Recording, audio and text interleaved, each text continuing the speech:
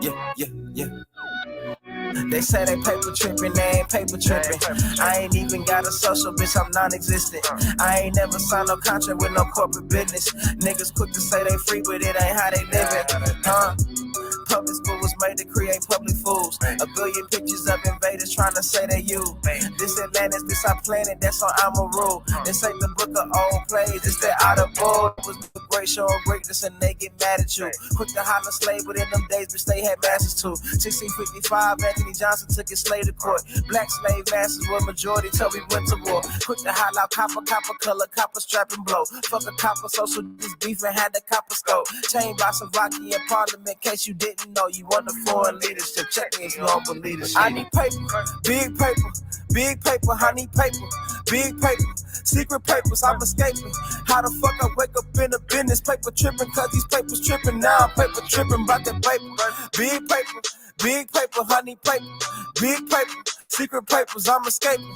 How the fuck I wake up in the business, paper tripping, cause these tripping, now I'm paper tripping. I made a point not to speak on the vaccinations. Social media bringing in medical segregation. My body, my choice when abortion's a mission statement. Guess your body has no choice when you ain't for the population.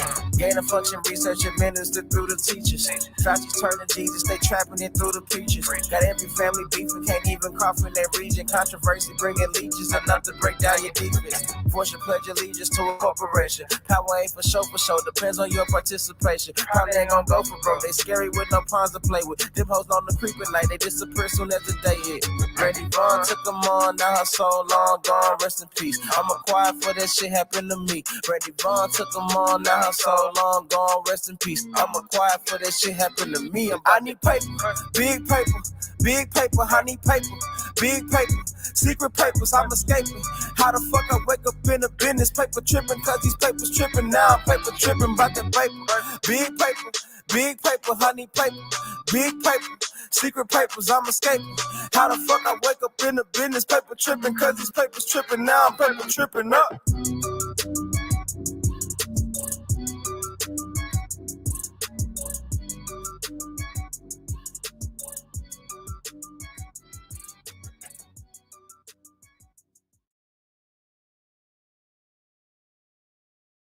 Hey, Cover Girls.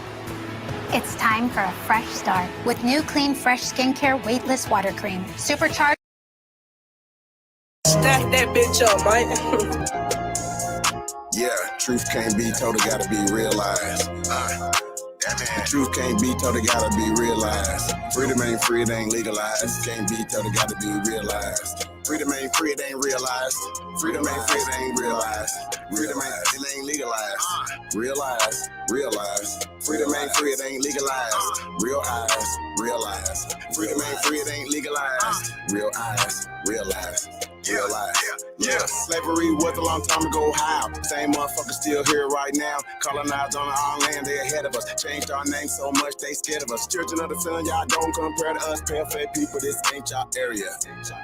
Talking about America, pale-faced people, this ain't y'all area. Even up the playing field, bitch, I'm darn. How you a victim, bitch, you a Karen. Cognitive dissonance, you don't need sperm. You got white privilege, so you don't need sperm. Looking at my homeland, man, I can't believe her. Colonized came here, they ain't never leave her. Indians ain't die off cause we here. You ain't gotta lie, just say you won't be here. How you American but not indigenous? 400 years still ain't rid of us. All Europeans, naturalized citizens. Made all the Indians niggas on the census. 1492, we was on the fences. Civil rights movement, we was so defensive. Black Wall Street, whites got so offended. Common law rights, gave us amendments. Thank God don't speak truth, that's alright. First slave 1619 was all white. 1200 wasn't no continent, all white. Europe named after a black woman, alright. Grafted, it come from us, do your research. Go within, quit listening to teachers. And the Nuki got voice coming out the speaker. Cut off trees, then it made us weaker. Really they foreigner, the shit gets deeper. Whites don't know where whites come from either. I'm Aborigine, we come from the ether. Ruling over us in our land, that's evil. Being colonized right now, black people. Prisoner of the war, that's why it ain't equal. Wake up everybody, don't be no sheeple. Freedom ain't free, really freedom is illegal.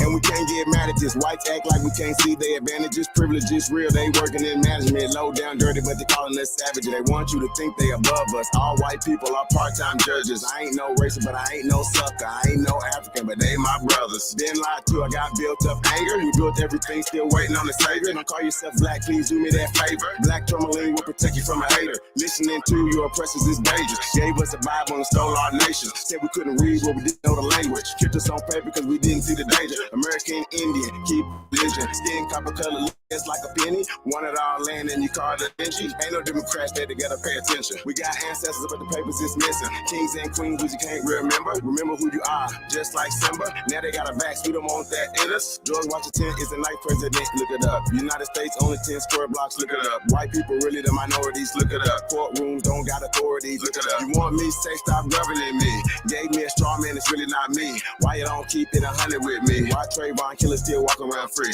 Made this song for the truth, don't hate it. History was told in reverse, I've stated. Read still oppressed, somebody gotta say it. I'm taking you out of school, that's the reason I made it. History is his story. History is his story. History is his story. History is his story. That ain't my story. History is his story.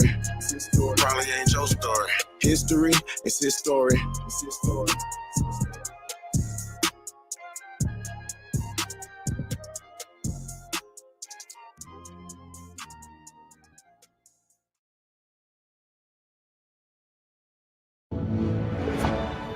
Stream NCAA March Madness live with YouTube TV.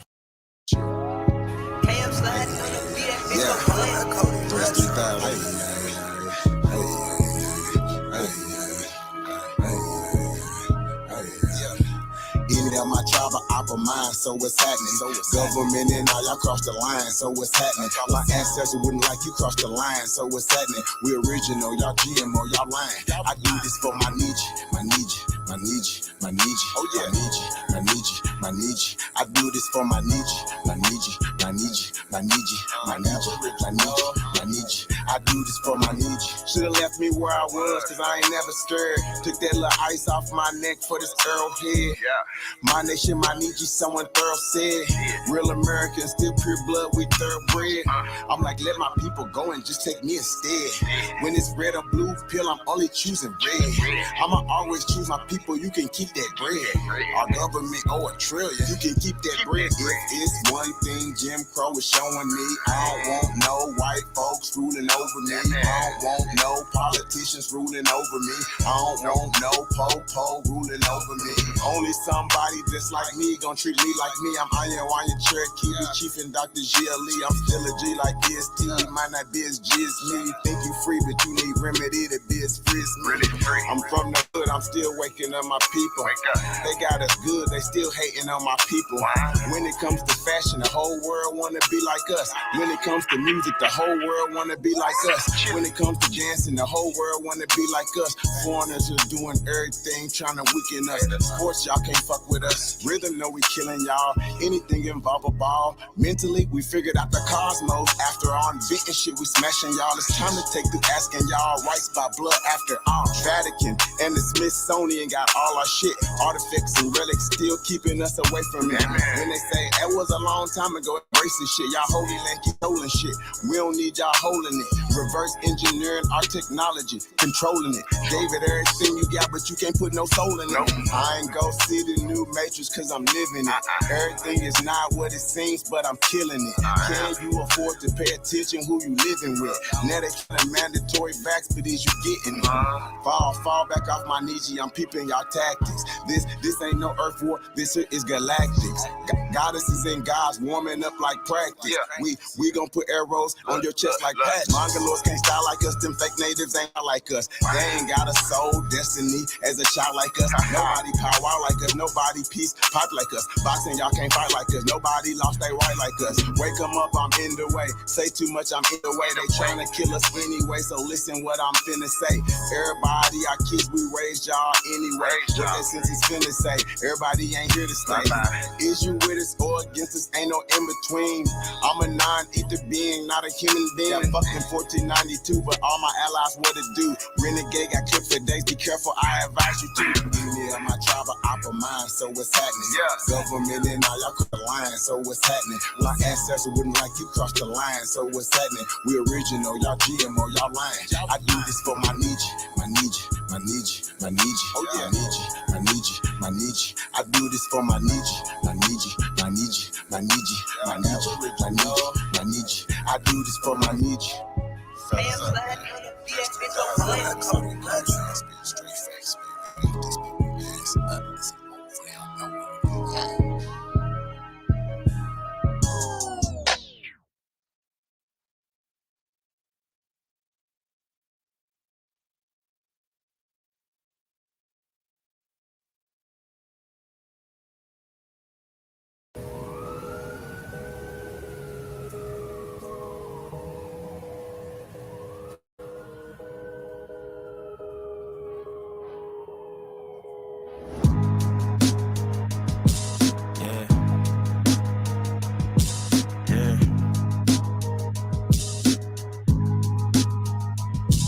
Yeah, rhyme so dope, my eyes low. When you move like God, the time slow. I came back for the blacks and John Doe's. Crack open them land patents, let go of them townhomes. What's a native to a native? He $5 dough if he not melanated.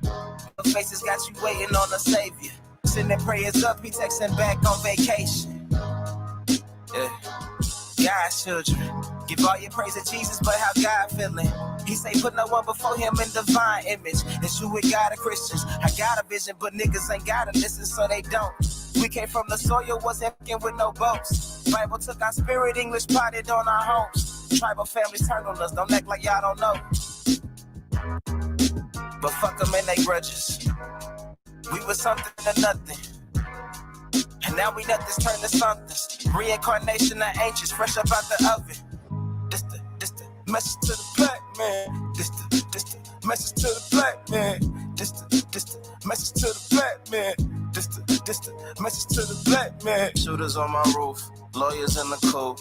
We can never die, bitch, we bulletproof. This the message to the black man. This the message to the black man. Say you wasn't slaves, you was prisoners of war. You stop wasting your time, these other bitches ain't important. You ain't meditating, you ain't mating with the sauce. Like what the fuck's a noodle if you ain't painted with the sauce? I find it hard to trust the pastor who rather side with the master, who preaching we should submit while getting murdered and captured. About how we should wait on God, it's never our vernacular. They get paid and praised by the dollar long as they keeping us stagnant. And niggas think they woke, huh? Like you could change a whole world through a vote, huh? Like slave masters willing to let their slave go, huh? That slave master probably your kinfolk, huh?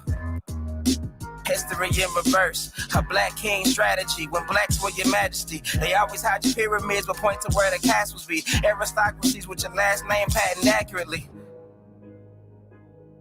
Yeah. And I ain't even tell half the shit. Like, I ain't even tell a quarter of the shit. I'm just getting started. Y'all niggas rap about busting guns and all this weird shit. I'm trying to get my people back, nigga.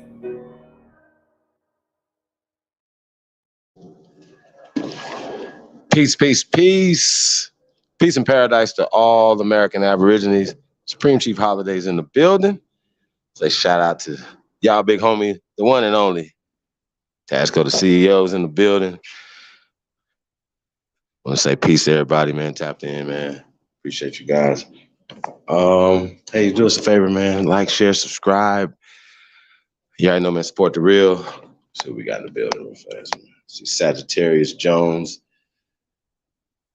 Sagittarius Jones in the building. El God. Renzo CF. Copper Color Nation. I'll say peace to the guys, man. Thank you guys for tapping in, man. So far, man. Yeah, man. Just wanted to come in late night, man. Drop some information. You guys, we're probably gonna be open the panel up a little later, man. We've got some information for tonight, man. It's been, you know, it's just crazy, man. Like just it's always a bunch of confusion and things going on. You know what I mean? It's always, you know, when it comes to this Aborigine communities, Aborigine awakening, you know, just like everybody and their mama got their knives out. You know what I mean? Like everybody's coming, you know, and I just think it's crazy because once again, we haven't done or said anything that should bother anybody on any level, right? Us identifying with our ancestors, waking up, connecting to this land, giving us power. We haven't taken anything. There's not even a plan to take anything from anybody. If you're a Native American, you could be an African American, you could be a freedman, all these things. We're not here to take anything from you guys. And I think it's really interesting. You know, if you're black, all these things or whatever, anytime we have a conversation with you guys, we're there to bring something, to give something to you guys, to give good news, to give power, right? Information, enlightenment, inspiration, all these things, right? There's nothing negative that we bring into you guys at all. So it's just so interesting to me that, you know, all these COINTEL, black program, ghetto informant personnel, these GIP agents, you know what I'm saying, continually to come out the woodworks. I get it. I understand you guys have a job to do. I get it. The main job that they're there to do is to confuse and disrupt the progression and the rise of the American Aborigines. Now, when we talked about the rise of a Messiah, you know what I'm saying? Well, here's the problem.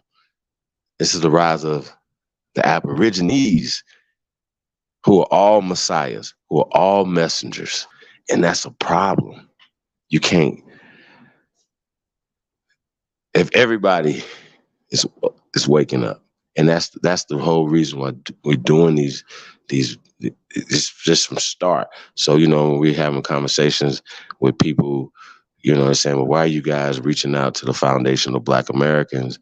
Are you serious? Like that shouldn't even be a conversation. That should never even come out of nobody's face. We're here for all our people. You know what I'm saying? Especially people who are reaching out and saying that they're foundational to this land. So, you know, when we say Foundational American Aborigines, FAA, and we getting some of them saying, oh, well, that, you know, we can rock with that. You know what I'm saying? Because they're growing. People are getting information. So I'm still trying to figure out, what are we actually saying or doing that bothers anybody? So with that being said, right, the reason why I'm so hostile to all y'all is because you hop over in our lanes and we didn't bother you. I got to point that out, right? You know what I'm saying? And you don't bully bullies. You don't bully wild Nijis. You just don't do it. You know what I mean?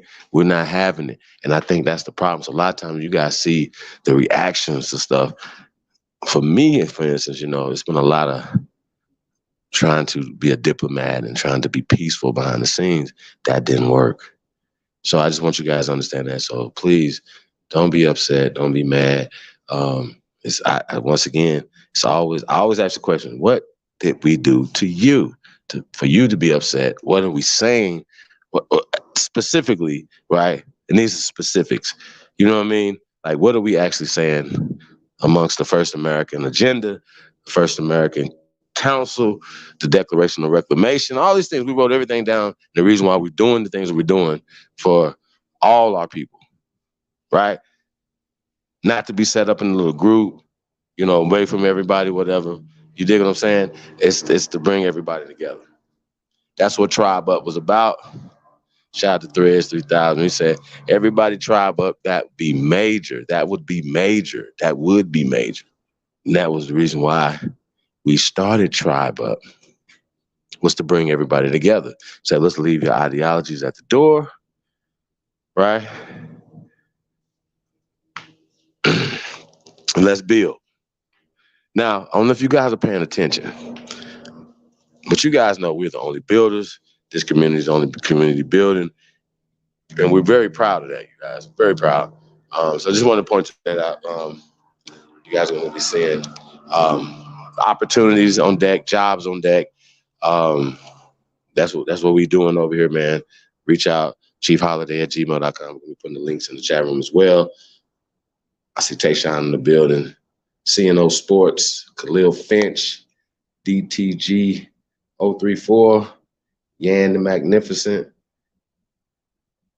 Vortex Battle Rap League. What up, those? Y'all ain't saying nothing, but at this point, it's Aggie. I don't even know. What's Aggie? Hey, Lex, you've seen the origin, and not only the origin of this community, but you've seen the rise of this community. Now, I did see you over there earlier talking to Danielson. And, I didn't see everything. I just caught the end of it or whatever. When I came in the chat room, he ran up off the panel. I just said something in the chat room. So I was just trolling you guys. I was just trolling Lex. You know what I mean? Lex, are you still running? Are you going to take the debate April 23rd?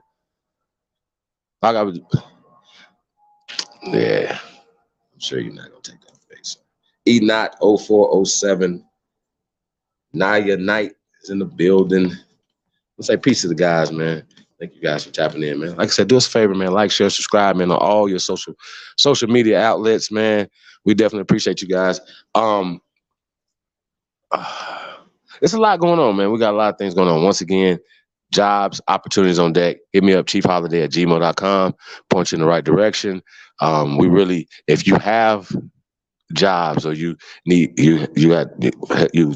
got help wanted, you got things that you need done, hit us up as well. Because I know one thing that we have an issue with today, we're going to be getting into this. Got some interesting information. We're going to get into this tonight. We're talking about labor, right? Labor in this country. You know what I'm saying? What is that? Is this slavery? Is this enslavement? What are we talking about when we talking about labor in this country? So we're going to get into some things tonight. We're going to get into, we talk about the other night we talked about getting into the origin, of a lot of the madness. So we said that 1870 was a start, of a lot of this madness after the Civil War. After the Civil War, you guys, after the Civil War. So it's really important that the things that happened after 1870. So this is what we're going to get into tonight, man. Mr. Brooklyn, a.k.a. Aboriginal Kings in the building. Peace to my brother from another mother. Mound City Mellows in the building. Peace to the guys, man. Yeah, he's definitely garbage, bro. Just letting you know, huh? But I think he might whoop on you, though, Lex. I don't know, you. He might get you, Lex. I don't know. Yeah, so once again, man, it's about solutions. Like I don't tap into history.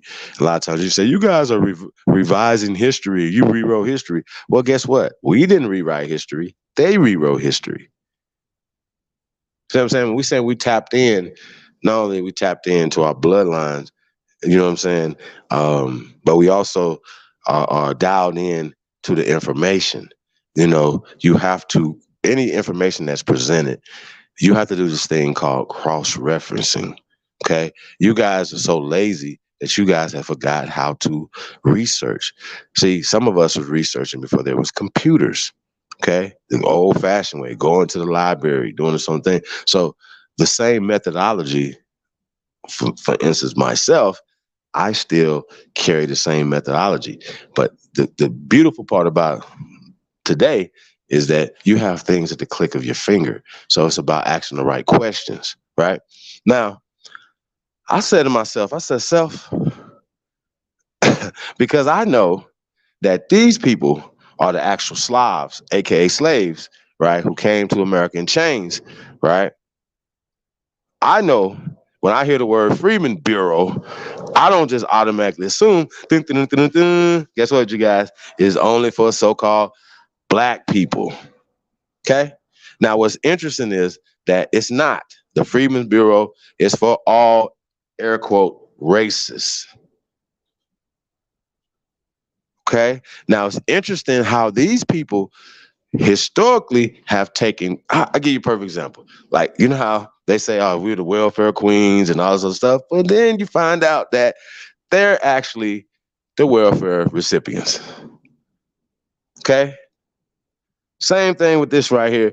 They take credit, they take all the, I ain't gonna say credit, they take the benefits and then leave you the negativity, right? Now, if there's any credit that needs to be had for anything positive, they definitely gonna take that, but they're gonna leave you the negative. And we continue to always take the negative, is always talking about the Freedmen Bureau. Now you got people, air quote, talking about they in the Freedmen Bureau and acting like they have a problem with the American Aborigine community. Why do you have a problem with the American Aborigine community? Unless you guys are all a part of keeping our stuff away from us, right? Now we're gonna get into the history of this stuff, man. Yeah, let's just get right into this video, man. It's kind of late. We want to get right to this stuff, man. I want to definitely get a few more people in here, man. But you guys got to see this, man. It's really interesting. We talk about the lies that were told to us in school. So yeah, we're gonna get into this video. Like I said, man, once again, you know, that's why your Sahab is here. So even when these people are trying to tell us the truth or expose and stuff or whatever, they always have their own agenda. So that's why we're here, whatever, to break some of this stuff down. So I want to say shout out to everybody, man. Let's just get right to this thing, man. This is Confederate lies in school textbooks. Okay, let's go.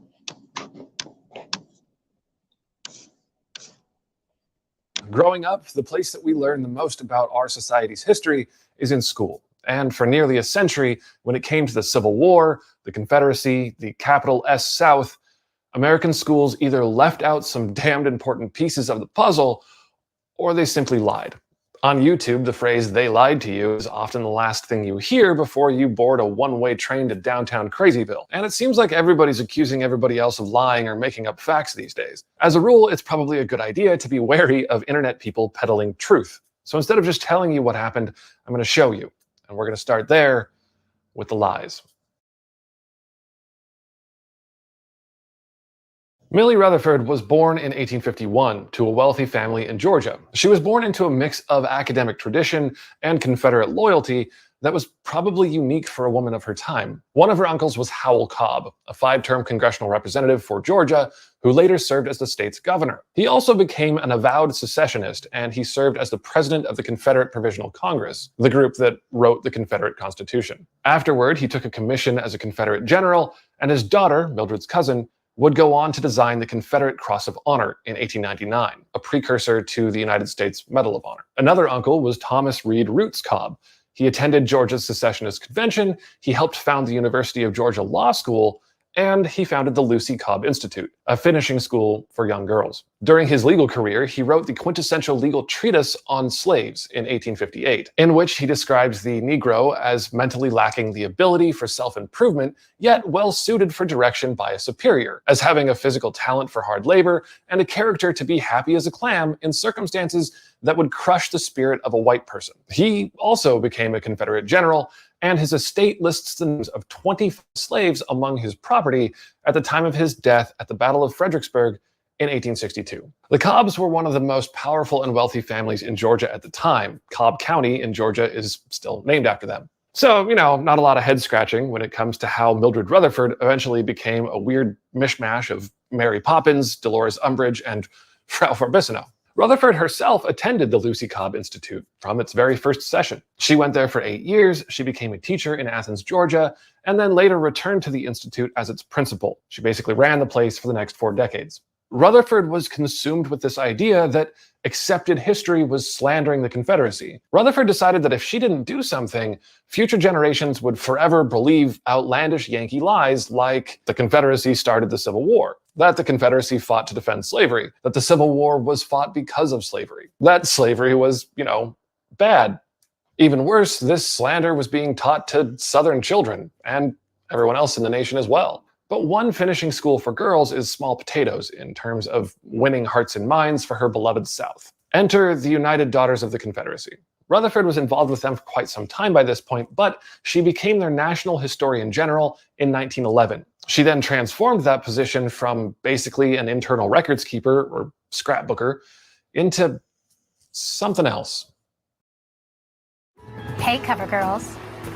It's time for a fresh start with new clean, fresh skincare weightless water cream.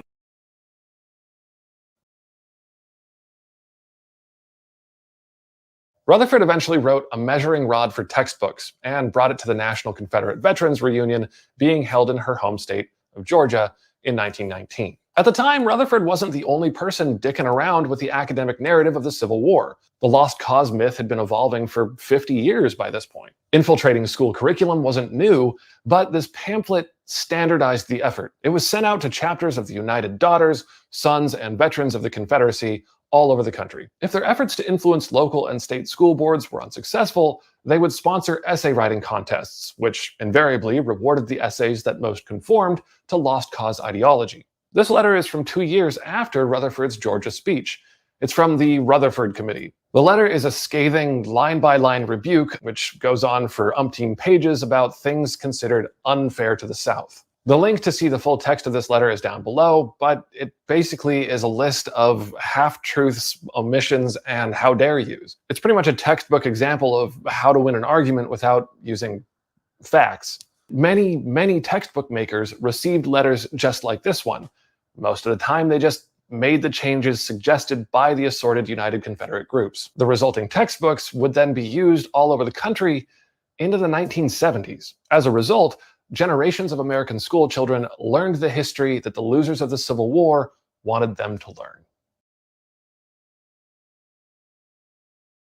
Rutherford's measuring rod is a direct distillation of lost cause themes. I'm going to dive into a few specific things from her book because, big picture, this is a debate where one side claims that the other is out to destroy their proud heritage and erase it from history. The people today who are making those kinds of accusations and are just saying, we're just trying to protect our history, belong to the exact same groups that have been saying the exact same things for more than 100 years. They present themselves as stalwart defenders of historical truth who must constantly resist the onslaught of Yankee Northern liberal historians who only want to defame a proud and benevolent culture. Because reasons, I guess. So when they claim to be defending a proud culture and heritage, it's important to understand what they mean. What truths do they consider important to defend?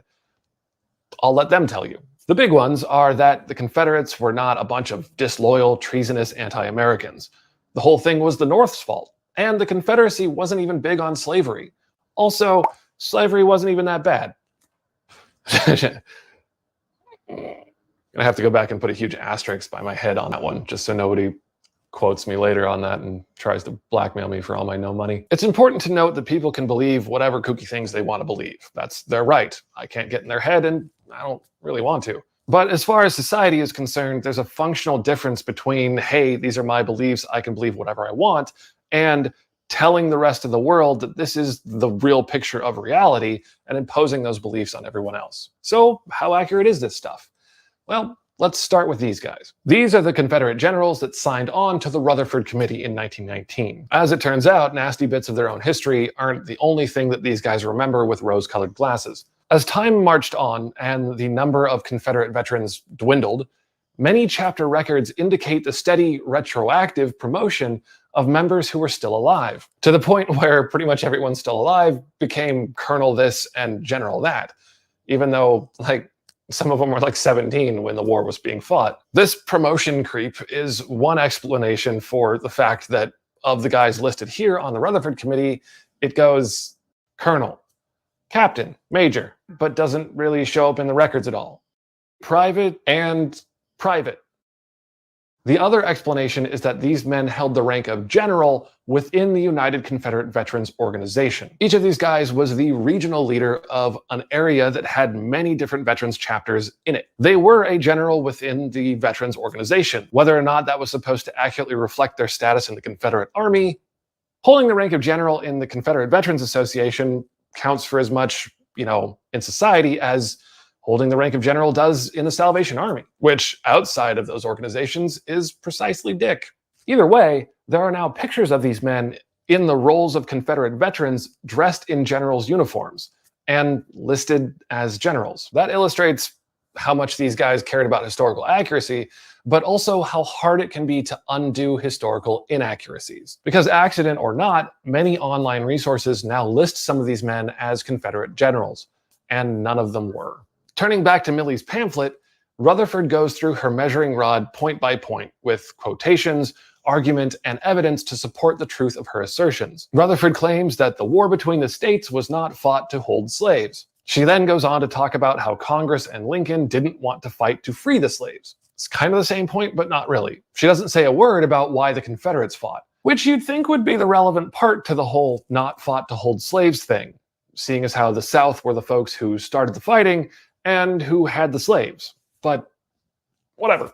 Rutherford also gives us two arguments so devastating that they would be, quote, unanswerable. The first is that Grant, in charge of all Union armies, owned slaves, and that Lee, in charge of all Confederate armies, did not. How General Lee becomes the patron saint of the South is kind of an interesting story that I'm not going to get into here, but this claim is a balls-out lie. Here's a legal document from 1809, freeing Grant's one confirmed slave that he ever owned, who was either purchased from or given to him by his father.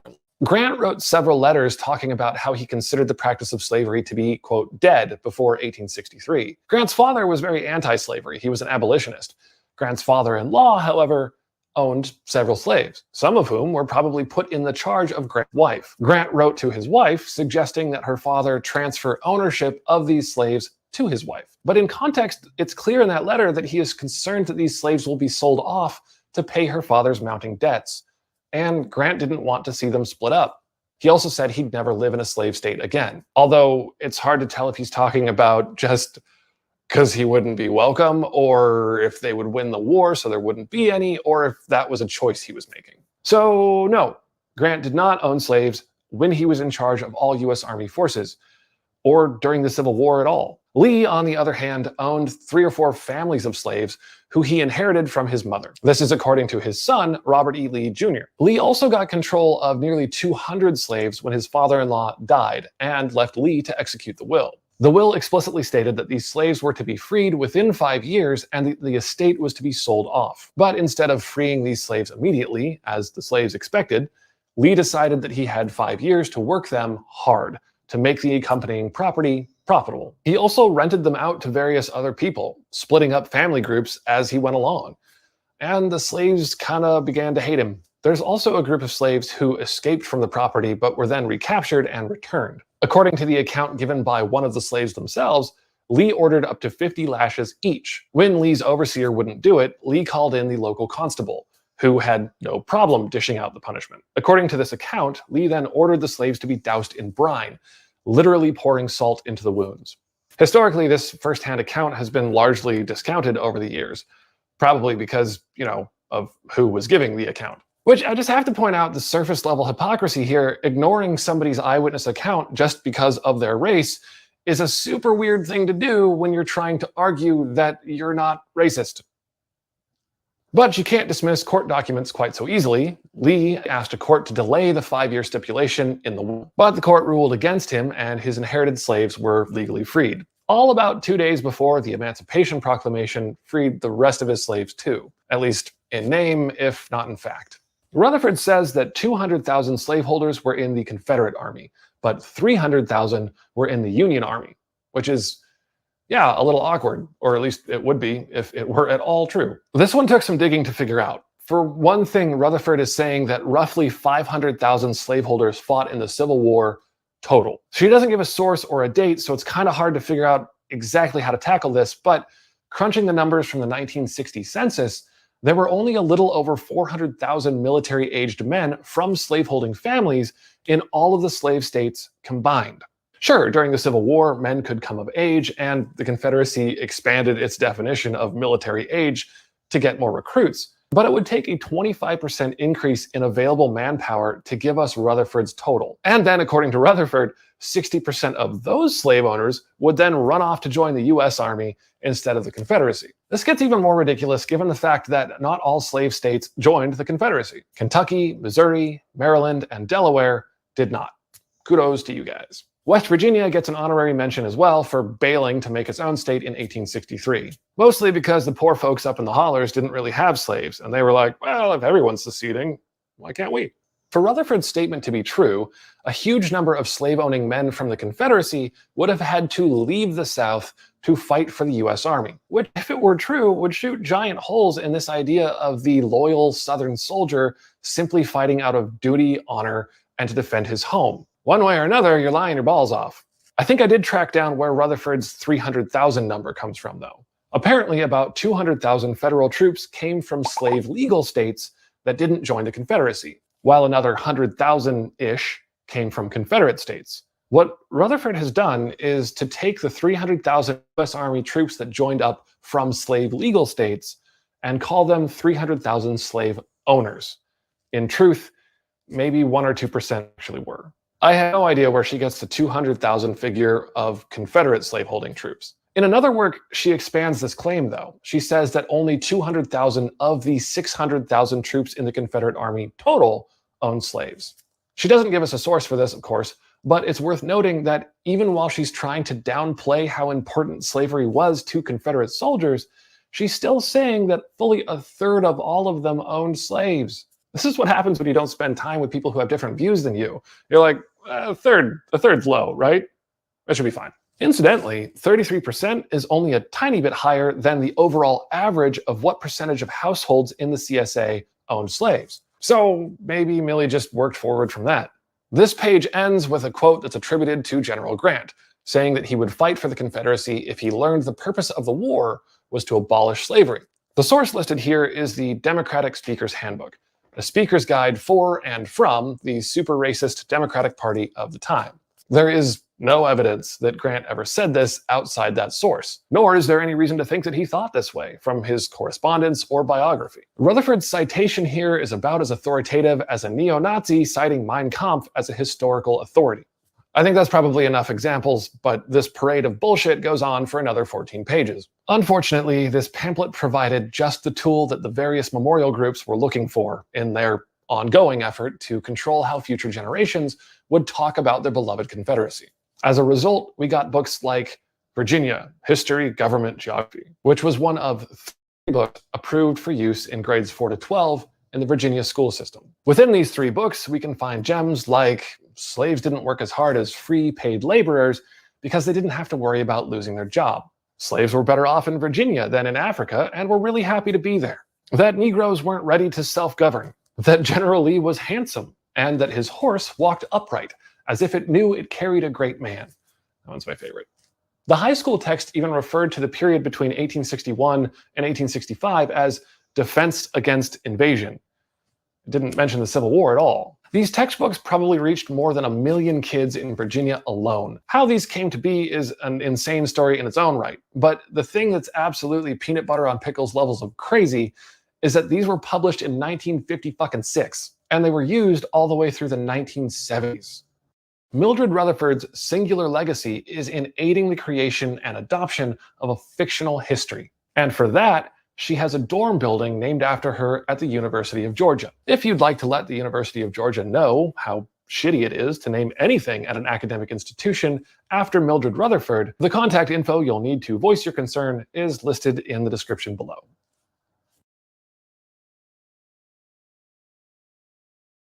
Real quick, I want to say hey to everybody who joined recently from that Reddit thread. Happy to have you around. I hope you stick around for a while.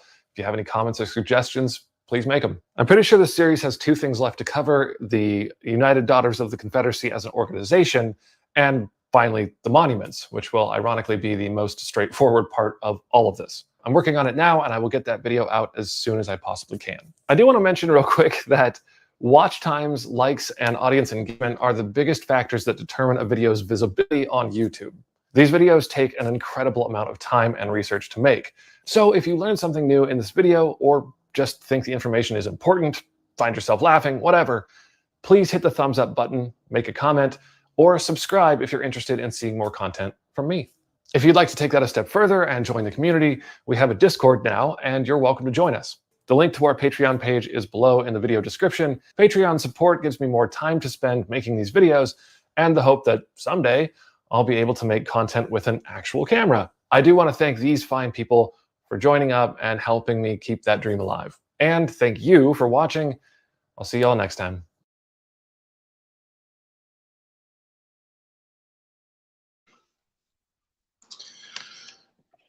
Well, first and foremost, right?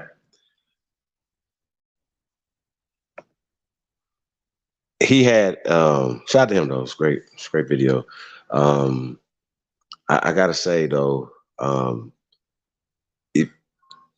we have been taught a certain, once again, growing up in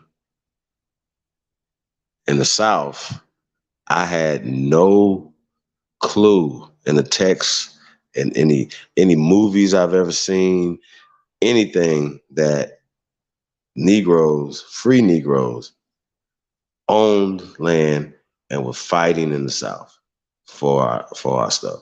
Fighting. I did not know about First Native Louisiana Guard. I didn't know about any of these things. These things were not talked about at all. And I know you guys feel the same way.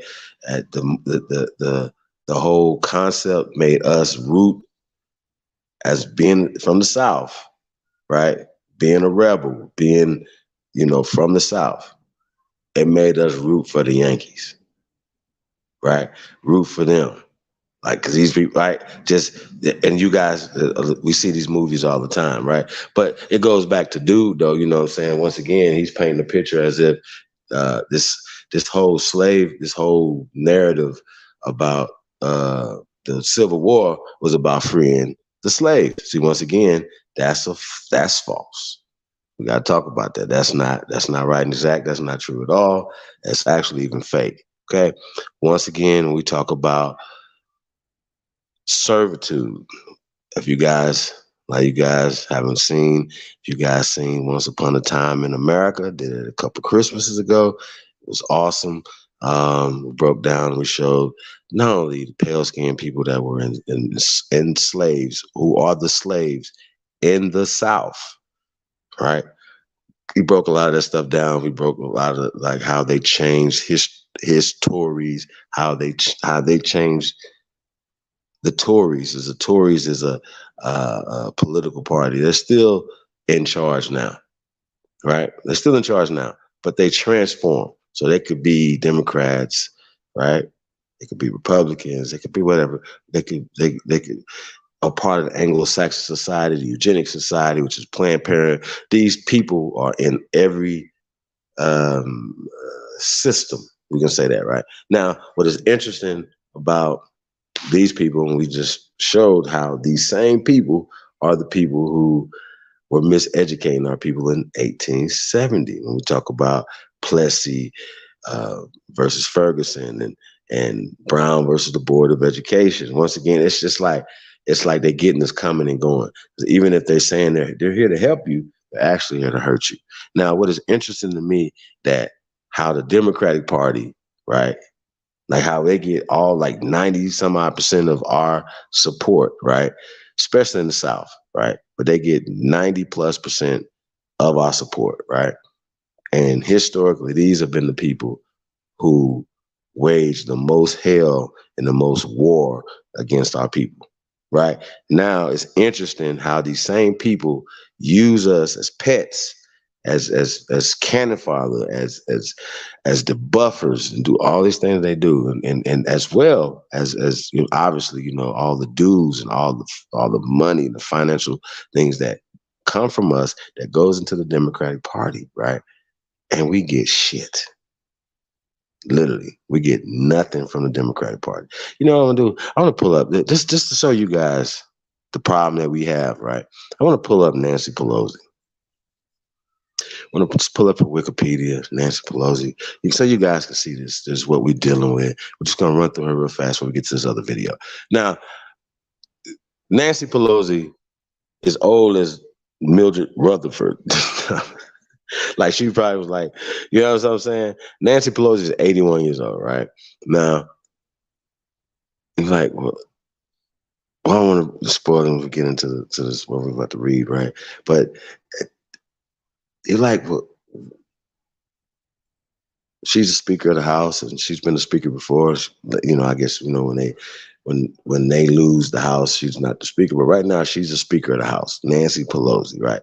81-year-old, pale skin, Italian. She's Italian. She's an Italian descent. So I just want to point that out. And I can say that when I was pull this up. So Nancy Pelosi, Nancy Patricia Pelosi, okay? Her maiden name is D'Alessandro, right? Born March 26, 1940. Okay. Now, what's going on in 1940, you guys? You know, overseas. You see what I'm saying? We got to know what's happening overseas in 1940, just to put everything in perspective, right? So she's Italian descent, and we know when the Italian, we seen when the Italians came here. So let's get back to that. We're gonna get back to that, right? So we know it's a time when they came here, right? There's an American, says she's an American politician serving as Speaker of the United States House of Representatives since 2019.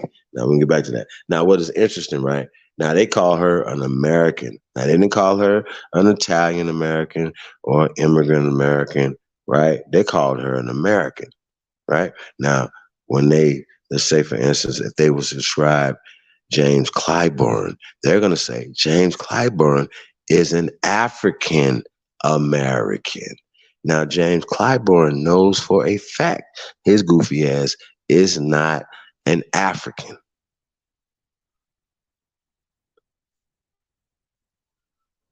Okay? So I just want to point that out. And previously, from 2007 to 2011, right? She has served as a U.S. representative from California since 1987, a member of the Democratic Party, right? Those guys. Pelosi is the only woman in U.S. history to serve as the Speaker of the House.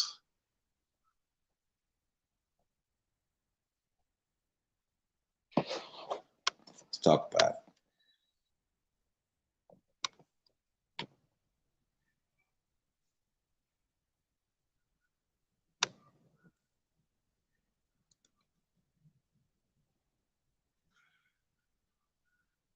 Go Clyburn right there.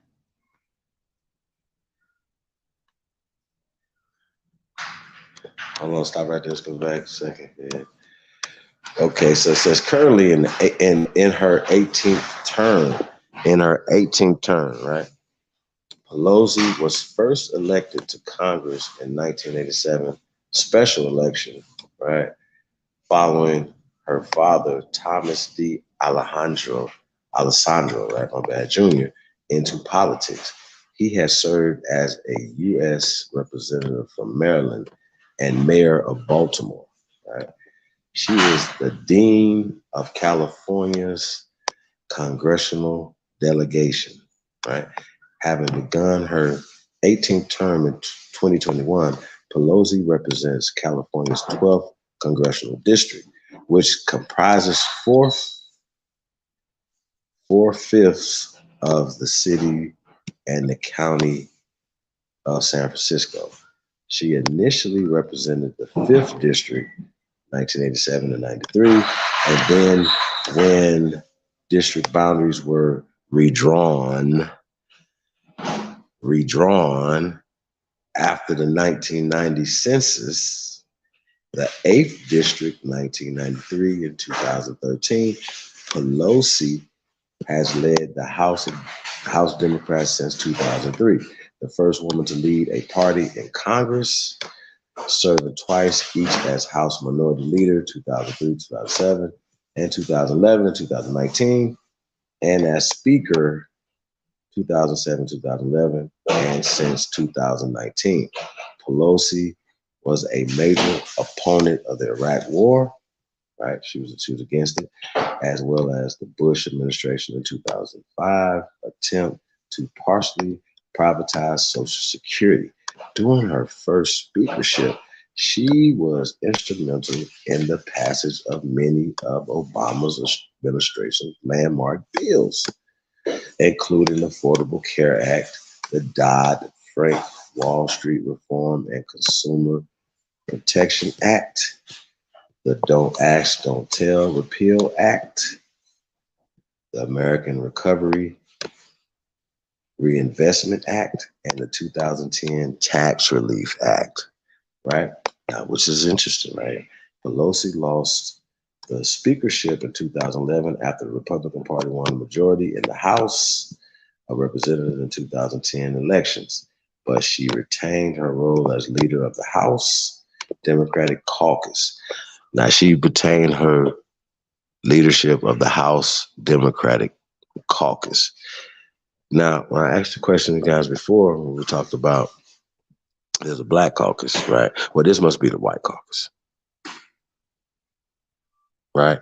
They create a subgroup and for Clyburn and them to be the black caucus, but then the other caucus, they don't even have to put white on it, but they put black on the caucus. So it's just by default, the other caucus is white caucus. I just want to point that out. And return to the role of House Majority Leader. In 2018 midterm elections, the Democrats regained control of the House when the 116th Congress convened in January 3rd, 2019. Pelosi was again elected Speaker, becoming the first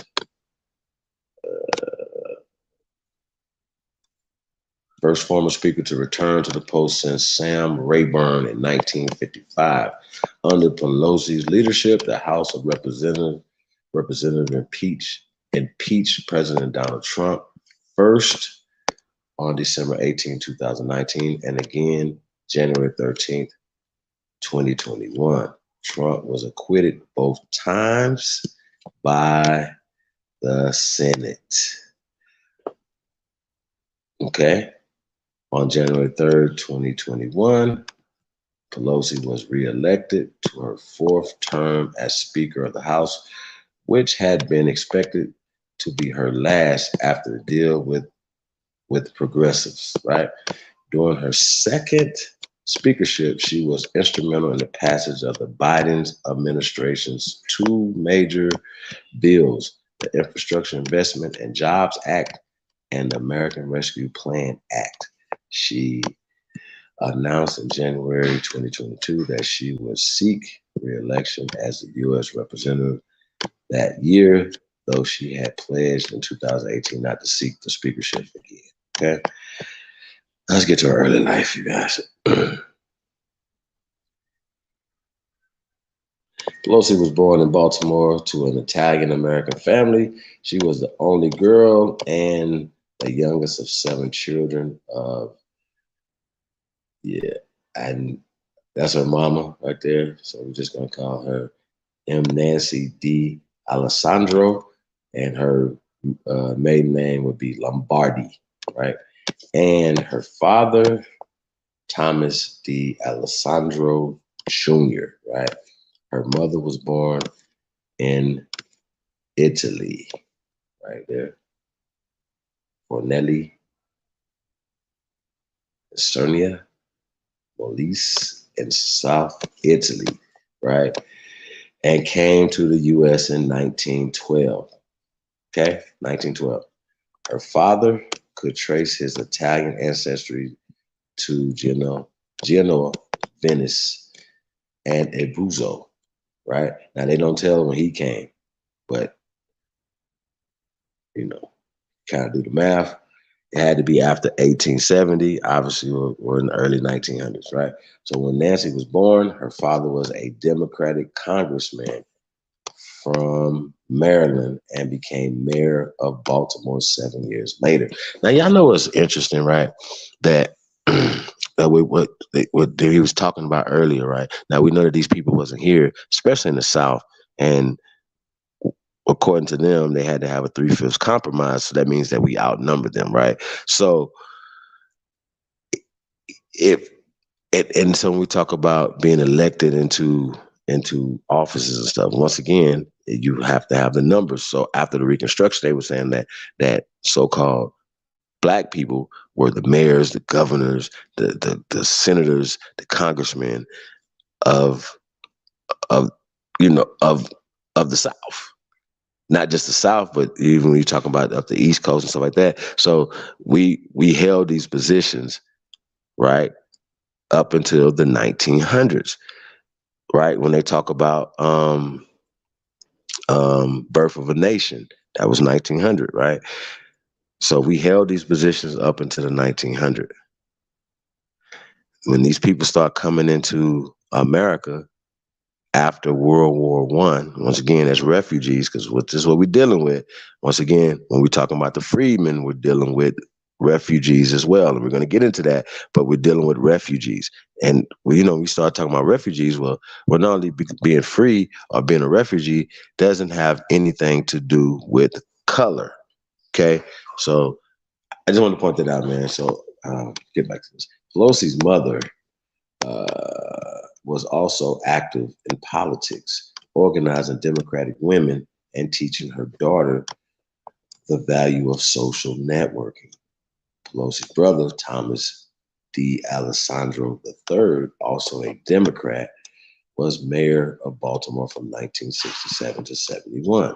Pelosi was involved with politics from an early age. She helped her father at his campaign events. She attended John F. Kennedy's inaugural address when he was sworn in as president in 1961.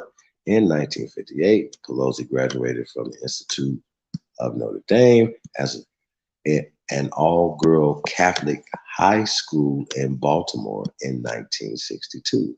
She graduated from Trinity College in Washington, D.C. with a Bachelor in Arts in Political Science. Pelosi interned for Senator Daniel Brewster, Democrat, Maryland, in the 1960s alongside future House Majority Leader Steny Hoyer. Okay. Now I just want to point out, let's go to early career. I just want to point out though that this lady is worth, according to them, she's one of the richest representatives. She's worth according to them, about $25 million. Okay. She's worth about $25 million.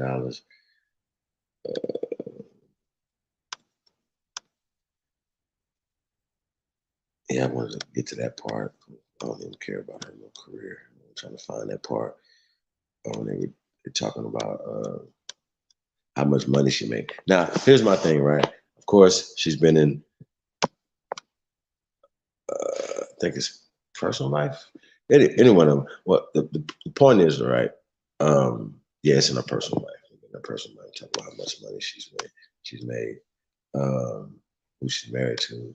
This guy named Pelosi. She's been married to him for a while. Paul Pelosi. They have 5 children.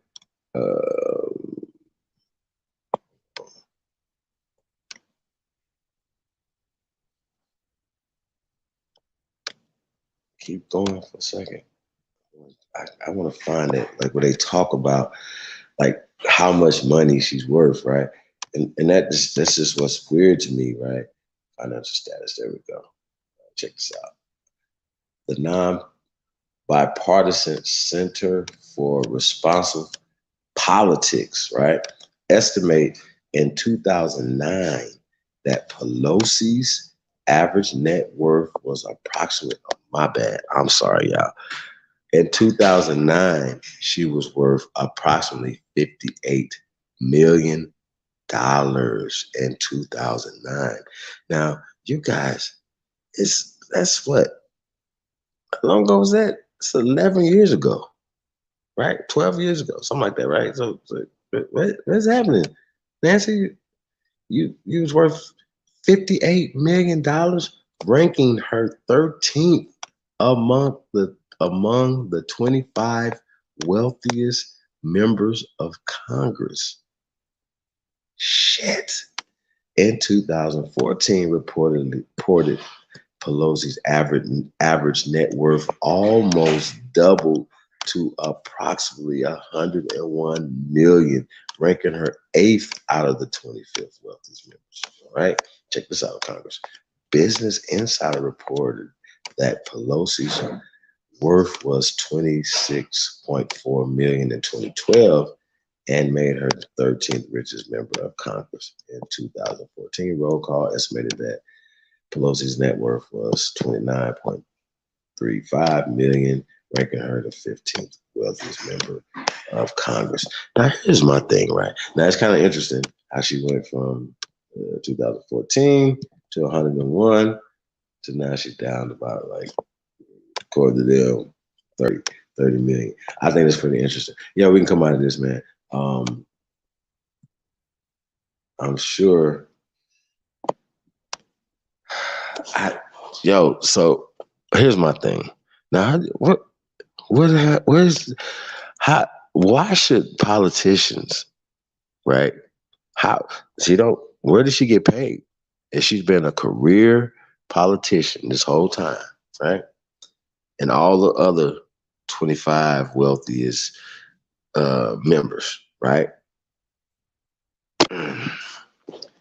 What?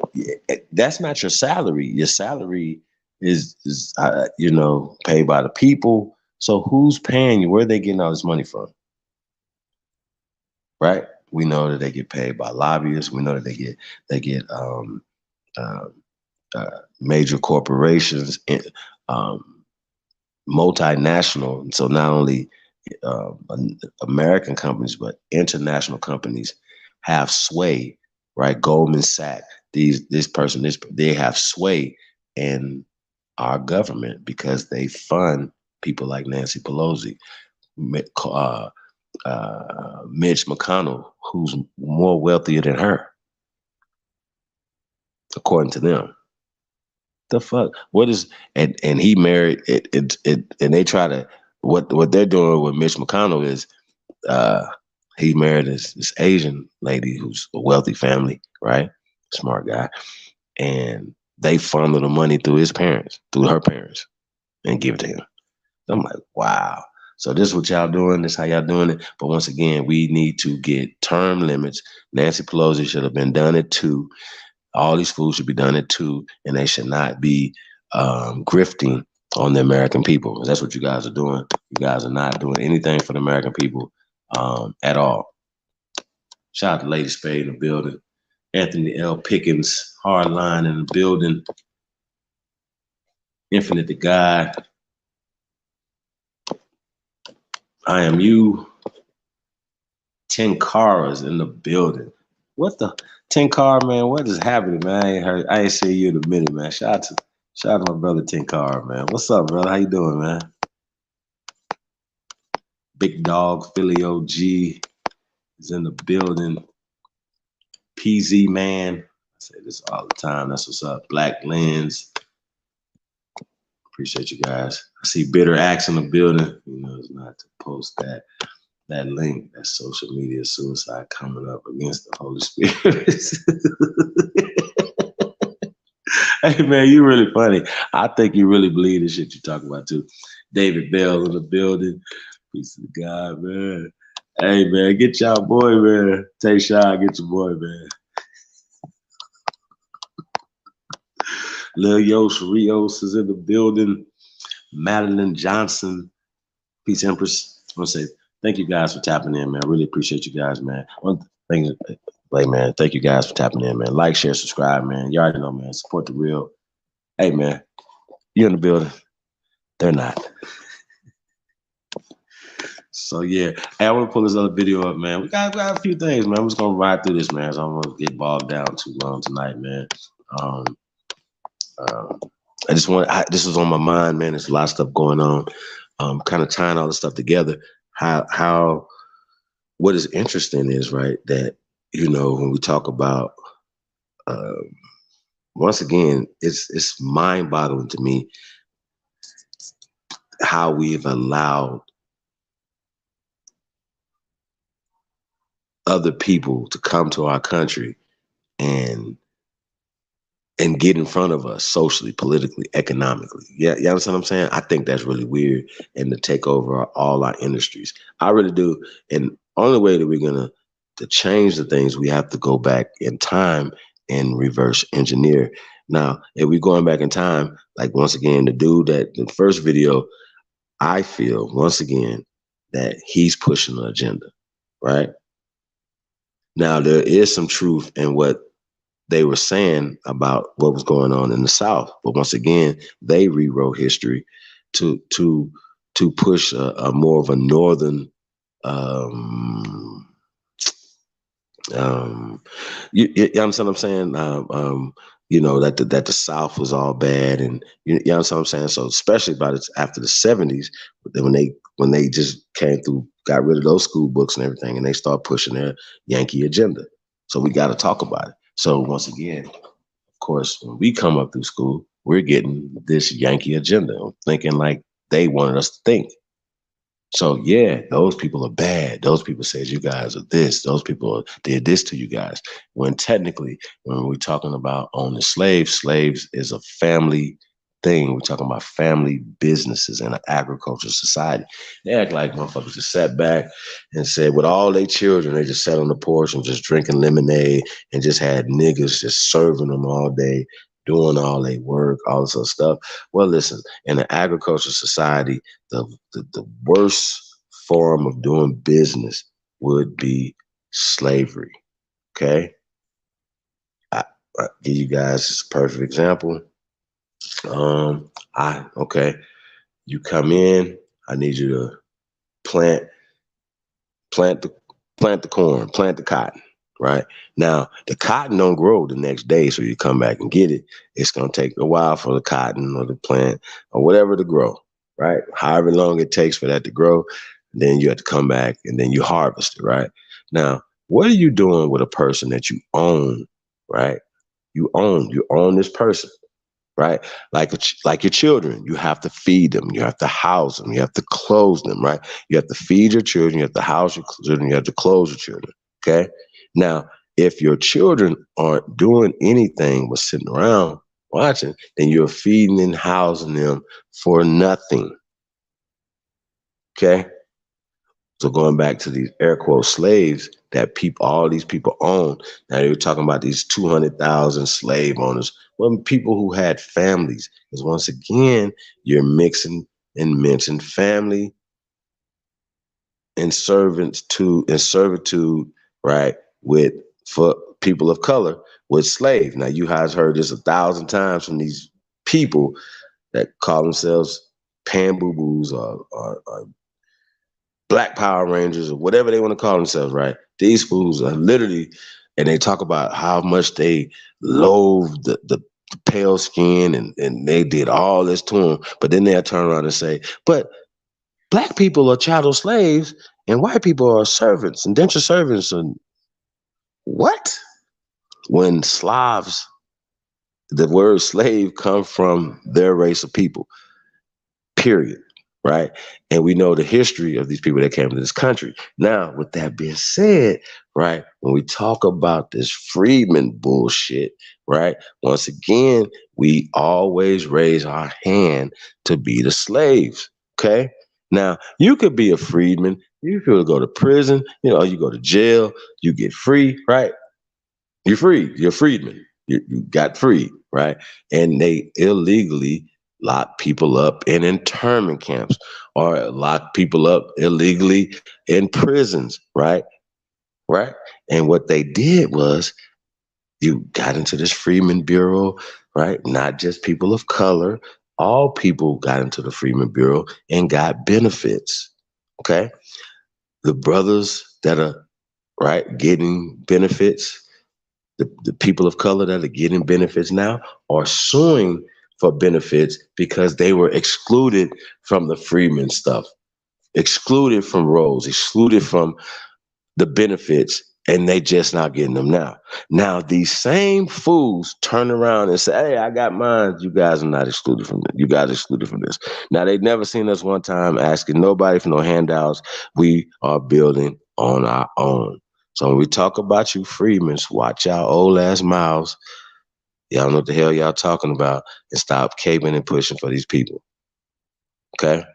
Once again, we're here to help. We're here to bring more. We're not here to take anything from anybody. And so for anybody, for you guys to be upset about it, it lets me know how much of an agent you guys are, or just some haters, or you're just super dumb, like a lot of you people are right here. So yeah, I just want to let that be known, man. So now the link will be in the chat room later, but I'm cooking right now, you guys. So let me cook, let me barbecue this shit right now. Let's go, man. I want to say appreciate everybody, man. Hope you guys are getting something out of this, man. Original One is in the building. I want to say peace to the guys, man. Thank you guys for tapping in. Like, share, subscribe, man. And you already know, man. Support the real. You already know, man. Tuned in to the greatest of all motherfucking time. It's the Sahab. I come in peace, man. Hey, shout out to my mama. Tapped in tonight, you guys. Peace, mama. I'm trying not to cuss, but that, mama, that's my tag right there. You know what I'm saying? Hey, man, let's get right to this video, you guys, man. I'm gonna say fair use. Let's go, man. It's a really interesting video right here. It's from Columbia University. Once again, I'm gonna have to decipher a lot of this stuff, man. So I'm gonna be talking over this. We're gonna probably be stopping this one because this guy right here, is gonna be saying some really interesting things. But once again, they're always pushing their narrative and their agenda, right? So you always have to know that. You always have to have discernment for what's going on. So let's go. Let's get right to this. Press go if you truly descend from the greatest human beings in world history. Let's go. Now, Libwak talks about this, but Libwak represents an excellent book, but there's a certain undercurrent of it, of this post-revisionism, where he seems to feel that sort of everybody is against these poor former slaves, and the Freedmen's Bureau is representing the interests of the planters, basically. They're hand in glove with the planters. My view is that actually, as I said, there's a three-way conflict here. The Freedmen's Bureau is not the agent of the former slaves, nor is it the agent of the planters. It is the agent of the free labor ideology of the North. The job of the Freedmen's Bureau is to impose a free labor system on the ashes of slavery. To the extent that this means putting blacks back to work on the plantations, it does mean they have a community of interest with owners. But on the other hand, they try to defend the free labor rights of the former slaves, i.e. reasonable wages, mobility, the right to leave your job. What labor is, nobody puts you in jail in the North if you leave your job. You can go get another job. Nobody sues you if you leave your job. That's what should be, and there should be a labor market, a free labor market. And with a shortage of labor, if there really is a free labor market, blacks should be able to benefit from it. The demand is greater than the supply. So if the Southern laws are attempting to regulate this labor market to avoid that kind of situation. Now, the Freedmen's Bureau, as I've mentioned briefly, was established at the very end of the Civil War to oversee the transition from slavery to freedom. It had enormous obligations. It dealt with labor, it dealt with violence, it dealt with poverty, it dealt with welfare, it dealt with legal problems, it set up its own courts, it set up schools. All this was done by, at a maximum, 900 Freedmen's Bureau agents scattered around the South. It was a remarkable institution given 19th century concepts of governmental action, but it was never remotely large enough to really accomplish all the things that it had been asked to do. Nonetheless, they did do a lot of things. By the end, the Freedmen's Bureau ends in 1870. By that time, there were well over 250,000 students in Freedmen's Bureau schools in the South. There were hospitals having been set up. They had arbitrated numerous disputes between employer and employee. They had given out food to starving people, tried to protect blacks against violence. Very hard to do that. As I say, they were the agent of this free labor idea in a situation where free labor was very difficult to actually put into effect, at least in the way it operated in the North. So the Freedmen's Bureau really reflects this Lincolnian idea that the way to make people work is to give them positive incentives. So they tried to make these contracts as fair as possible under the situation. As I mentioned weeks ago, this was the Northern economic critique of slavery, which dates all the way back to Adam Smith, that slave labor is inherently inefficient because the worker has no incentive to work effectively. The worker does not benefit from his or her labor and therefore has no incentive. Give them an incentive. Free labor gives you the incentive, therefore they will work better, therefore free labor is more effective than slave. This is not an economic, this is not a statistical argument, it's an ideological argument that free labor should be and always must be better than slave. Sometimes, but it may not be true. There's tremendous economies of scale on plantations which benefit slave labor. The ability to force people to work can also lead to pretty good productivity. But the notion that you could actually get people to work without compulsion was unknown. I mean, one planter, when the Freedmen's Bureau told, there's an account in there of an exchange with a planter about contracts which the Freedmen's Bureau was invalidating because they were unfair. The agent said, in the North, workers are not required to sign yearly labor contracts, and they are not subject to vagrancy laws if they don't sign, have a job. And the planter was incredulous. He said, well, how can you get work out of a man unless you compel him? How can you get work out of a man unless you compel him? That's the plantation concept. And then one other point here, and we'll get to this also, is that this period of 1865 to 66 is also a period of the beginnings of Black politics in the South. Conventions, meetings, statewide, local, in which people are putting forward demands for equal rights, civil rights, political rights, economic rights. Many of those conventions pass resolutions praising the Freedmen's Bureau, requesting the Freedmen's Bureau stay. Blacks did not see the Bureau as an oppressive agent in general. Some of the local officials were. They saw it as an alternative source of authority, of power in the South, given that the planters still controlled most of the land. So, as I said, African Americans, they wanted land. Throughout this whole period, this question of 40 acres and a mule was on the agenda, but never achieved. We know that. I don't believe that 40 acres of land would have been an economic panacea. This would not have solved all the problems of either the former slaves or the South as a whole. Many historians think this is it. This is the key. This is the crux. If only they had distributed land, Reconstruction would have succeeded. Obviously, it's a lot better to own land than not to own land in an agricultural society. But, in the 30 years after the Civil War, the small farmer faced a dire situation in the United States and everywhere else in the world. The terms of trade were shifting globally more and more toward industry and against agriculture. There was an overproduction of cotton. Land is not the only scarce resource in an agricultural society. The credit system, access to tools and machinery and other things.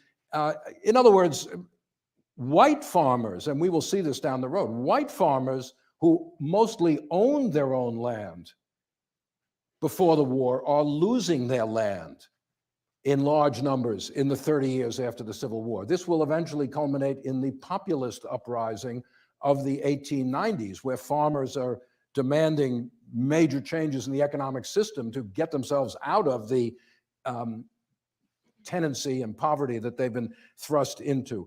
So small farming was an increasingly difficult mode of life, and African-American farmers would have faced similar challenges to everybody else. We can go into this in the future. I'm not saying it wouldn't have been a good idea to distribute land, but this was not the whole problem. My point is, the struggle was both economic and political at the same time, which is actually why I won't go this far. A lot of Southern planters were actually more alarmed by the prospect of blacks voting than getting a little piece of land. It was the right to vote that they most vigorously opposed. Because, as I say, the struggle between the planter and the former slave, the struggle that the petitioners said, this is our all-time enemies, is fought out on the ground. It's also fought out in the realm of politics. The refusal of the white South in 1865 to accept the reality of emancipation, given a free hand by Andrew Johnson, the leaders of the white South proved that they cannot accept the reality of the end of slavery. But that refusal triggers two big reactions. One is a wave of political organization among blacks, and then an outrage in the North and a determination to intervene directly to make sure that the results of the Civil War are not being overridden, or reversed by the actions of these Southern governments. It seems that the Civil War is being reversed, and whatever your political view in the North, you're not going to stand around and let the South reinstitute a form of slavery. So the Black Codes, let me say something later real on, fast. most Southern leaders say that was a tremendous mistake. Hold on, I gotta say Tremendous something. mistake to try to use the power of the state to reimpose a Let's do this. So here's the problem that I have with what he's saying, right? Y'all know how like George W. Bush right? Like when you trace their family, they're from New England and then obviously from Europe, right? So after the Civil War, after Reconstruction, pale skins, Europeans were given acreage, were given acreages of land in the South. So what he's saying is as if, like, once again, if you guys seen The Harvest of Shame, it was shot in 1960. They gave a 100-year account from 1860 to 1960. You know what I'm saying? And once again, we, meaning the Aborigines of this land, were the largest landowners in 1860. So this didn't happen until after Reconstruction, after us rebuilding this country back up, once again, after another war, right? These people coming in and waging another war on us. We just got out of a civil war, then we just reconstructed this country, and they raised another war on us, economic war. Y'all understand what I'm saying? Every type of warfare that was been waged against us here on this land. And we talked about these people coming here after that. So it's just interesting, once again, knowing how they're painting. Like, once again, he was like, this is how he feels, right? And he's an authority because he said so. He's pale and he said so, right? There's an authority and this is how it's supposed to go. But that's not how it went. These people are not from the South. They wasn't in the South. And that's how they took over the South, by sending these people down to from the North, as well as coming in from Europe and taking over our land in the South. And that's what Dr. Martin Luther King was talking about in 1960, in the late 1960s, when he was talking about, and I Have a Dream speech, and he was talking about all these people getting land and getting grants and all these other things, as well as being able to get the knowledge of it, because they didn't have the knowledge of planning shit. So they wasn't even the planners. So planning shit until they came here into America. So I just want to point that out. So, he's speaking as the white planters and all this other shit. Once again, the black-white thing is a psyop, and he's a part of it. So let's go. Let's go.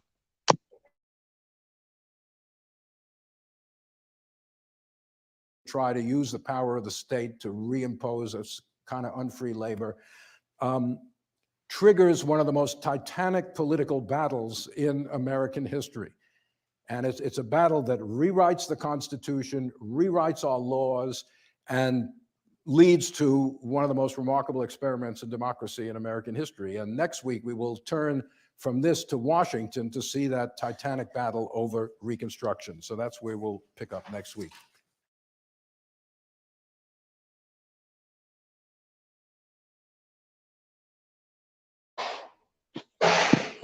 Yeah, man.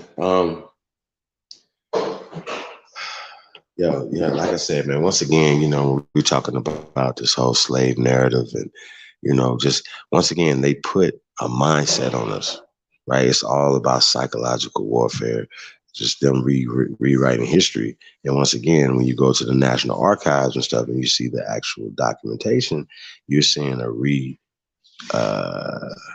remix single, a rendition that puts them into power. That's how that works. And you can't say anything because they're saying this is they are the authorities, and this is the school books, and this is the text, and this is what you're supposed to know, and this is the narrative that you're supposed to be pushing. You know what I'm saying? The doctrine that you're supposed to be pushing. So I just wanted to point that out. You know, when we're talking about getting to the truth and getting to the bottom of this thing, man. Yeah, they definitely have bottlenecked, you know, and they're gatekeeping the information. You know what I mean? So it's interesting when I see people of color doing it for them today. I think it's just really interesting that they're, you know, and a lot of times, you know, I'll be thinking to myself, I say, are these guys doing this on purpose, right?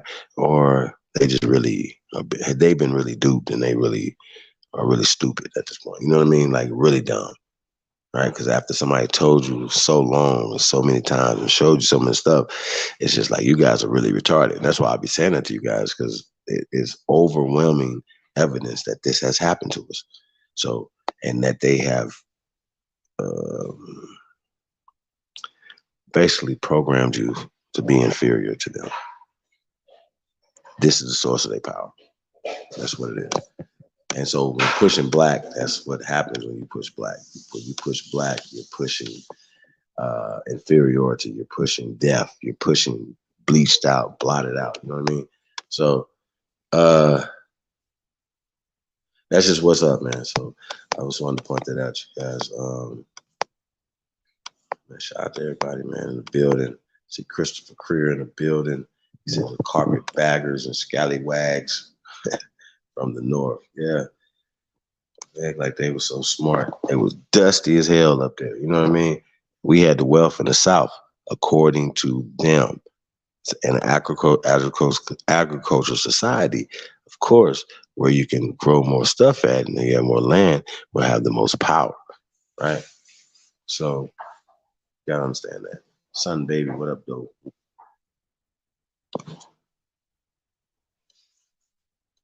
See Gretchen in the building.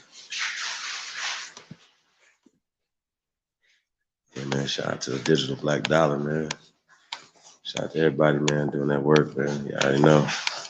Appreciate you guys. See Khalil in the building. DJ ZPE. Peace to the guys, man. We'll put the link in the chat room in a minute, guys. We got a video sent to me. We were talking about, we had spoke on it the other day. We talk about Mason, Tennessee. There's plenty of things I feel like we should be able to do, especially if we know all the players involved. So before I haven't seen the video yet, so you guys are gonna get my reaction to it.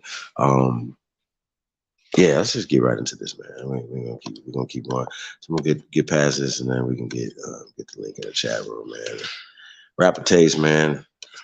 We'll get up out of here tonight. I ain't gonna hold you guys up too long tonight. I don't think.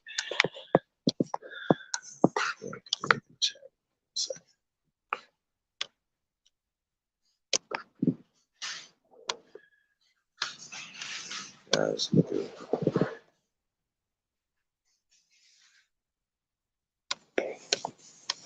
just on the screen.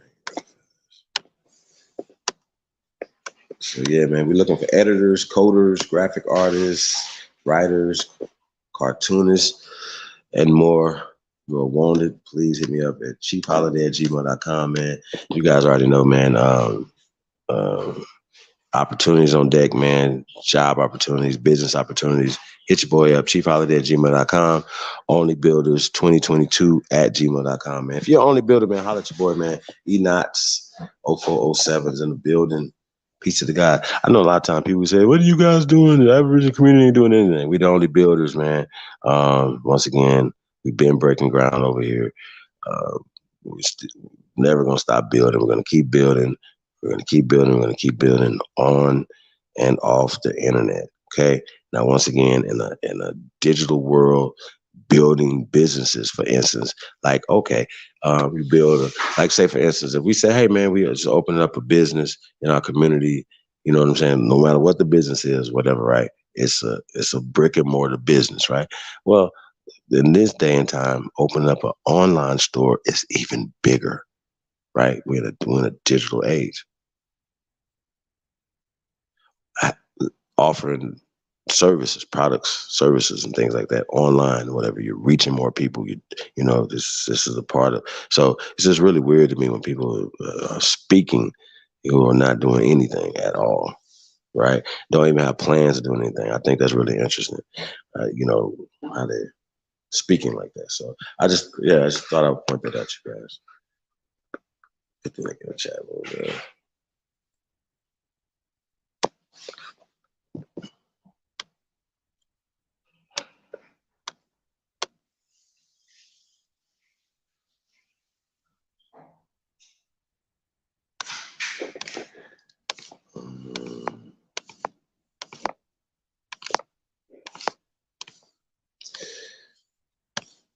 Yes, let's just get right to this video.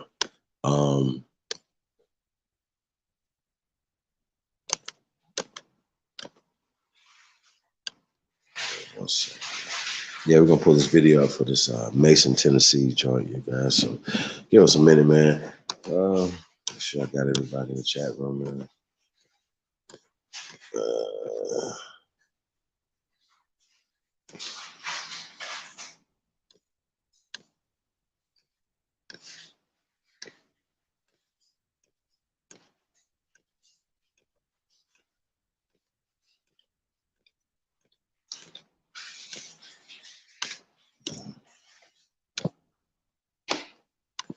All right, so let's just get right to it. Let's go.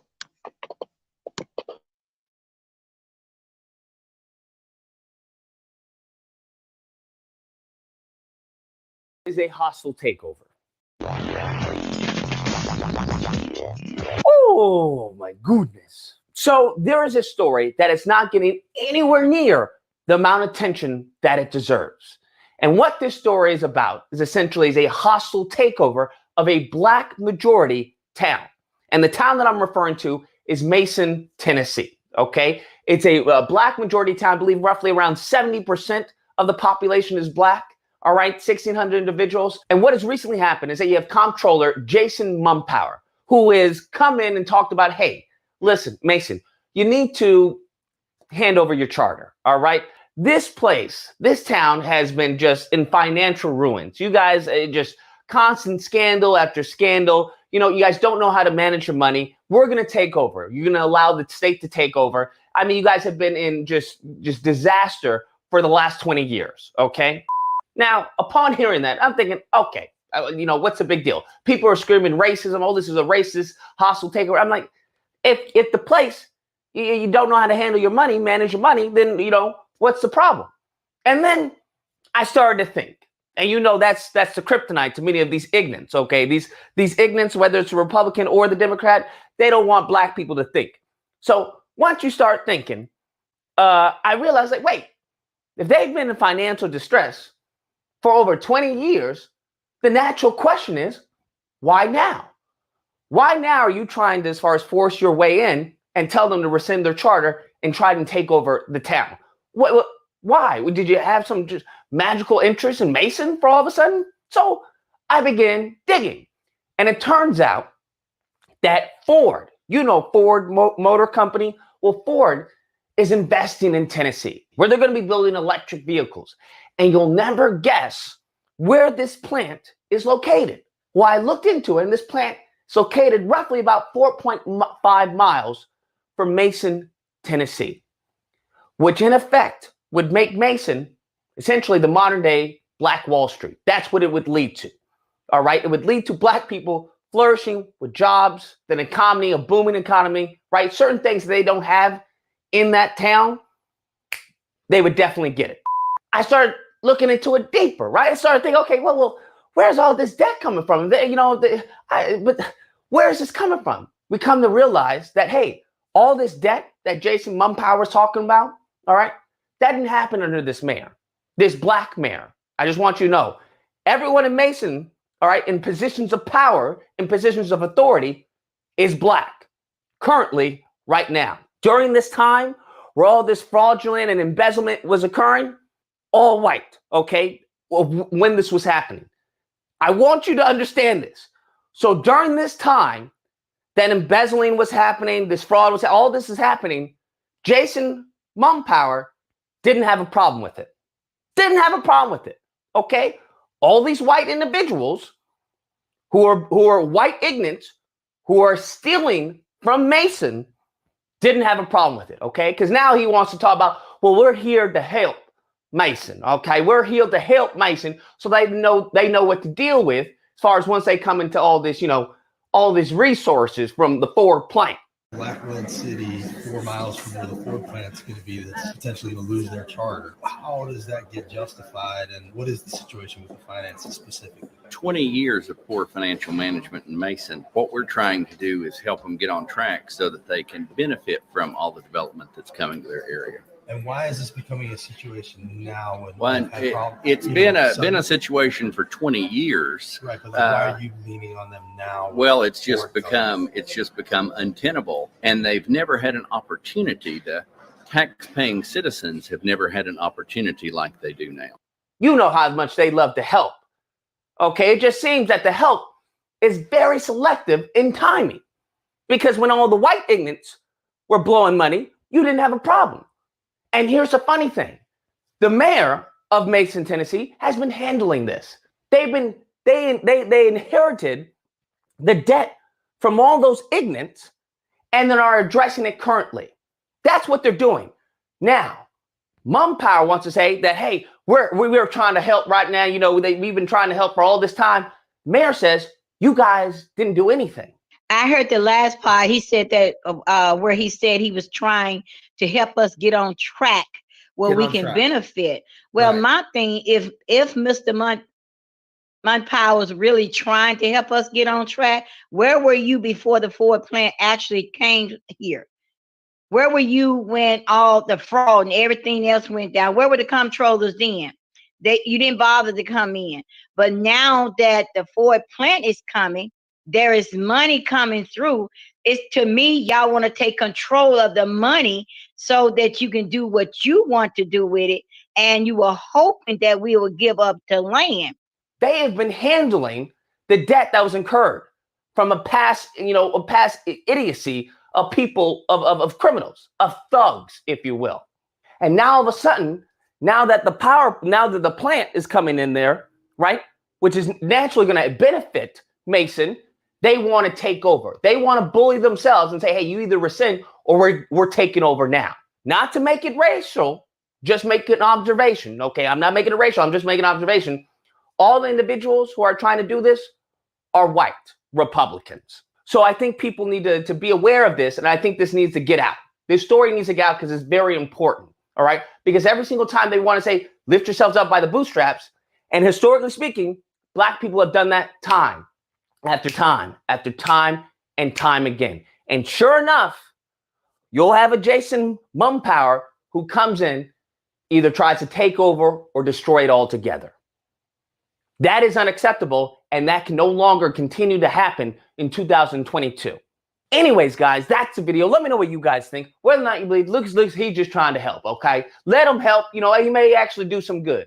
Or if you don't believe, yeah, he's trying to help, all right. He's trying to help everyone but the people in Mason, Tennessee. That's who he's trying to help. When he talks about neighboring as far as neighborhoods, whatnot, majority of Tennessee is white, okay? So I think we don't need to, you don't need to be a dog to hear certain dog whistles, all right? This is unacceptable and should not happen. Now, if you happen to disagree, you're more than welcome to give me a call on disagreement days, all right? Friday through Sundays, when we have disagreement day, you call in, voice your disagreement with me, and we talk it out. Either or, hope you guys enjoyed the video. If you did, please feel free to like, share, comment, subscribe, all that fun stuff. Till next time, guys, be amazing. Essentially, the modern day Black Wall Street. That's what it would lead to.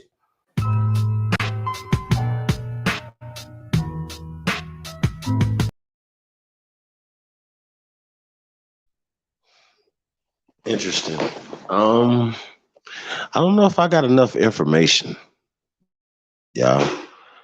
I think I just heard 70%, air quote, black people. I mean, I want to know what's going on in the city, and if why are they not investing in the city? So, what you're saying, like, what happens if the charter's gone? Do they move the people off the land?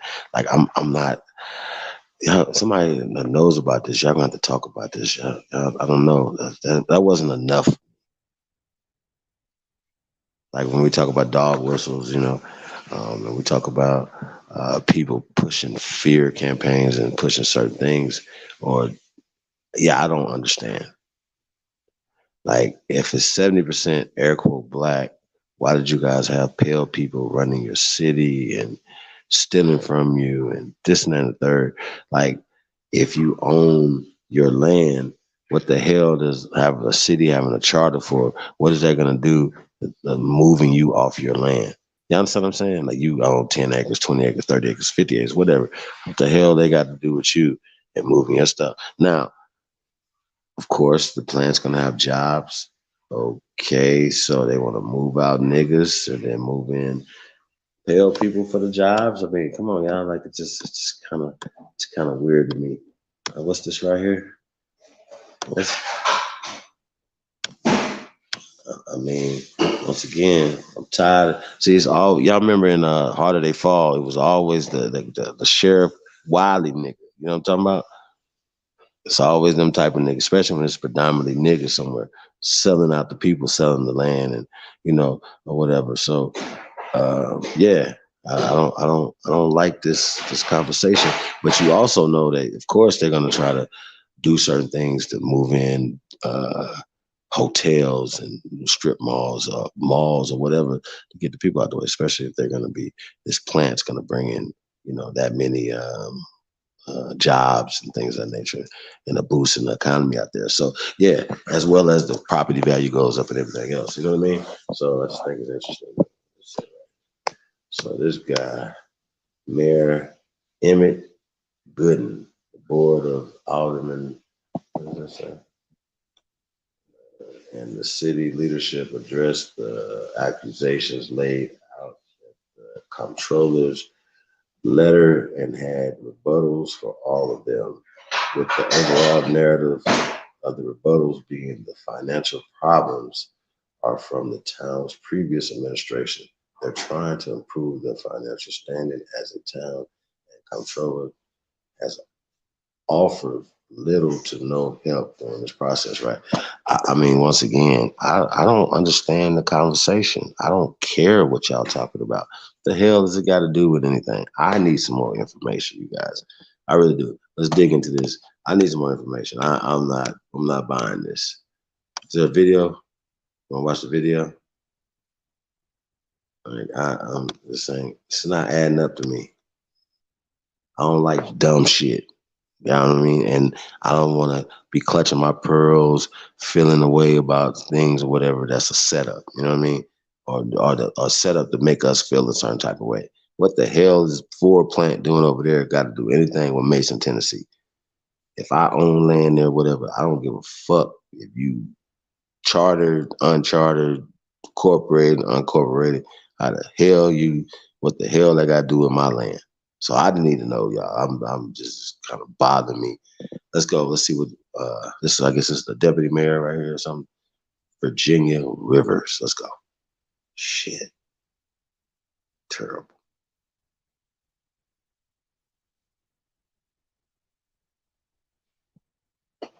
Y'all better not let these folks come here and punk y'all.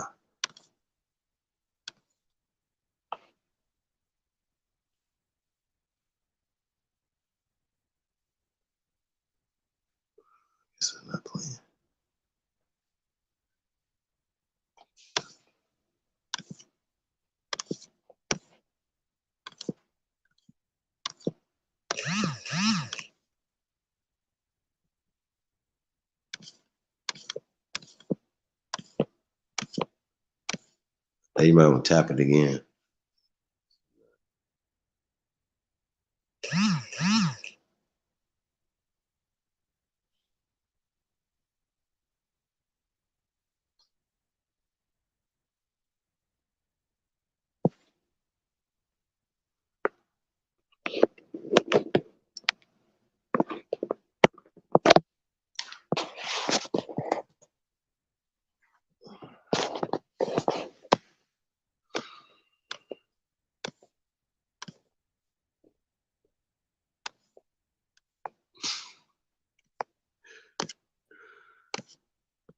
Shout out to everybody, man. Tap it.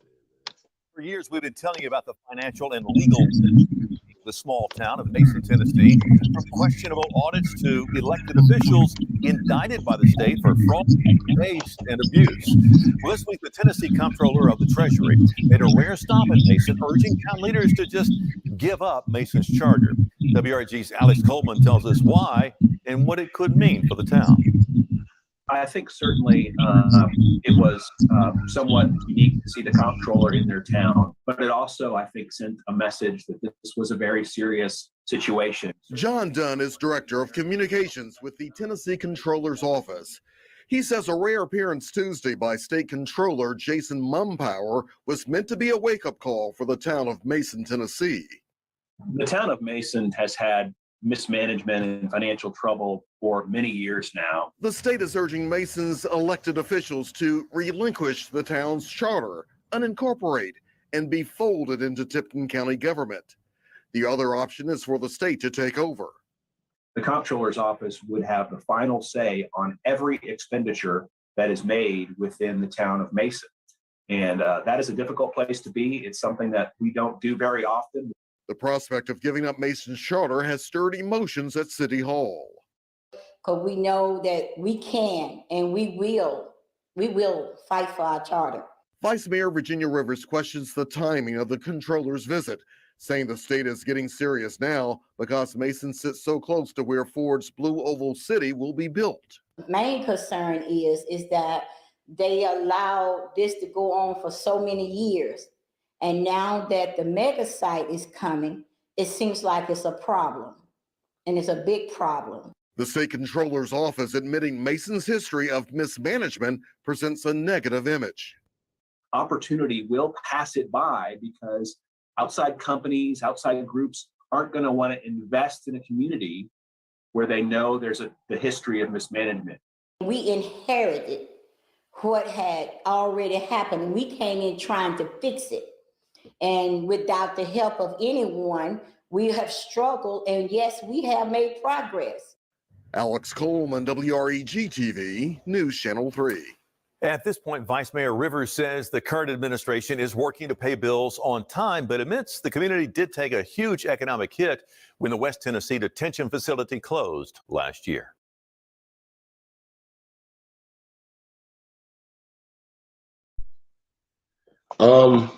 First off, now I kind of see what's going on now. Basically, it's just like anything else, man. They could take over a municipality by using gerrymandering, redrawing lines, folding towns. And this is absolutely what has happened to us in the past. Now, this town, I think it was 1855 or 65, either way, we understand. I think it was 66, though, 1866, if I'm not mistaken, when this particular town was established according to them, right? So we got to put that in perspective. Now, she was talking about, see how the guy was in the news was just the guy that was speaking for the comptroller's office, right? He was basically knowing that they didn't have anything to do with it, but he's still pushing the narrative. You know what I'm saying? Now, they will take, first off, elected officials that are elected by the people of this town and say, fuck what y'all got to talk about. We don't care what y'all got to talk about. We don't care. Sort of like the end of the year award scam, right? That same type of situation, right? Where your vote don't count. Now, yeah, some things have happened in this county or this city or whatever, but these people are there to fix it. And instead of you say, no companies and businesses are going to want to come here and invest in this town. Shut the hell up. That's why y'all want to take it over, because y'all know that the companies and businesses are coming there to invest. But y'all don't want. So another thing they do too, right? And I've seen this in Gary, Indiana, for instance, right? Gary, Indiana, of course, is 90-some% Negroes, right? And of course, they had Negro mayors for long periods of time. So they was like, hey, look, I guess they all got together and said, look, we need some business to come in this town or whatever. So then they had to basically install in a pale skin. Everybody from Gary, Indiana, y'all know what I'm talking about, into the town to court, air quote, businesses to come into this town. So it feels the same type of situation or whatever. We got to act the fuck up, you guys. We got to, when we talk about being on code, this has nothing to do with color. This has something to do with power, okay? This has nothing to do with color. It has something to do with power. It has something to do with control. We cannot allow the comptroller's office to control shit. We gotta, tomorrow, you guys, individually, make calls down here to these people's office, send emails, and as well as the people that are there of support and anything that we could do on our side to support them. But once again, we got to have some plans. We got to start banging. Forge y'all. We gonna bang on everything moving. You understand what I'm saying? And everybody got to be on code. And if you're on code, we banging on your ass. It's just what it is. And I'm tired of y'all, man. I'm tired of the weakness. And you know what I'm saying? Just most motherfuckers just going to listen to this and not do or just cry. They're going to do the story or just cry and don't have a plan or stand up, throw some rocks at it or something, do something. But we're not going to sit back and just let this happen. You know what I'm saying? So we will be calling Miss Virginia and them down there and seeing what the fuck is going on. I don't like to hear this because this can happen to any of us. Anywhere. You know what I'm saying? Oh, we found oil under you guys. You guys got to move. Oh, we've done this. You guys got to move. You know what I'm saying? We don't like the way you guys are governing your stuff. So we're gonna pull in a city manager. We don't like the way. So we're just gonna annex you guys into our city, right? That's what they did to our cities across America. And then don't redistribute the wealth the way it's supposed to be distributed. You know what I'm saying? So, yeah, man, that's really weird, man, to me right there, man. I'll put the link in the chat room again, man. Guys, live no time. So it's that Erie Blackfire says, auditor, if you can't control your finances, they will which you don't want.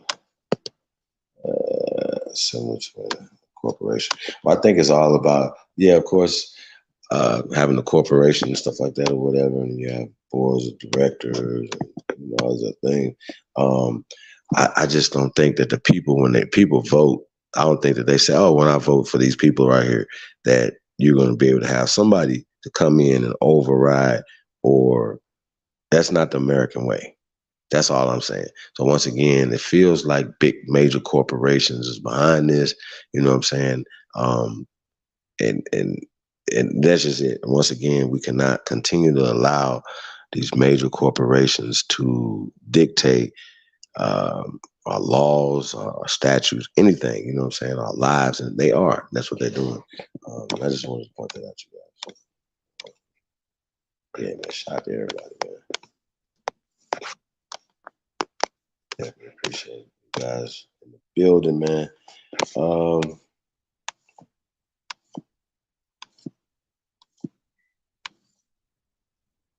Lil Rios is in the building. God, man, how you feeling? Yo, bless up to the ghost. To GOAT. You know what I'm saying? Bless up. Yeah, I ain't been too long, got off the plantation. You know what I'm saying? So outside of all of this, the only thing that I put in there, because I was trying to catch up to what you was talking about, because I caught the bill a little late. I don't know how long you had been on, but North Korea, they fired off an intercontinental ballistic missile earlier today, being yesterday. Yeah, North Korea did. North Korea did that. But as far as like this bill right here, that's why I was saying I ain't realized like what you was building on. But one thing that I realized is this right here. You know, colonization attempts has always happened to our unincorporated lands, and they'll continue to do it because they've been trying to push my family off their land for like decades, man. I ain't even gonna lie, like in South Georgia, because I grew up around Moody Air Force Base. If anybody knows where Moody Air Force Base is at, it's like 2 hours away from Jacksonville, Florida, and that's like South Georgia. You know, like South Georgia connected to North Florida, where a lot of like, like all the old battles happen. Whenever you're talking about the Seminoles trying to fight these people off, but I think it's sad that that's happening in Tennessee, because I'm pretty sure with 60%, like people of color, Aboriginal, everybody knows that that's where our indigenous Aborigine people have always been at, in that part of Mason, Tennessee. And what's going on, I feel like that's sad, because I had to like catch up on the bill. Like I went back a little bit to see what you was talking about. I'm like, dang, I ain't even realized that was going on, yo. I heard little snippets of it, but I never like really looked into it to see that this is really, really, really, really going on. They're trying to gentrify this area that's historical to us. And historical place is going through the Latin phrase damnatio memoriae. It's like basically just writing off our history, trying to write people out of history. And I feel like that's sad. And we really, really, really need to do something about that. And we need to help out as much as we can to try and save all of our historically indigenous regions and areas that are coming under this type of attack. Because history doesn't need to repeat itself. I ain't even gonna lie to you.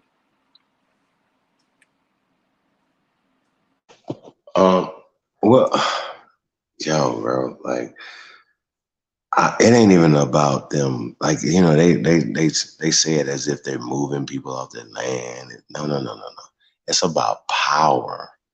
It's the taking of power. You know what I mean? Like, even when you think about, like, even just a conversation of having a city manager, right? Well, a city manager comes in, and you can have a mayor, but the city manager is basically managing the mayor. So they basically override anything, because basically somebody's saying that this town is incorporated, and the board of directors saying that we're going to send somebody in because you guys can't handle your business. You know what I'm saying? Well, this right here is even worse, because they're like, we're going to take your town and put it into our town and take power. Now you're like, okay, now you're paying taxes into this. You understand what I'm saying? And these people are making decisions for you because they made that decision. And you can tell who's making the decision. You see what I'm saying? Who's going to be making it. Right. Yeah. So what do? You just don't have a mayor, you don't have any, whatever, right? So yeah, I think that's interesting. But I think once again that everybody, this almost gotta be like the George Floyd moment. You understand what I'm saying? Like, y'all niggas can run and cry for some other shit, but then go march, go down here, go. Where's Black Lives Matter at for this one? Y'all follow me? Where's my son and them at right here? Where's Tamika Mowry and at? See what I'm saying? Because this is not in the best interest of Soros him, because Soros him is probably on the other side trying to take the goddamn land. Thompson's History 101 is in the building. Peace of God, man. Salute, brother. Yeah, salute. Yeah, bliss up, bro. I just heard y'all talk about the Mason. You talking about Mason Neck? Mason, what is it? Mason, Tennessee. Like, what's the county seat of Mason? Because I'm pretty sure it likely was a militia district at one point. Yeah. District. And then Mason, where did it get that name from? Because you know Lynchburg, Kentucky. I don't know if people know about Lynchburg, Kentucky, and like the Masonry, like the Samaria churches and all of that. That they weren't churches; they were grounds for them to sit back and talk about the next building.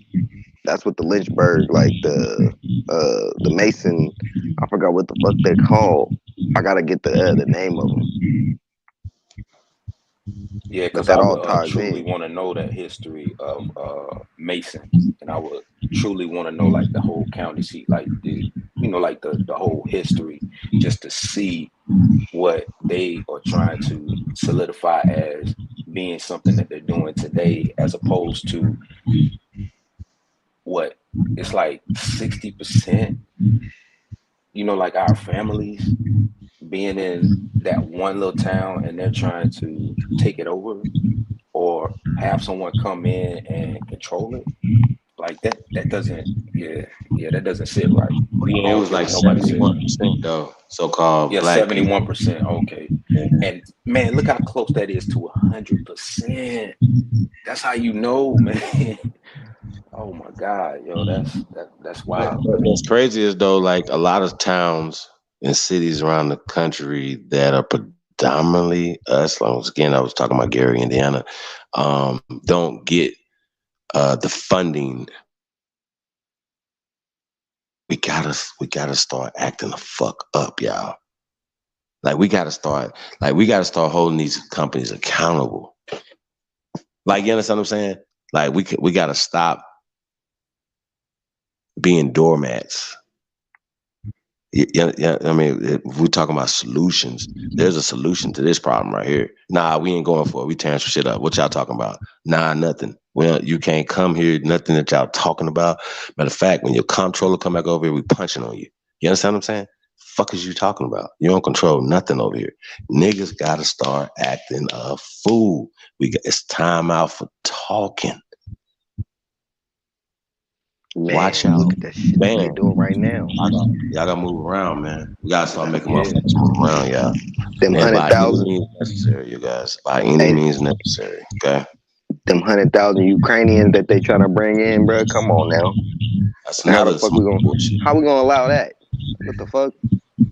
They don't want the Haitians coming over here. We can't have none of our people coming over here, but y'all allowing refugees. Autochthonous history, that was all by design, because like if you go back and you look at everything that's going on with that, they're sending the children first. So they're trying to use the children as a buffer to try and make people feel a certain type of way, because they know our elders, how we feel about children in a village. But the crazy part about that, like how you were saying, like with the Ukrainians, ain't nobody telling or talking to people and telling them the truth that one of the most corrupt countries, one of the most corrupt countries is Ukraine, because the majority of those people never seen people of color before. So they're going to try to use the media, but at the same time, it's funny how they're trying to disguise everything that's going on in Ukraine, and you got Korea shooting intercontinental ballistic missiles, and then this right here in modern day is happening in Mason, Tennessee. 71% of our people, like, where you expect them to go? Like, what are you trying to do? No, well, they're not saying they're going nowhere, bro. They just saying that it's gonna. Well, let me read this right here. Let's get into the history of Mason, then we can kind of talk about it. Right, because I'm trying to figure out if they're trying to gentrify Mason. Well, they're gentrifying Tennessee. it, but they're not necessarily trying to move the people. They definitely gentrifying, but it's really a power grab. Like, okay, look, we're gonna take power. Once they take power, then once they take power, they can move you around. They can do whatever they want. Move you around. Yeah, that's what I'm saying. That's how they've been doing like, us for years. Go? That's what they've been doing to us for years. So it says Mason's history, right? It says the town of Mason has its beginning in 1855, right? It said with the completion of the Memphis and Ohio Railroad through the South Ohio. Well, it's the Memphis, Ohio Railroad. Oh yeah. I see what you're saying about the railroad. Yeah, that railroad helped with the migration. Yeah. Saponi. That keeps water. It's just like Monopoly. You know what I'm saying? You playing Monopoly. You got the waterworks. You got this. You got that. Once you bring those stuff into, you build it into your that makes your city or your just say a couple family farms a city now. You understand what I'm saying? And now people, it's a railroad coming through there, whatever, people won't be able to stop through there. So once again, we get into something now, right? So 1855. Now that's a damn shame though. It's been around since 1855, right? Okay, so we got the railroad, southeast corner of Tipton County, right? The town was named for Tifton County. I get it now. Tifton. Oh my God. James E. Mason, a local planter who donated the land for the depot grounds and sidetracks, right? We might have to come back to James Mason, check him out sometime, right? That the town's named after, right? So the town was initially known as Mason's Depot, but earned the nickname of Mason's pig pen, my bad. So noted because Mr. Mason had previously used the site of the depot grounds as a hog pen. To this day, Washington Avenue in downtown Mason is known by locals as Pig Alley. Following the war between the states, Mason grew quickly and soon became the commercial center of this county, as well as being a strong social and economical influence on the citizens of neighboring Hayward and Fayette counties, right? Said the town was incorporated in 1869, right? That's where it's at right there, because the town was incorporated. Damn. Right, in 1869. I would definitely like to see those papers. Because of the years of neglect and several devastating fires. There it is. Devastating fires. Devastating fires. There it is. We got pictures of these niggas burning shit down, so. It says check this out, it says little evidence remains of the wealth and prominence this town once possessed. Damn, See, now, think about that. Think about that. Episcopal Church built in 1870. Oh, see, then they threw the church in there. Oh man. But think about it though, right? Now they done burn shit down, and they said now that's you just burnt up traces of the wealth, all records of the wealth. So they just came in and took over. I mean, yeah, and that's the discernment that you see, Supreme. Because think about it, they burned it down in 1869, and then when you look at the next sentence, it says the Episcopal Church was built in 1870. Wow. Episcopal. This brick Gothic structure is on the National Register of Historic Places as a predecessor. What does pre mean? It's after. Yeah, Old Trinity Episcopal Church, located about 3 miles north of town. Damn, this structure is the oldest building in the county, having been built by the Taylor slaves in they just changed the shit. 1847. They changed, 1847. By the Taylor slaves. Taylor slaves. Oh no, they got the game fucked up. Wait a minute. So it was Taylor Masters. Wait a minute. Master Mason. Apprentices. Hold on, you guys. Church. Hold on, you guys. We're going from 1855 to 1869 incorporated to 1847. Like I don't understand. They history jumping around. The history jumps around like a motherfucker, bro. No chronology, no nothing. So we need to start with 1847. So why would you go to a time after the Civil War? They slow. You went after the Civil War. Yeah, after the Civil War. The town was incorporated in 1869 after the Civil War.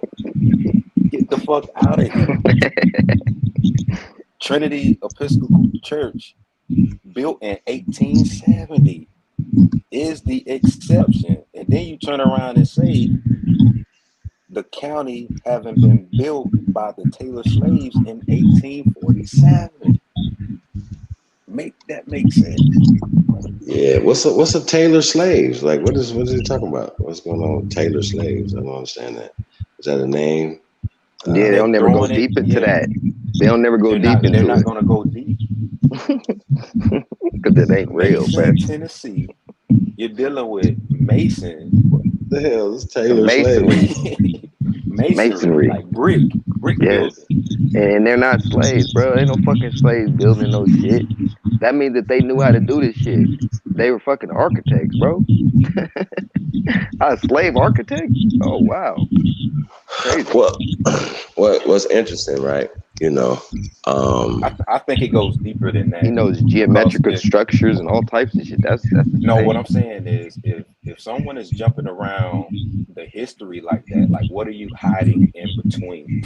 Exactly. Because now you have historical gaps from 1847 to 1870. And we know the town became incorporated in 1869, which was after the Civil War.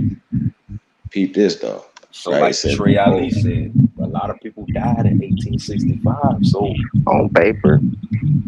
Exactly. So what happened in 1865? Why isn't that mentioned?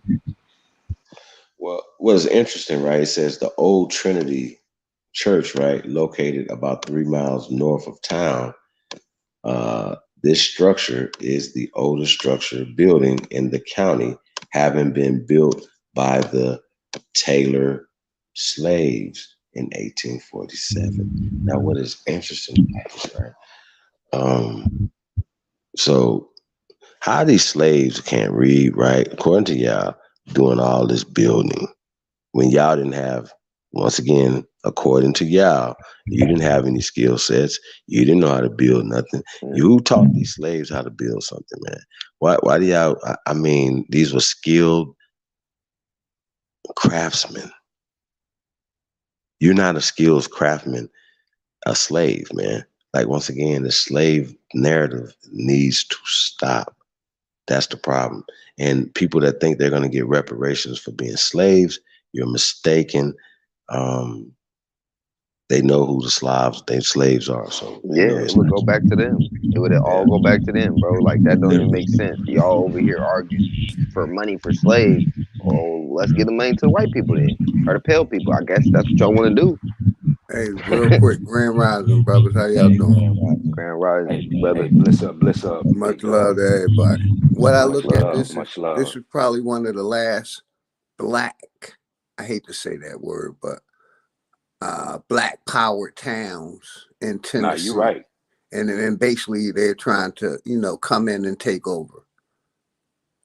You know what I mean? But I heard something earlier.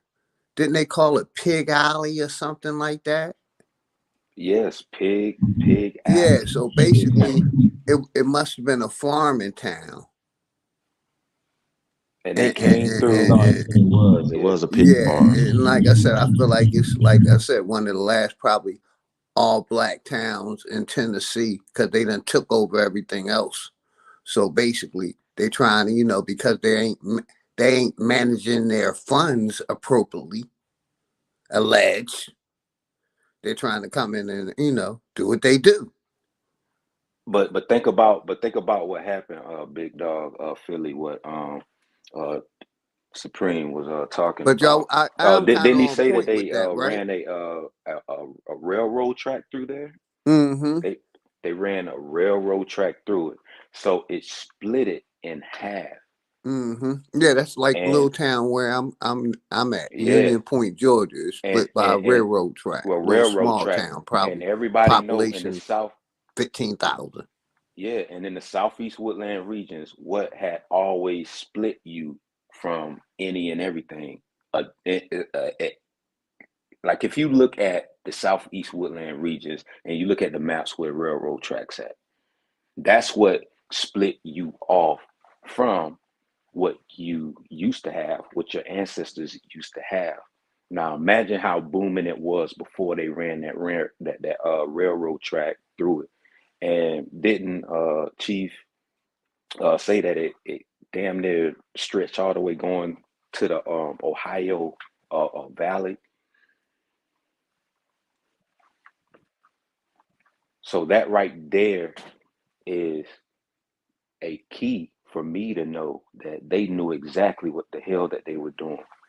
And over 100 and something odd years later, they just found a way by looking into everything that helped create the municipalities around Mason to now come in and say, well, y'all are not doing X, Y, and Z, because it became incorporated in 1860, what was it, 1869, it became incorporated. Yep.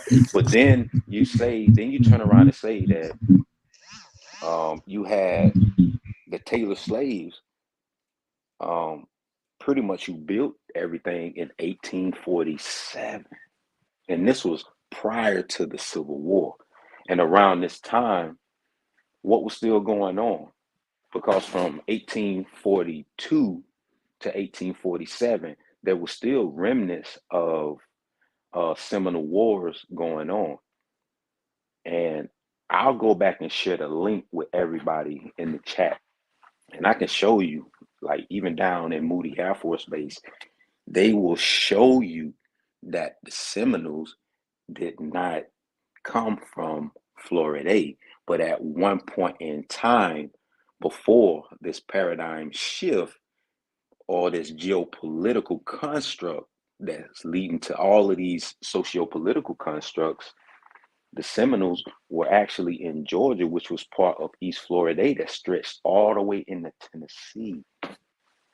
So somebody knows it's a migration that went south and it's a migration that went north. But people stayed there. The people stayed. And now you're looking at the information that's been shared modern day with Mason, Tennessee. What scares me is the fact that it's the elders. You got all these elders coming out talking about what's going on.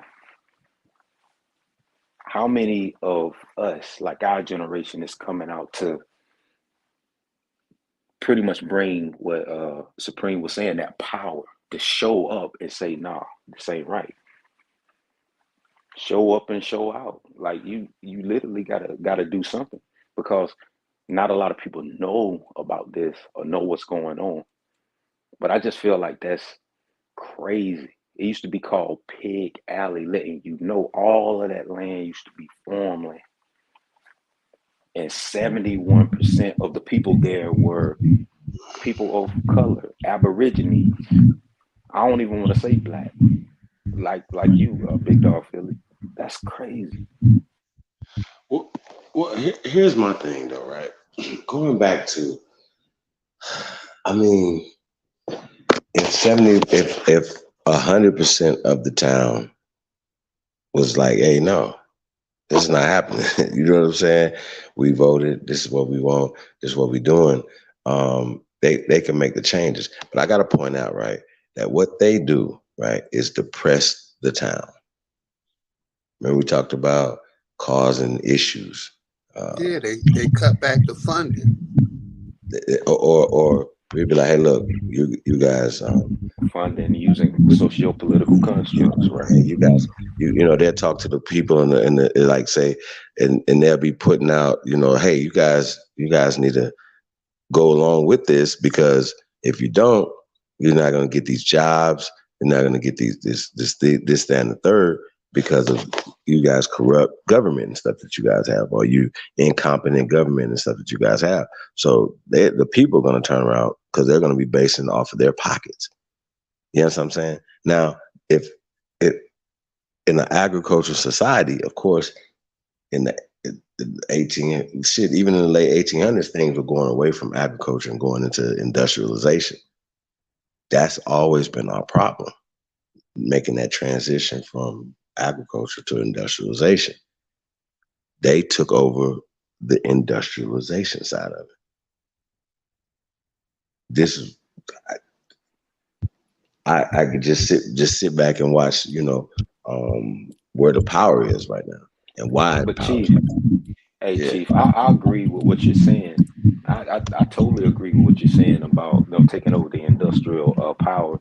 The one thing that, like sparks my interest in Mason, Tennessee right now is the fact that 1847, the way that it was built and who built it, and the people who were and who have said land were Aborigine people or people of color.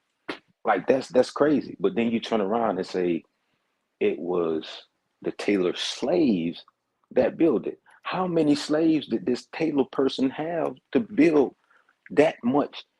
That's a lot of land. I don't care what nobody says. That's a lot of land to build a whole town on. And you're trying to tell me that a Taylor family conducted and controlled all of these people to build and create this narrative of slave apprentices in 1847, building all of that right there. Like somebody is really not using discernment when it comes to it. And then you fast forward to now, what's going on? Yeah, the laws were definitely set in place to take away certain things because the whole situation doesn't even make any sense. Just reading the passage that you put up, they were skipping all over the place when it came to the actual dates themselves. How you start by saying this happened in 1869, and then you say like 1870, this was built. Like a year later, this church was built.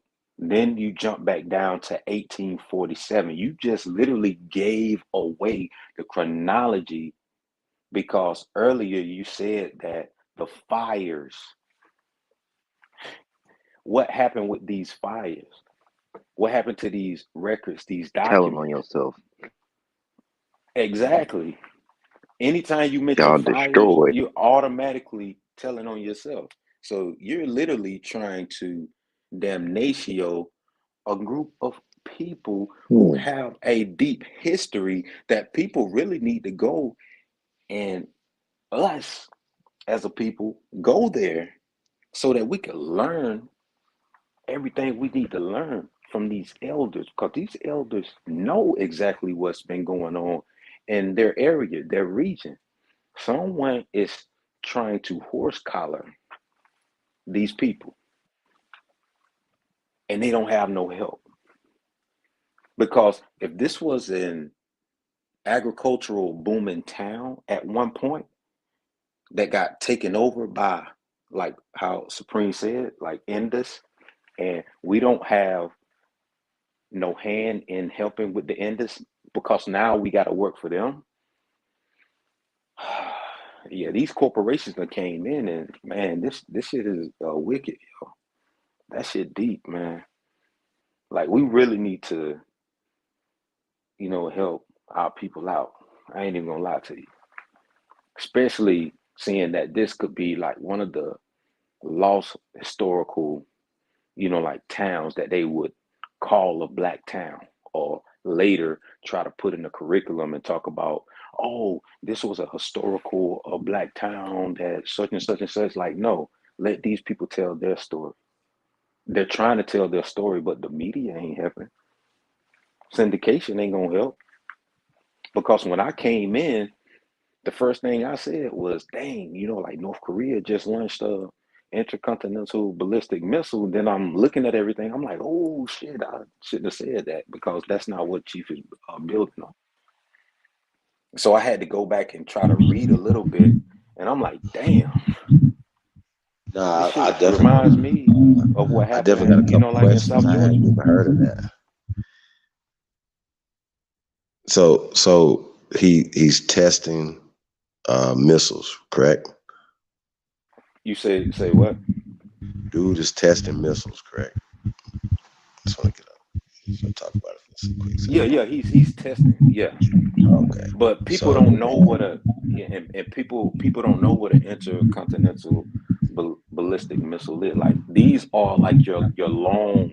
I'm talking about your long range type of missiles that people always test.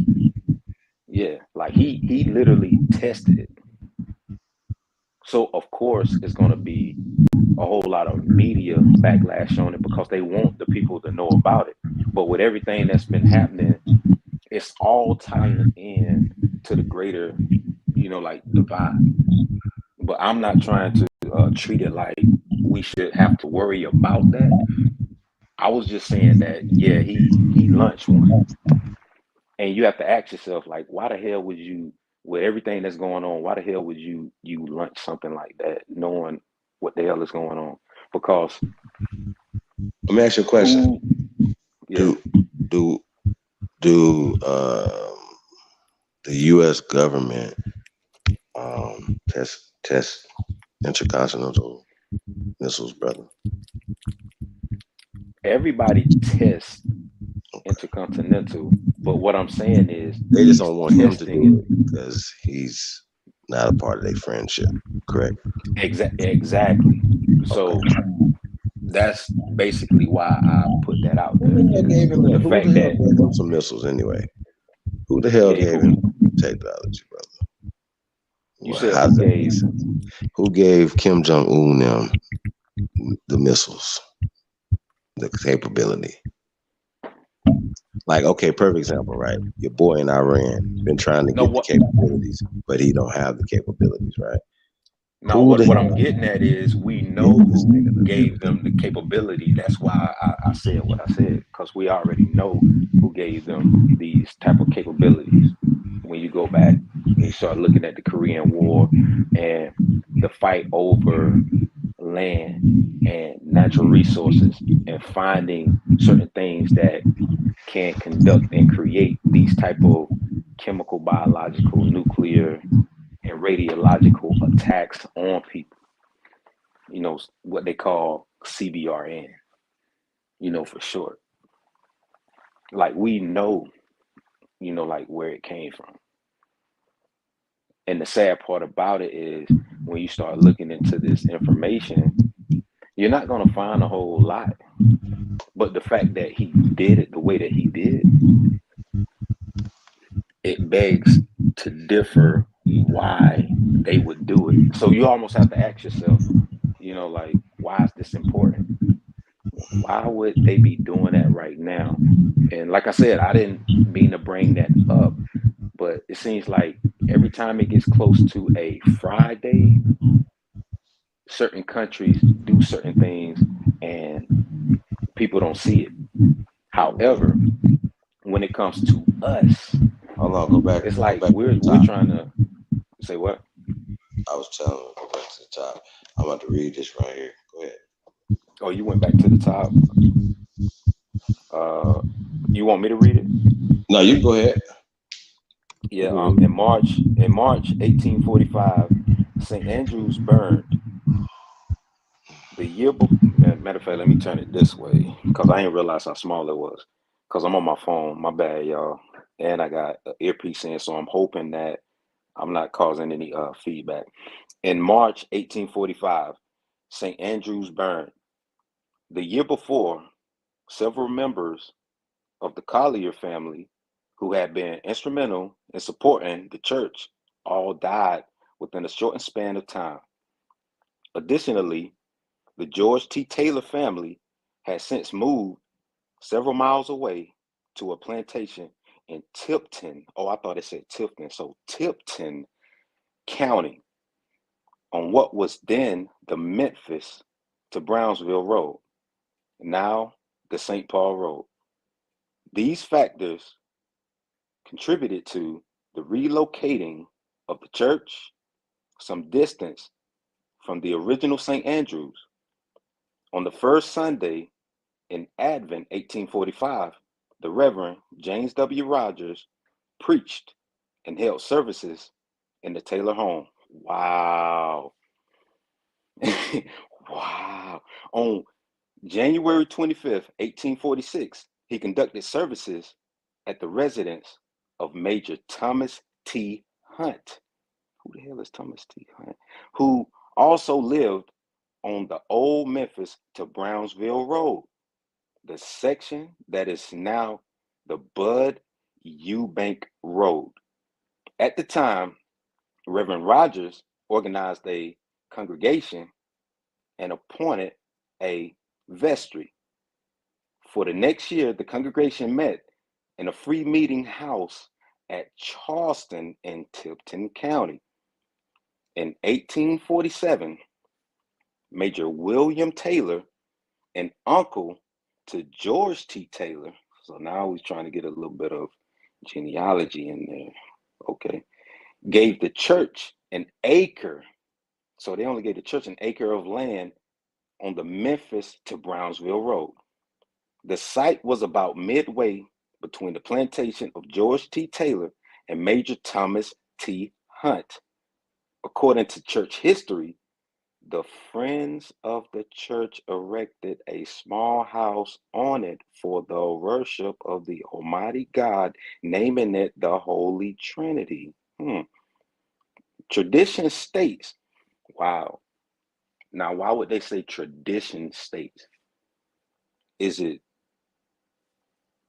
really tradition? But you're going to say tradition states that the small chapel was built by the slave carpenters of Mr. and Mrs. George T. Taylor. Although, then you're throwing an although. Wow. Mr. Taylor was not yet confirmed a member of the church. Wait, let me go back, because we got to use discernment on this. Tradition states that the small chapel was built by the slave carpenters of Mr. and Mrs. George T. Taylor, although Mr. Taylor was not yet a confirmed member of the church. His wife, Mary Goodloe, how many times we heard that word, Goodloe, Somerville, had been an Episcopalian. Why? You know what that goes back to, Chief, before I finish? Episcopalian, the Indian schooling that they brought to America. They got tied into the compulsory education. He was an Episcopalian. Most people don't even know what an Episcopalian is. For many years, and was very possibly the first communicant of old St. Andrews. And everybody knows when you're in the Southeast Woodland regions, you always have different parishes before they created county seats that had a St. Andrews, a St. Simon's, or a St. John's. On the first Sunday, services were held in the new church. She presented 3 small slave children for baptism and acted as their godmother. So she was acting as their godmother. Wow. She would continue the practice. You can't make this up, yo. This is crazy. She would continue to practice for all the slave born on her plantation. So she, if you go back and you look at it, where is it at? She acted as their godmother, and she continued that practice for all the slaves born on her plantation. The parish, bang, see, there it is. I ain't even have to bring that up. The parish register, which thankfully had survived, contains the baptismal records for over 300 slaves in the neighborhood. But you ain't gonna tell me 300 slaves in 1847 built the city of Mason, Tipton County. Wait, so there was 300 slaves in the neighborhood? Yeah, 300 slaves. That doesn't make any sense. Yeah, they were See, something. They were servants of their Yeah, they were household. servants. They were They were servants of their servants. household. Yeah, servants So under yes, that it was a church. bunch of slaves. And she acted, and then it says she acted Under as their the daddy. godmother. Yeah. Yeah, basically they So the church, reclassified They the daddy people was the to slaves. master. Yeah, the yeah, daddy so was the master. they went through the reclassification through said church, and they already told you it was a Episcopalian. When you get a chance, look up what Episcopalian is. When you look up Episcopalian, you will understand. During the 1850s, the congregation grew significantly under the care of the Reverend William M. Steele and the Reverend J.A. Willock. Now, why did they cut off the first names like that? Man, that right there be throwing me, because that's how you know they be covering up some shit. They don't want you to know the original names of these people. It ain't because they're anglicized. It's because they don't want you to know their actual name. Beginning in 1854, services were commenced for the servants. Ooh, see, there it is. Like y'all said, on alternate Sundays. When the chapel was built in, there it is, 1847, there were not more than a dozen members. How does that make any sense?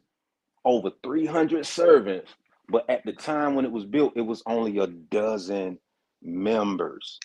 By 1859, so you went from 1847. Now, we're just saying beginning in 1854, but we know in 1847, they already told you about Mason.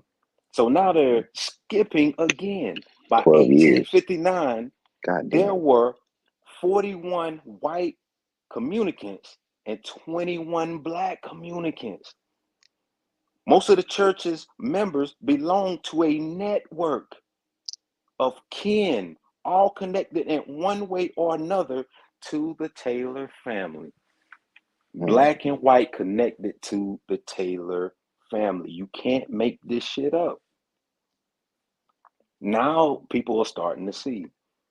In addition to the Taylors, other communicant families included the Claibornes, the Clements, the Colliers, the Elkins, Hunts, Jets, Macklins, Malones, McCallis, Peels, Rivers, Somervales, Terrys, and Whitneys. In the 19th century, yeah. In the 19th century, most weddings in the area took place in the home of the bride's parents. But Old Trinity was the scene of there it is, Civil War wedding that was talked about by the locals for generations to come. That's why I said, when you go to these areas, these elders know their information, and they know because it was passed down. It didn't matter if it was burned. Most people, believe it or not, they believe what anybody else says, but don't want to believe the elders. It took place on Christmas Day, 1862. Wow. The bride was Molly Bette Taylor. Wow. The allegedly very spoiled granddaughter of Mr. and Mrs. George T. Taylor. Damn, this is like a damn soap opera. The groom was William Francis Broadnax, a successful young merchant in the thriving railroad village of Mason, about 3 miles to the southwest. Molly had how the fuck they know?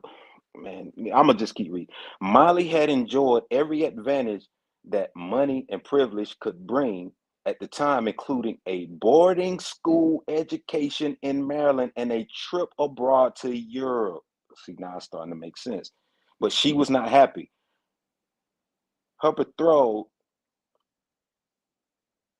was not her first choice. Her father had forbidden her from marrying her true love, a cousin named Willis Lewis Green.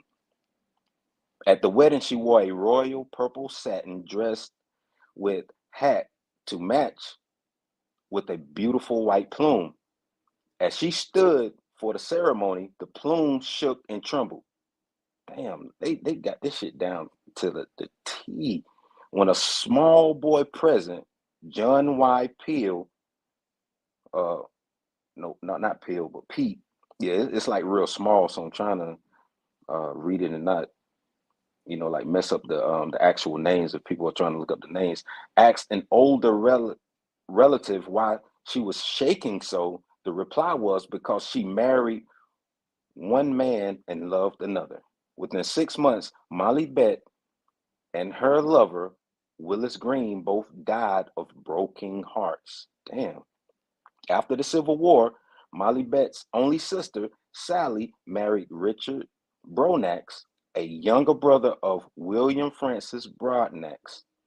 Their son, George Taylor Broadnax, later founded Broadnax Jewelers in Memphis. Damn. Yo, that's crazy. At the time the church was built, most of the members buried their loved ones in family burying grounds on their plantations. The first burial in the These churchyard are took place Negroes. in 1851 when an infant daughter of the rector, Reverend William M. Steele, was buried behind the church. 3 years later, his wife was also laid to rest there. Soon afterward, Eleanor Pete, niece of George T. Taylor, buried a young child there. Ultimately, 8 of Mrs. Pete's children would be buried all in a single row behind the chapel. With the many transfers of property that occurred after the Civil War, some of the old family burying grounds ended in the hands of strangers. Consequently, over time, more of the church's members began to use the churchyard as a burial ground. In 1859, a northerner, the Reverend Charles F. Collins was called to serve. How the hell was he called to serve from the north? Like, which family member? What the fuck? Called to serve the parish. See, it was called a parish back then before the county seats. In return for a salary of $800 and use of a parsonage.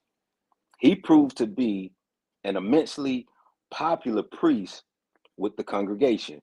Regarding the Civil War and its effect on the congregation, he recorded the following in the parish register. Damn. Yeah, that's crazy. During the war, our children's services were at no time interrupted, and we found our chief comfort in our troubles and adversities and seeking, ain't nowhere in the world they was talking like, damn, what the hell? And seeking God's help in his holy sanctuary. About the close of the war, the parsonage building, which the rector had purchased from the vestry, was burned by federal soldiers. So they burnt it. Damn, so they burnt it. And I'm pretty sure they had mad records in there. After the war, the congregation continued to thrive and grow. By 1867, there were 60 white communicants and 40 black communicants. Damn, so you mean to tell me even after the Civil War, you had 60 white communicants and 40 black communicants. Clearly, there was a need by then for a larger sanctuary. A decade earlier, the town of Mason had sprouted about 3 miles to the south along the Memphis to Ohio Railroad. There it is, that railroad. Mason had quickly grown as a bustling commercial center of the area. Here it is. Is that 1870? I see it. In 1870, the congregation built a new brick Gothic church in Mason for a cost of $10,000. The Black communicants continued to worship at Old Trinity under the charge of a former slave, Reverend Henderson Macklin, who was ordained as a deacon on March 3rd, 1872. In 1873, they organized a new parish under the name of St. Paul's. Like I told you, same in most places that when you're in the Southeast Woodlands, you know, because they did the same thing around the coastline of Georgia. They were all parishes because that is what used to be Georgia. Like everything else was Indian. Yeah, everything else was Indian territory. That's crazy. The name of St. Paul's. Damn. The cornerstone for the new church was laid by Reverend Collins on February 8th, 1873, on land donated by Miss Frances A. Taylor, daughter of George T. Taylor. And a lot of us have that Taylor name. So that's why it's starting to make a little bit of sense, because the Taylors stretched all the way down into Tallahassee, Florida, from what I've known. With the building of Trinity in Mason and nearby St. Paul's in the 1870s, Old Trinity was abandoned except for its use as a burial ground. In the early 1920s, Judge John Y. Pete and others organized an annual pilgrimage to the old chapel with services and dinner on the grounds. This ritual has been continually observed on Trinity Sunday by the faithful descendants for nearly 90 years. And then you have the above was written by John W. Marshall in 2013, and that's the image. Damn. Old Trinity Episcopal Church. And that photo was taken between 1915 and 1920. That's what's up. I got a couple questions, right? This is just kind of rhetorical question.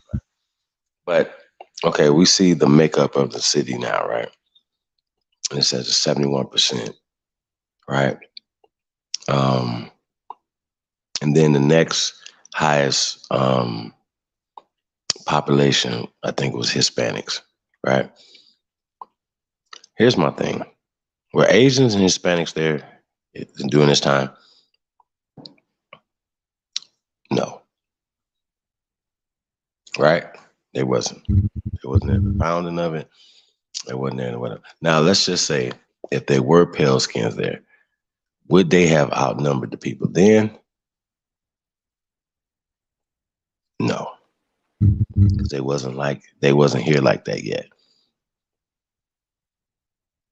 See, once again, they love when they push the slave narrative. Once again, they're pushing the slave narrative on us. So you guys are the slaves. See what I'm saying? I think this is really crazy. But once again, you know, breaking this stuff down, going back and finding these records and accounts and just having, like you said, discernment to know what's going on. You know what I mean? So, Big Dog, what do you think about this, brother? This is the story of America. I think, like you said, my brother, they're pushing the slave narrative. You know what I feel? They reclassified our people to that slave status. You know what I mean? And took our land. And basically, with that one town, they was able to hold on to their shit. But basically, you know, what I always say, the church came in and took over the town. The church definitely came in and took over their town as this other communicant people acting, or the one lady acting as the godmother. The godmother. That is crazy, yo. Yeah, it is. Dang.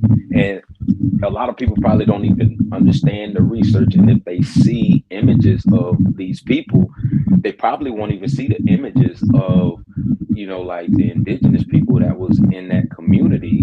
It'll be more so the white communicants that they're showing in that community while they're telling their narrative. They're the heads of the household, or the head, you know, basically, in our people, basically, you know, the secondary source. Yeah, You got and I feel like it came under the pretext of them telling a narrative, because when they went to talk about her fringe, like the marriage and stuff, like it was shaking and stuff like that. Like, how did you know that? Like, how can you just practically tell a whole narrative on how a person was feeling and all of this stuff while going through the genealogical records of a people that was there, only for the town to turn out to be 71% us? To this day, doesn't make any sense. Even when you ran a railroad track through it, that's that nigger rape me type shit that you always hear about in the South. Pretty much that happened in what's the town in Florida, Rosewood, and in most other towns when they want to start a riot. and dig this. What's right next door to Tennessee, Georgia, and Florida, brother, and Alabama. Yep. And all of those railroad tracks run through those areas where our ancestors are from. And like you said, big dog, like you got family in Georgia, still got their land. Like, not everybody left. My family still got their land in South Georgia. I even showed pictures to show people we got big ass, like we got, like, you know how they sell in grocery stores, them little small ass kumquats? We got big ass kumquat trees that grow naturally. We got date trees that grow naturally. Like, our family still got the land. The only thing that's dying is us not being able to till the land because the elders are dying out. And we have to do our due diligence to, you know, preserve the land. A lot of our families just want to sell it. And next thing you know, damnatio memoriae, whole history wiped out because other people done came in and bought that land, and there's no more history. The only thing you have to salvage is just pictures and a few documents. And then people coming in trying to challenge you on information. And it's like, I can't challenge you no more than showing you the land. It's like, it don't get no better than that, than for me to show you the land. And then you're looking at these people fighting for their land, for their heritage, for their culture. And these people are coming in trying to take it because they may be part of some of these families. But then you heard when I was reading, it said one of the reverends was brought in from the north. So imagine his family came from the north. They were bringing reverends from the north to the south. And they were going all over the place with the chronology. But yet we could comprehend it because we see now. That is crazy. So we definitely need to make sure our power structure is helping these people, man. Because anytime you got elders coming out, like, yo, y'all don't get it. Like, this is our shit. Most of the youth is like, okay, back to playing video games. But for us, being from getting ready to take that mantle, yeah, we definitely gotta react to that. And then after reading that, dang, that's crazy. Imagine how many other counties and county seats and parishes went through the same narrative-based structure that they created when these people came in. Yo, so check it out, right? With the fix being in, right? So they got inside people that's working with them. You know that. What are some of the things that we should be doing to help the people of Mason? You know what I mean? In your observation, like that would be effective with some things that, as well as you guys too, Big Dog and Atanta's history. What do you guys think of some of the things that we can be doing? I mean, What I would say the only thing we really could help is with funding, and with funding would keep them control of the town. But that would make us, landlords or investors in the town. But basically, that's the only thing I can see if we're gonna step up. I think we gotta make them invest in it. We gotta make Ford invest in it. I agree with we can't. We don't. We never gonna have enough money. Point. I feel like it's a little deeper because with the money, even if we restructured our you feel me, our neighborhoods and shit like that, they'll find another way to come in and fuck our shit up. So we got to get restitution and get our shit back. I totally agree with you, brother. Keep going. All the way back, 100% back, and get them back into the place where they was at. Cause we definitely need to. They got to know who they are. Yeah, we definitely need to help our people know who they were, know how that land was theirs, know the history, know the beauty, the landscape, how they were the ones that built it. Their ancestors built it. And I don't know if how y'all feel about this, but when it comes to the other people, we cannot at all be friends with them. You can say hello to them, and that's it. That's it. That's what our people need to start realizing. Say hello to them, and that's it. Keep it moving. Keep them in their place. Like, them thinking that they're on the same level as us is what got us into this situation. I swear to God, it is. I had to really just sit back and realize that. Don't mistreat them, but just know that we ain't the same. We got to get our shit. Like, we got to get back on who we were. And in order to do that, you got to stick by your people. And that only your people. That's the only way you're going to know who you are. Can't be out here with Ho and fucking Jose and all these. No. You need to be with your people. Be different. You can't do that. It's not going to work. Y'all get what I'm saying? Yeah, you know what I'm saying? Like I definitely get what you're saying. But yeah, we definitely need to make sure that that community as a whole know their community has a history founded upon them, and make sure that we are helping them circulate their funds, circulate everything that they need. We can help them out, but we need to make sure that they're educated enough to know like this is you, this is yours.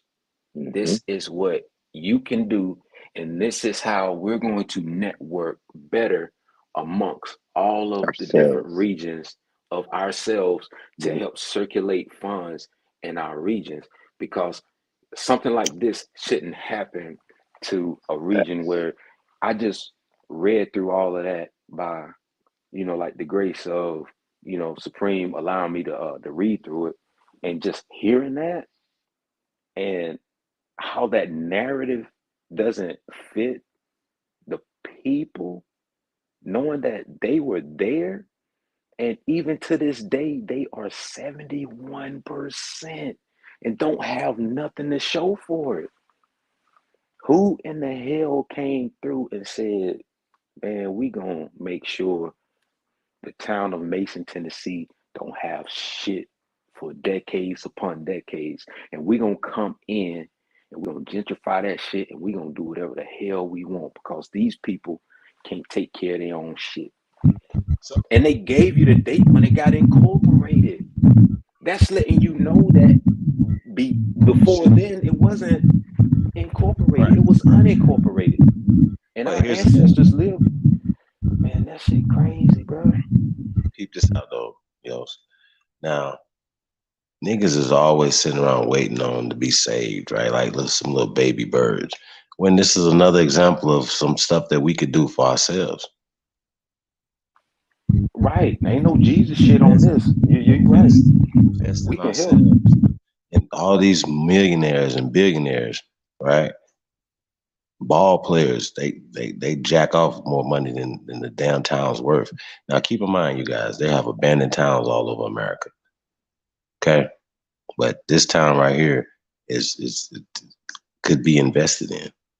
You see what I'm saying? Once again, we gotta start thinking about power. Instead of sitting back and like, oh yeah, no, you guys buy a whole goddamn town for the price of some of our houses. Think about that. But we want to be up under these people all the time. Instead of them saying, somebody saying, this is happening in Mason. Okay. If you got bees, for instance, using Kanye as an example. Whoever, Jay-Z, whoever, Puffy, all of the above, 10, 20, 30 of these motherfuckers get together and say, here's a million, here's this, here's that. You understand what I'm saying? Let's come together. Let's come up with $500 million, not to buy the town, but to invest in the town, put hotels in the town, do certain things down. If you know that plant's right over there, that Ford plant, if you got the money, you know that's a great investment. I hate niggas. I hate y'all. At this point right now, like if this happens the way if like I kind of see it gonna happen, because once again, when you see it in the media, you're just seeing the propaganda of it. They already done decided. You understand what I'm saying? Like I don't want to be that guy. Like I don't want to be that guy. Who's the mayor? What are y'all talking about? Who are the people? What's going on? Oh, well, the deputy mayor might be against it, but the mayor might be with it. You dig what I'm saying? If the pastors is with it, certain people are with it because they know they about to make some money. They getting handouts. And that's not going to benefit the majority of the people. And it might, you know what I'm saying? Once again, they say, okay, well, we're going to bring this in. We're going to bring this in. We're going to bring this in. Yeah, you guys are going to benefit from it, but you're not going to control anything. And this is, once again, how people take control of stuff. I'd rather have control than the money. You understand what I'm saying? I'd rather have control of our destiny and what we got going on. Somebody's telling you what to do, what to pay, where to move, how to do it. And that's what they're going to do once they get it, once they take that over. So I just want to point that out, man. This is really crazy. You niggas suck. I'm going to stand on that. I'm going to stop supporting all you motherfuckers. Real talk. Matter of fact, I've been stopped supporting you motherfuckers. Real, I'm not ever buying anything from these niggas ever again. I'm not going to watch no movie. I'm nothing. Nothing that y'all got going on to further notice for me. Boycotting you niggas, boycotting everything y'all gotta talk about. I've been boycotting them other people. So you guys suck. And we gotta go out our way to show these people, show the Nancy Pelosi's, show everybody that we're not playing with y'all. Y'all play too much. Get out here and help these people. That whoever the representative is in Tennessee in that area, we gonna get on his bumper. Bitch, was you up for election? Okay. You understand what I'm saying? Like, we got to stop playing with these people, bro. And I know that they're more beholden, like Nancy Pelosi and him, to the money. But trust they me, they are. They got to fear us more. They got to fear the people more. So I just want to say trust. that. Trust they are. Is my mic causing friction? No, you good. Oh, okay. I was just making sure because, like I said, I got like headpiece in. I ain't wanted to cause any friction, but they do have the money, and the crazy thing about it is the last information operation media tactic that I saw that had been floating around was some Hispanics greeting a Ukrainian refugee child and giving them hugs. And I'm just sitting here like in a school type setting. And I'm sitting here like, wow. So you got all of this happening with this historical town that has a rich history from a historical perspective that just mentioned to you about fires, meaning they burnt records. And now these people coming in trying to do a power move, power grab. Yeah, we definitely got to protect them people. We definitely got to protect our own. That's something that, like we got to come together as a collective to do. Because I don't know if you remember, Chief. Remember like years ago when I told you, because I'm from South Georgia, so I come from like a town like Mason, but my family is still living on our unincorporated land in Naylor in South Georgia, like acres, you know what I'm saying? And Moody Air Force Base has been buying land from our acre. They like a lot of our family been swindled out of their land. I'm pretty sure the same thing's been happening in Mississippi with your family. But what I'm getting at is, remember when I told you, like when it come to these different organizations, like the stuff that they do, and my father always told me we ain't come from no Africa, and he knowing that his mother, my grandmother Ruby Lee, born 1916, her family, they're from the Sea Islands of Georgia. They Geechee. They from the Sea Islands of Georgia. And my father out his mouth, if I can get him on the phone right now, he'll tell you we ain't come from no Africa. Real talk. But the crazy part about what I'm saying is this right here. That's how the Geechee are too. Yeah. When I came into understanding information, I was under that same umbrella as everybody. I was like, oh, I'm listening to this on YouTube. I'm listening to that because this one, like the internet started blowing up. But when it came to understanding the community, I had to be there with my father, and everybody knew who my father was. They didn't even know who I was. They didn't have to know who I was. They knew who my father was in the community. And that shocked me. I'm like, damn, how do everybody know my father?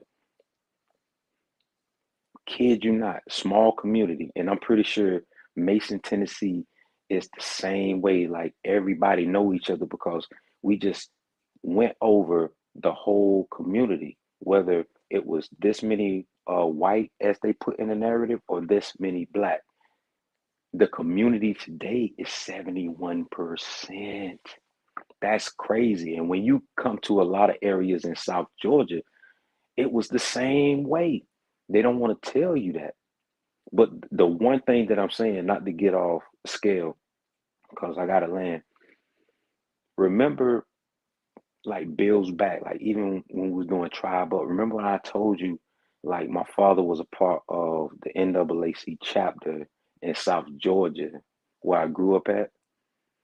And hopefully you can remember a little remnants of it. I told you they took a trip to South Carolina, that chapter. They got on one of those prairie rides to go to the island. And when my father went to that island and saw what they were doing on that island, how they were trying to tell people that this is who you are, my father was like, hell no. I mean, you had them bringing people from Africa coming over doing flips, doing all of these different dances and all of this stuff. My father was like, that ain't us. The fuck?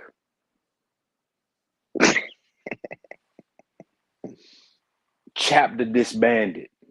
Kid you not. All that NAACP shit, trying to do it this way, do it that way. It's like, fuck out of here. Like I'm done. Like my father was done after that. Yeah, them organizations, any organization Yeah, the black 501s and code, them black code mhm. organizations is to push you back to Africa. All of them. Yeah. All of And them. when my father found that out, and when he He was like, saw I'm that, fuck this when shit. he went on one of them islands over there, and the NAACP paid all the millions of dollars to do that, because at the time it was not just the chapter from South Georgia, it was chapters from like all these different areas in the region. Because my father was trying to keep us from not being in the streets. Now, mind you, I'm from the country, and where I'm from, drugs come through that motherfucker in South Georgia and Florida. Trust me. So motherfuckers is making goddamn money. So my father is trying to make sure his children ain't in that shit. And my father from another mother, my cousin's father, he was trying to do the same. Like he had us in recreational shit. Like he had us basketball, AAU, football, baseball. Like he had us in all of this shit to just try to keep us from wanting to go to the city and chill with our cousins, because we were some country ass motherfuckers. But when my father saw that, it was done. I kid you not, I'm not making this shit up. Like when he saw that shit, these motherfuckers over here turning flips and doing all of this other shit. My father was like, the Yeah, like fuck? just some sellout shit. Yeah. That's kind of So it was like with basically, Malcolm. Like how yeah, Malcolm seen that shit. He's like, yeah, I'm cool off this NOI shit. He's like, y'all on weird shit. I'm out. exactly. And that's the type of shit that I'm talking about, yo. Gotta be So righteous. when you have, yeah, like, and when you have like different leaders in different communities, these are the type of things that they push, and they always try and use the people who come in and create the churches. Because I told you when they built that motherfucking railroad track coming 82 to 84 into mainland Georgia, and I was telling you about the Timbuktu and all these different motherfucking damn tribes from the South East Woodland regions that a lot of motherfuckers didn't know about. Yeah, they brought in their people of color reverends to reverend to the people because they look like you. That's how motherfuckers started picking that shit up. Why you think they call the South the Bible Belt? That's why when I was reading, it was like, oh, after all of that happened, oh, this reverend from the North. I was like, dang, they brought a reverend from the North? Damn, these people are smart. That's crazy. Separation of church and state. Get the fuck out of here. These motherfuckers know what they doing. They were bringing these people into your communities. Then they started creating these 501c3s. Who the hell you thought they taught? All of these different organizations. Organization after organization after organization after organization. What were they tied under? Like, go back and look at all this shit. It's an organization. Most churches are organizations. And Supreme, they've been teaching this shit for a minute. You know what I'm saying? But to see a city have to go through this and to see that it was tied to, after all that goddamn reading, a fucking church, get the fuck out of here. The last picture was a goddamn church. It didn't show no landscape, no nothing that these people had. It was a fucking church, bro. So all these people had, after all of that, was a church that was a burial ground.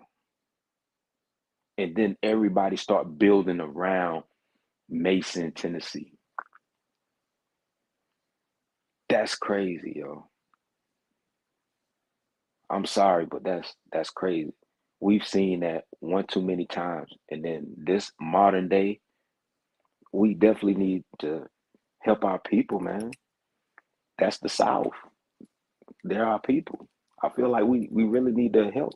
We really need to do something, like offline to like try to do something to try and help our people, man. But that's what I've been sitting there trying to think about too. Like really coming together. Not just this shit. Because we got to. The quicker we do it, the quicker we get this shit back. Especially for them, like you said, because the South is the most pivotal. That's the most important. That's the most important part of all of this. That's the main countries. The colonial era will always hold in house damn near thousands of different records. Can we see them? Hell no. But if we know the right people, we can see the motherfuckers if we do it the right way. Because our people have some of the most vast skill sets. And one of the most skill sets that we have amongst each other is deception. See, this is the reason why we can't get shit done. Because motherfuckers is just doing too much deceiving. Stop, like being deceptive.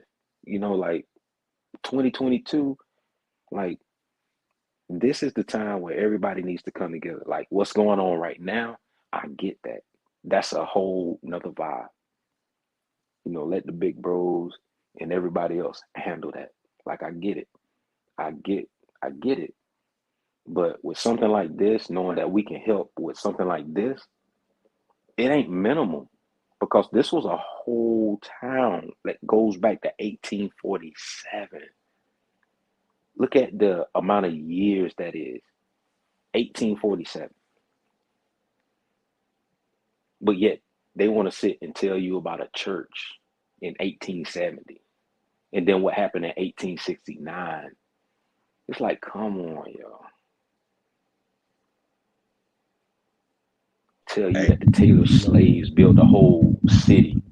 Right. And now the city is, man, get the fuck out of here, yo. Like, that shit's sad, man. Going back to the fires, though, right? They have fires all over the burning down churches. That's where the records were at. I mean, and once again, as well as the wealth, when we were talking about that earlier, them burning things, they burnt away the wealth as well. The records of the wealth, deeds, this and that, all this type of stuff, whatever. Once again, wrote themselves into our land. I'm still looking for the Louisiana Purchase receipt. I'm still looking for how did they, because they're just squatters, and they have the nerve to be telling the Moors not to squat on people's land and shit, and that's all they're doing. You dig what I'm saying? So I think that's, man, if they ever find that, like I said, I would die a good death, Chief. I ain't even gonna lie, I'd die smiling, like knowing that, yeah, I'm about to die if they find that. Because like you're right, because a lot of this shit, like with these land purchasing and shit like that, there was some backstabbing, thievery, fiery shit going on. And I love how they love to mention the fires, but they don't go into what caused the fire. And I'll land on that. They never, yo, she just blew my mind right there. They be like, the fire of San Francisco, the fire of Chicago, the fire of New York, the fire of New Jersey, and fire of Mississippi's. How did it catch fire? Like, well, who flooded it? Who cut it on wildfire? Did y'all do it? What happened? And then about a decade to almost 15 years later, these motherfuckers just sprout out of nowhere. It'd be like in 1847, it was a fire. By 1859, the whites. And I'm like, what the fuck? Like, where the fuck is the rest of the chronology? But what's crazy though, right? There was the pale skins were outnumbered at first, right? And what happened was, they were cool. You know what I'm talking about? Oh, well, we're good because they need us. We need, you follow me? Once they sent for more of their people, you guys, think about it. This is happening right now today to us. Right now, history repeating itself. Shit. Every damn war, they send refugees here as if, like, think about it. They already, so y'all have a place for 100,000 more people already, but you couldn't, the 10 Haitians that were under the bridge, y'all couldn't take care of them. But y'all have 100,000. But notice they didn't want to. But notice they didn't want to have the Haitians, like our distant relatives from Haiti come in, but yet they're showing you in the news how the government is giving all this money and they're bringing them in little by little, because guess what? They're showing you the same shit that they was doing back then. Because like I told you, the one picture that was floating in, it was a child refugee being embraced by Hispanic children. Look at the brother, and they was giving that little boy a hug. Yo, there's even old pictures of them on the boats, and it's hell of teenagers and young, like it's young, like you said, the young people. Yeah, the young Slavs came. That's why they always talk about young slaves for us. It was them who was the young slaves. Anything that they tell you about the slaves, it was them. It's always their story. It's his story. Yeah, and they're showing they're showing it to you. Like they brought in these young refugee children. They're showing you the first initial wave, but yet they're not showing you where this young child was actually located at. They just said that Hispanic children was embracing and giving this little refugee Ukrainian a hug. And guess what? Wasn't no other coloration that looked like us around that child. You know why they didn't do that? Because when you dig deep enough, look into it, those people are the in same Ukraine, people. yeah, and they have already told you that they have been taught a stereotype, because the majority of these people have never seen a black person before outside of African immigrants that came there, and these African immigrants are not the same as us. So the only stereotype that they have is of us predicated upon the media. But yet the media is giving them money for this dumbass war to allow them to let their children come over here. It's almost like how I was reading. Remember, Supreme? What was that lady to those children of the church? Their godmother. So the U.S. is being the god mom of all these goddamn immigrants. Think we stupid, like we don't use discernment when we be reading this shit. That lady was the godmother of the rest of all of those children. You got to have a motherfucker mind to control 300 motherfuckers and not one motherfucker go upside somebody's head. Get the fuck out of here. You got to have a sermon. I'm talking about that had to be a strong ass sermon to make 300 motherfuckers believe that shit. But then you think about it. Oh, wait, these wasn't grown people. These were children. Or these were teenagers. These were people like in foster care today. They're not using grown men and women. So, children. So that reminds me though of the subject when we talk about the Freedmen, right? Freedmen Bureau. Once again, they always put it out as if it's only copper colored people who are in the Freedmen Bureau. Chief, you just blew my mind, but keep going. Because I'm thinking about that school. And it wasn't just copper people. You right, go ahead. Right. Like when these people first came here, they was just mixing right on in. They was just trying to survive. And we was, think about this, up until the 1900s, they were getting lynched more than anybody.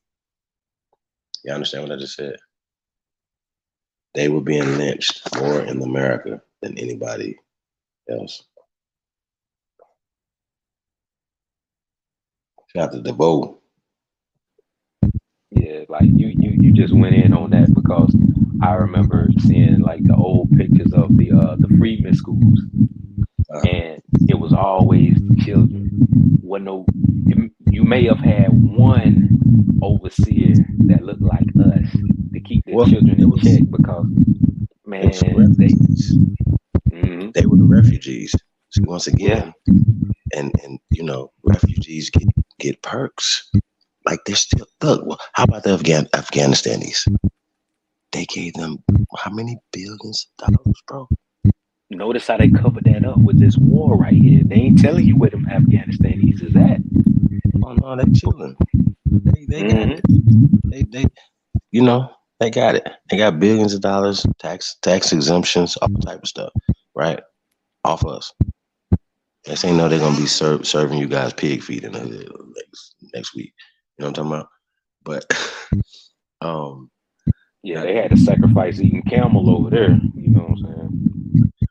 But now the next group, which is gonna be, they're gonna get the biggest budget because this is Biden's own people. Y'all gotta keep in mind, this is their people, right? So, oh no, these are Europeans. This can't happen to Europeans, blah, blah, blah. What the fuck? These are civilized people. Like, what are y'all talking about? Right? Apparently they're not that civilized. But anyway, so everybody gets reparations, restitution, but us. We gotta talk about it. That's the biggest conversation. I think like going forward.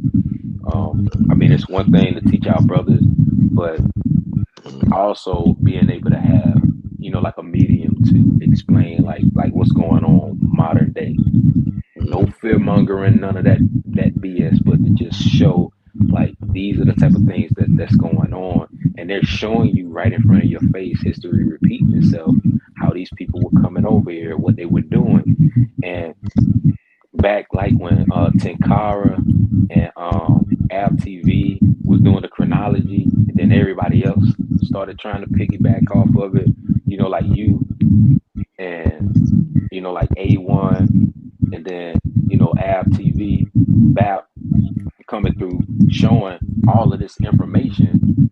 Even with BAP going back, like he's taking you away from the type of information you used to always try to keep us on modern day about, because you already knew, like the older information. Even when it came to just understanding like language,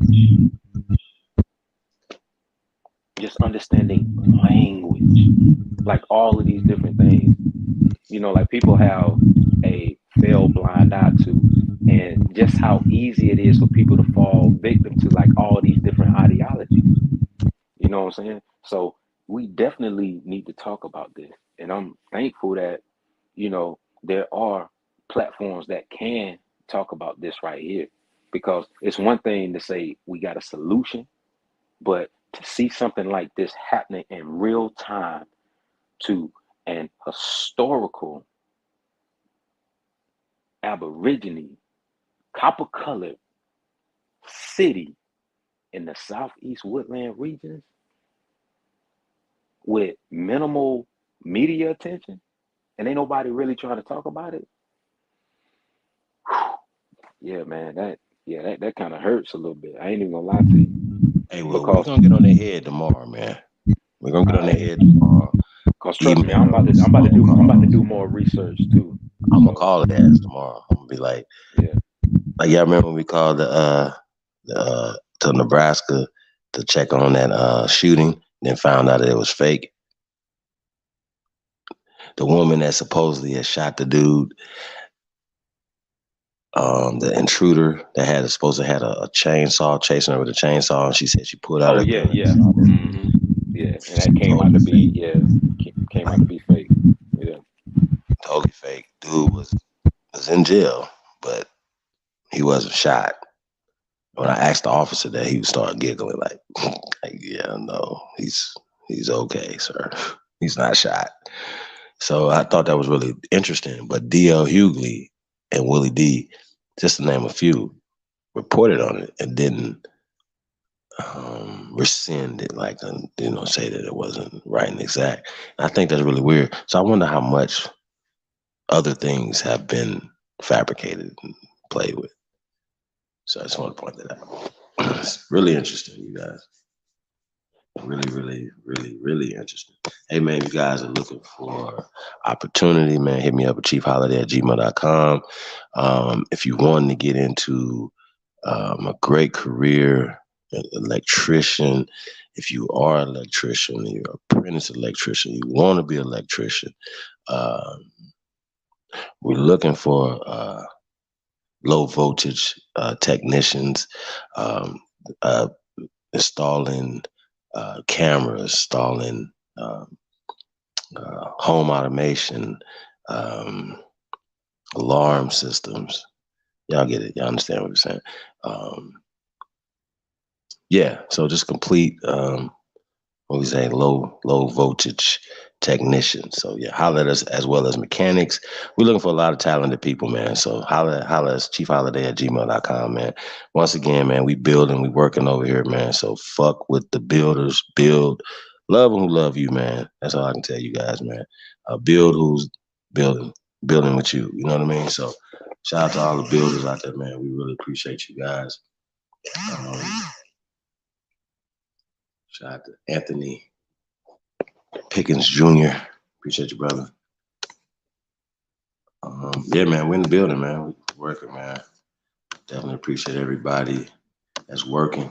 We're gonna get on that story more, man. Hey, you guys got some things you want to say before we're gonna start winding this thing down?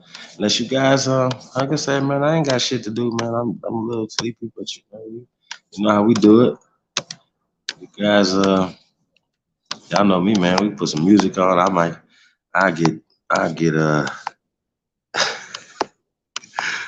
be turned up right here, man. I'm like you, yo. My mind is just blown that just how underhanded these people are.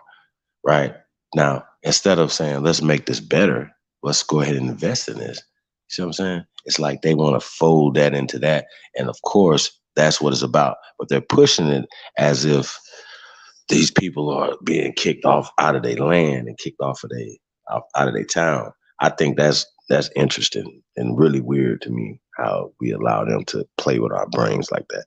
Y'all feel me? Like I think that's really interesting, to say the least. What do you guys think about that?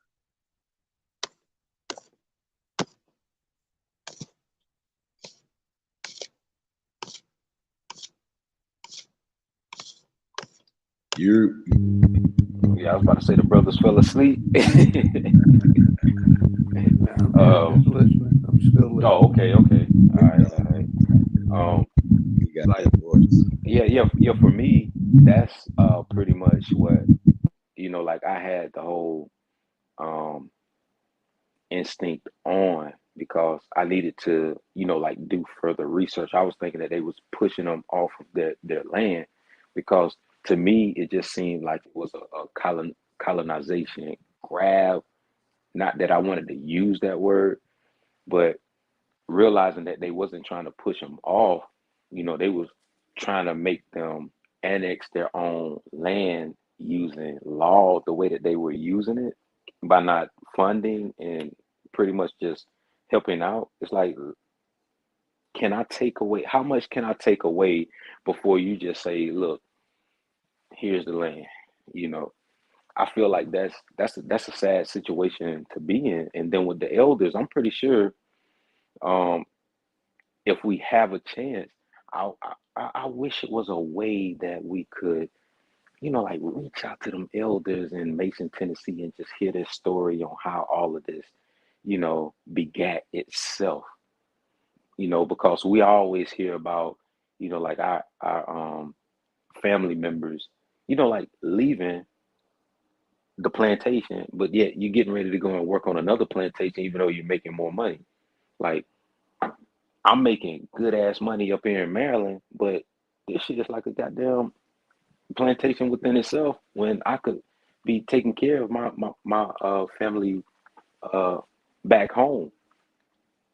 But just knowing that they're going through what they're going through, and these elderly people are pushing and fighting, I feel like we definitely gotta step in and help out however we can. You know what I'm saying? And I don't even know if little donations will help. I feel like we need to help try and, push the word out there so that the bigger masses know, like how you were saying, like you got all these Kanye Wests, he got $1 billion, bought all these acres of land, but yet here's our people. It's like, come on, yo. We can only investment for anybody. Shit, if I had cool 10 million, 20, 30 million, whatever, I'm buying it. It's over. Like I invest in the town, and build some. I would definitely, yeah, I'm with you. I would definitely invest in the town. It's gonna boom. It's gonna be a boom town, and that's what they know. So once again, they want to control it. That's where you gotta put your foot down. And the sad part about it, when you go back and look at the nickname of that town, what it was called, it's letting you know that was farming land. They don't want you farming no more. They want you corporized, buying all this poison. They don't want you growing your own shit. That's what I'm seeing out of this. They don't even want you growing your own shit and making your dollar circulate amongst your people no more. They want you corporized. They want you to be a corpse. They want you poisoned. They want you going to the grocery store, doing this, doing that. They don't want these people taking care of their own land. You talking about a historical town that go back to the 1800s. The 1800s. Not even 1950, the 1800s. And you know they didn't tell you who founded the city, right? You know exactly the city, right? I love how they do that, but we already know who was already there. But how they put it on the Mason character. You understand what I'm saying? And notice the bricks behind it, Mason. It's like, come on, just like you're telling on yourself. But it'll be like this right here. Say for instance, people been there for thousands of years, right? It's already established city. They'll say, well, it was established in 1855, and as you can see, it wasn't incorporated until 1869. And obviously, people was already there. They was building shit in 1847. So I'm sure they was building shit in 1813, so on and so forth. You know what I'm saying? And the Negro still outnumbers them, still to this day. Right. And the Negroes, the fact that the Negroes still outnumber them, we know for a fact it didn't take a decade to build Mason. Like you said, that shit go back to damn near like the early 1800s, because you have to have the resources to create the red clay. I grew up on red clay dirt roads. You ain't gonna just go dig up red clay and think you're gonna make a red clay brick. You gotta have the manufacturing capability to make these motherfucking bricks. And then you gotta cement them bricks. That takes apprenticeship. How many people were amongst this apprenticeship of building all of this to make that town? That's how you know it's a narrative that they're selling. And like you said, they didn't say who founded the town, but they're going to give you all this additional information about these church servants and all these people that came in to usurp what was already there. And the last picture that they show you when you read all that information is a damn church. A damn church. They ain't even showing you the whole landscape, no nothing. A church. That's your historical site, is a damn church? Are you fucking serious? At least show the burial ground behind it. That's crazy. And I hate to admit it, the church probably incorporated the town. When the church got incorporated, the town got incorporated to the church. Well, we know that they were definitely spying on everybody. Yeah, exactly. I mean, you already know, because they already told you who was the godmother of all of those people who were the quote unquote servants.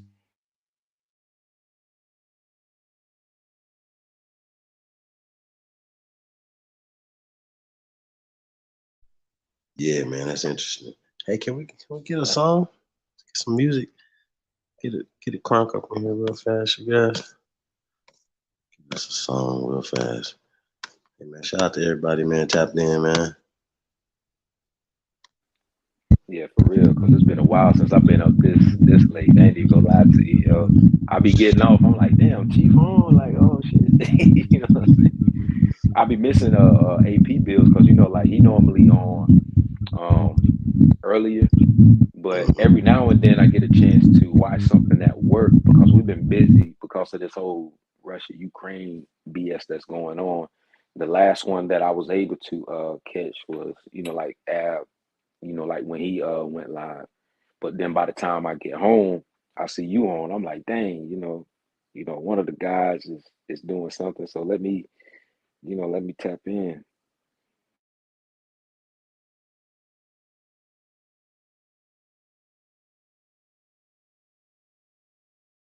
Yeah, man.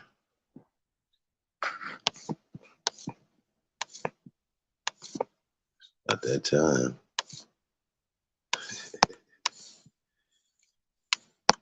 Hey, you guys see it on the screen right there, man. App. Make money in your spare time testing games, apps. Take it. They want to verse pay me. I'm gonna do this for the family. And for the birds, fuck them. And you know that's off the muscle. If it ain't no money involved, it's over my tolerance, zero Russell. You know, for sure. Yes, sir, I'm back in that mode. I got them calling me Russell. That boy that out of control. That nigga lip, zip. Yeah, that boy that like a hoe. I guess I'm back in my bowl.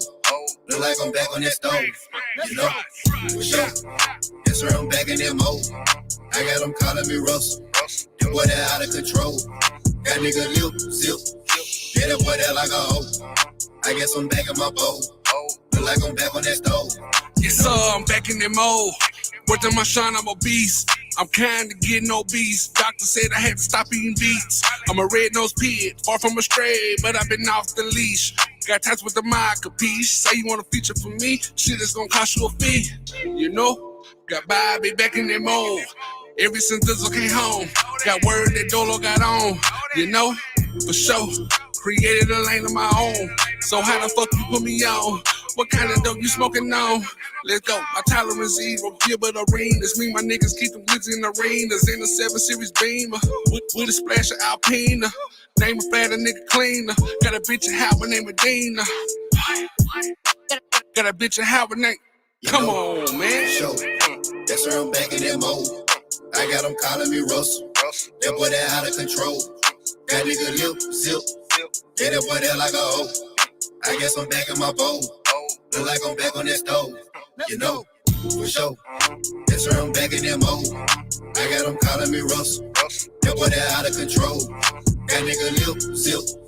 Yeah, that boy that like a hoe. I guess I'm back in my bowl. Look like I'm back on that stove. You know I'm back in that mode. This shit like crack on the stove. Pass up the dope that make know you, he cook it up. That's why they back in the shows. Said she wanna link up with me. I put her ass on the bowl. You know I'm strapped with that pole. I put that pap to your nose. Go hard in the paint and I smash on these pussies. I'm feeling like Shaq in the post. I'm gon' keep it cool. I'm gon' hard in these pussies until I get tagged in the post. I did my research. He ain't got no credentials, but homie be bragging the most. Watch me dismantle the goat. I have your ass on the ropes. You know, for sure. Yes, sir, I'm back in that mode. I got them calling me Russell. That boy that out of control. Got nigga lip, zip. Yeah, that boy that like a hoe. I guess I'm back in my bowl. Look like I'm back on that stove. You know, for sure. Yes, sir, I'm back in that mode. I got them calling me Russell. That boy that out of control. Got nigga lip, zip. Yeah, that boy that like a hoe. I guess I'm back in my bowl. Look like I'm back on that stove.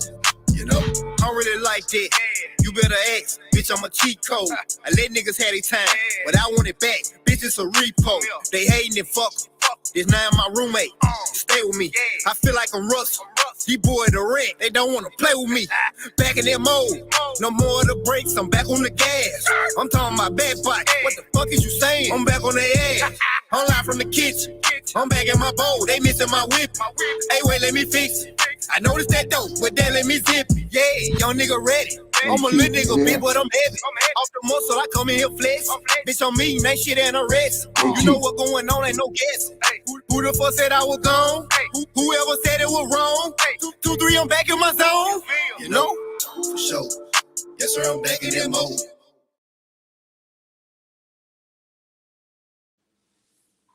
Yeah, I was gonna say, brother, I need the link to that song, Big Dog. I need that link, please. We'll put it in the chat room. Yeah, that shit got me crunk when I was getting ready to lay down. I'm up there. I'm like, God damn. Dancing, man. Yeah. Sheesh. Yeah, that joint right there. That joint hit. Yeah. That boy there, hoe. Yeah, shout out. For real. Fire. Yeah, man, number hits, man. Number heat over here, man. Y'all, man, be on the lookout for that. The new music coming soon, man. Threads. Y'all know Trey. You know what I mean? California. I already know Threads and Trey working on some heat. Yeah, I already know they working on some heat. Shout out to the bros. Azir. Yeah, that's a lot of yeah, music. yeah, King Azir. Oh my God, yeah, that boy a lyrical genius. Yeah, I know he working on some fire too.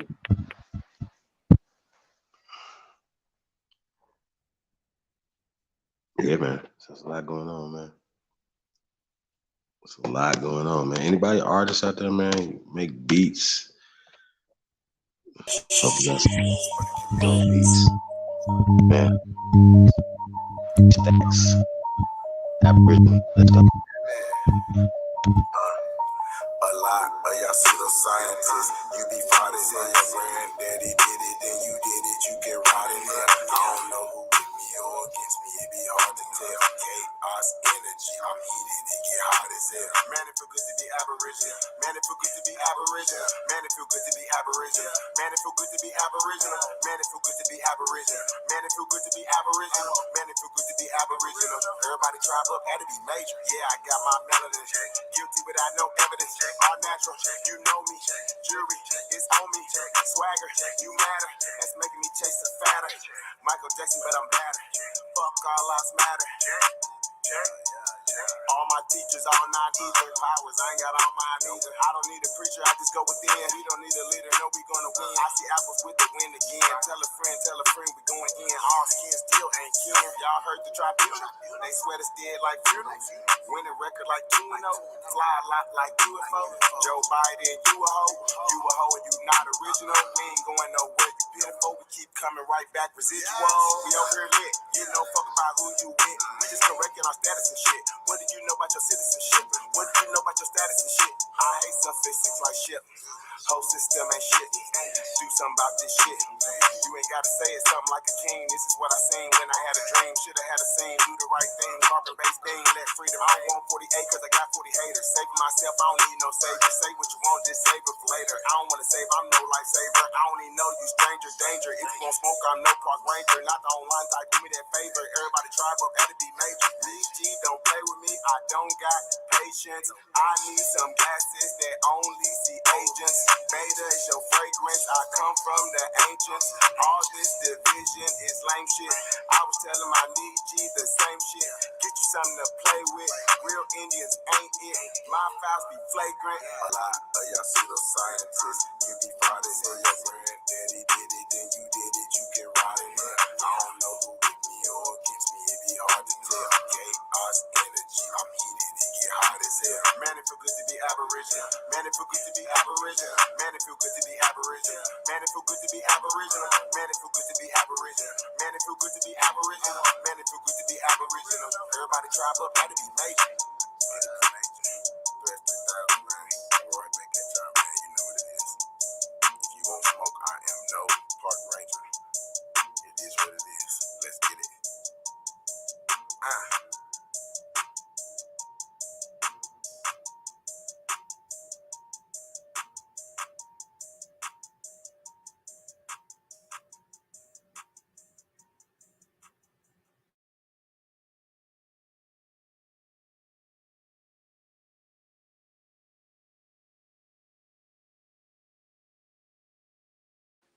Yeah, grand rising, everybody. Much love and respect.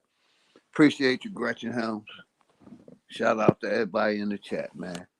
Everybody Yeah, still bliss up hanging. to Gretchen and everybody hanging in there, man. I'm Yeah. hanging in there myself Yeah, because I've been on that DJ. swing shift. But yeah, I definitely gotta drop through. Next time you on Big Dog Philly, you know what I'm saying? Because like I said, I work a swing shift. My times are flexible, but normally it's like 1 to 11. But I have to be up before then and just running my errands and get to where the hell I got to get. And I'm on the phone, you know, because most of the stuff is remote. The rest, I got to be to the building. Hey, But bro, I that definitely got avatar to there having play me catch crack up. up every time you say it, something, man. Y'all ain't seen I my love movies. that avatar. My man. That's the only Yeah, I reason. appreciate you, brother. You already Yeah, know. that's the only reason why I put that up, you know, because it's like, you know, like ain't no, you know, like ain't no half stepping no more. So like when people see that, yeah, I know they gonna crack up, but they know it's like some seriousness behind it too, Exactly. you know, because Sam, you know, he from I want to say he from Georgia too. Like he got family in Georgia, you know, just like Malcolm X's father from you know, he was from Georgia. You know, so it's a lot of historical shit that happened from where we're from. And I'm just thankful that we can go back and reflect, but at the same time, still have time to build on a lot of stuff that's, you know, Bro, like that's going why on in the community. dig this. That's why I appreciate people like you, because I'm not, I don't mind admitting I'm just learning, you know, the history of this country. You know what I mean? And people like you help me out with learning the history. You know, I know the And history of my family, but I just, yeah, you know, I didn't know the history of our people, and how can I put it? After the reclassification of a reclassification of a reclassification, I that went lost history into of our people. yeah, yep, and You went know, into a reconstruction. I mainly say, you know, I got Americanized. I ain't, you know, I lost our history. You know, Hey, luckily the mega I got Americanized too, yeah, big dog. Yeah, I yeah. feel I you. mean, luckily, like my mom's still here, so she tells me our history. You know, as far as she can remember, and our I got an grandparents. observation to make too, though. Yeah, I but forgot to I'm with say you, brother. I earlier. appreciate all of y'all, man. When we Yeah, talk about it's much Cobb love County, over. right? Yes, When we talk sir. You about already Cobb know. County and being named after the old boy Cobb, him, right? Well, once again, they didn't bring Cobb from Europe. See how they do it? A lot of them motherfuckers didn't come from Europe because when they annexed all of the Change the land, name. yeah, Right when they they came, they changed the changed the name. name. They Mm-hmm. created name variants. And when you look into like a lot of those name variations, you will see exactly what the fuck they did. And that's why it's so hard for a lot of our ancestors to find their records because when people were coming over, some of them had your name. Like if I tell you about Naylor, like if I go back into like the 1850s with my Carter side of the family, I could show you a person that's white named Riley Carter, and I could show you a person that they later classified to show on the same census record as being black when that didn't exist at that time as a Riley Carter, the same fucking age. And that shit used to throw me the fuck off. It took me a while to realize what the fuck was going on. You know, not to get into that, but just to say that if your family is historically from a region, pay attention to all of the people that meet and greet your family. Because the people that meet and greet my father that know his mother, they made him the fire warden of the city. And I'm just sitting here like, why the fuck would you do that for my father after all of these racial tensions done went down between all these different people? And then seeing how people look at slavery and then they look at the reconstruction of the word slave, it makes sense now going into reconstruction because you look at that town right there. They was pretty much just telling you before all of that shit went the fuck down. They ain't say one nigga was hung. It was this many people and that many people. supposedly of a socio-political construct. All of a sudden, look at what happened to Mason. And then look at all the different towns and stuff like that. That's why I always tell people, like, it's one thing to do your genealogy, but when you realize that your ancestors came from a territory, because they're not going to, like prime GPS locate exactly where they was at. You just know they was in that location. So when you find out that location, look at what people came into that territory and look at when they came into that territory. And that right there will help you understand who married into your goddamn family. Because that's one thing that I learned, like doing my genealogy. And like I told you, Supreme, I let Kiowa and Anu Breed, like look at my genealogy. You know what I'm saying? Because I understood at the time, like them brothers, like they didn't have no heartfelt nothing. They was just wanting to help people out. But then when they started finding all these different names, I had to ask my family, and I had to look at what I added from what was not there. So that's the one thing that kind of like helped me break down and put my genealogy back in its proper perspective, because I got to start over just a little bit. But knowing that you had Pumpy Rios marry, who was born, by the way, in South Carolina. Can't find no other surnames. Kid you not. Could be a name variation. Just never know. Because you got Rios, Rios, Reyes, and Reese. But I see Reese a whole lot. That's the one name that stuck. He married Grandma Clarenda. But then when it go to his son, Elliot, out of that union, he married my grandmother, Henrietta, and her name, Hingwoste, got anglicized to Harris. And she was colored. Kid you not, colored. So that's how you get your Harrises. And in the Carolina regions, you get your Catawba. Can't make this up. Just finding one portion in the 1800s. Didn't even have to go back that far. How is that possible? So when you're looking at a town that was established in 1847, like you said, Chief, that meant like early 1800s, people were building that town. And they told you tailor slaves? Oh, man. And then you see the whole church narrative behind it. Yeah, these people are good. Yes, These sir. people They're are real real good, good. my brother. They I real totally good. agree with you. That whole church slave and narrative, yeah, it pretty much just solidified it for me. Just Dig reading this, that. little Leo, my brother. That's why I Yeah. always say, if our people stay under the church, they're gonna continue to be a Continue. slave. Mm-hmm. There you go. That's correct. On records and mentality. And I And land once, right there. yep. And once people of another family start to rebel that are part of the family, you always hear about these fires that just Yes, happen out of sir. nowhere. Yep.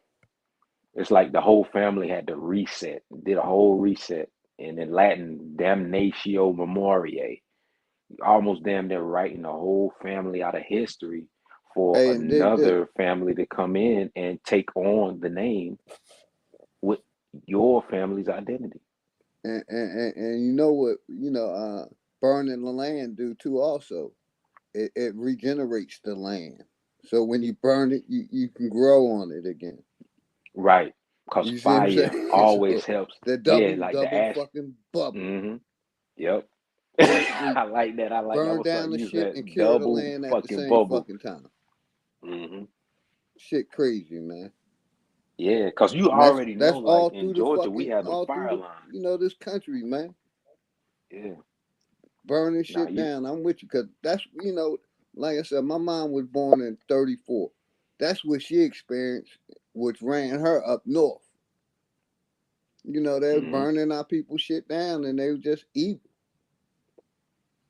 Yeah, it was some evil people. And the church and the sheriffs and shit was right along with the Klan. Yeah, and I know like Highway 84. The next time I'm home, what I'm gonna do, uh, OG, I'm gonna take a picture and show you how, through Highway 84, like from Savannah all the way through, how the railroad track ran through my grandma land.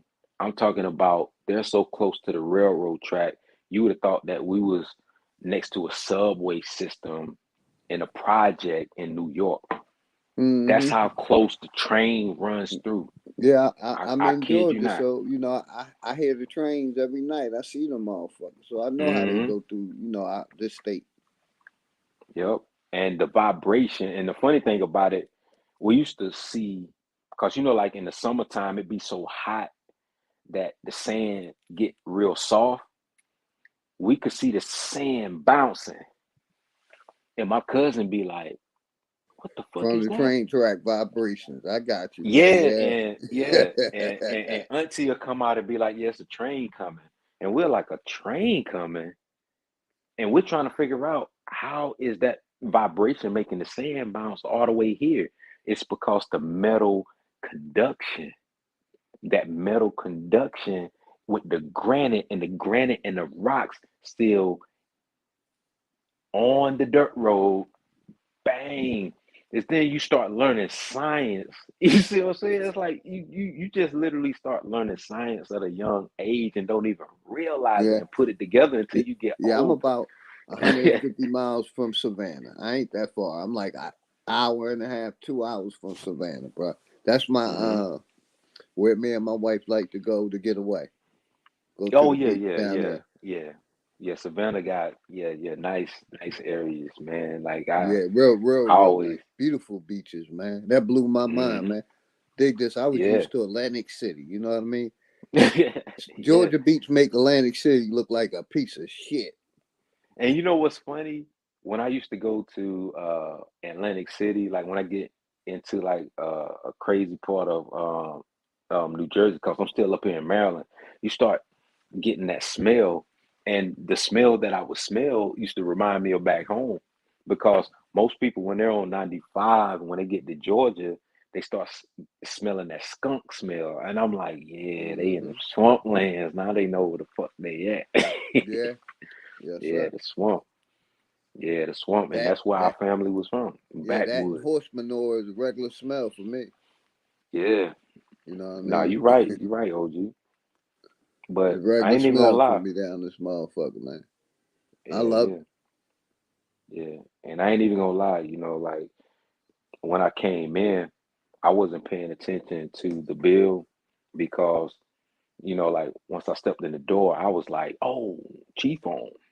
So I'm putting, I'm in the chat. I'm like, yeah, y'all probably don't even know Korea fired a intercontinental ballistic missile that they're testing. And then I see what he had, and I was like, damn, I should have read that shit before I even did that.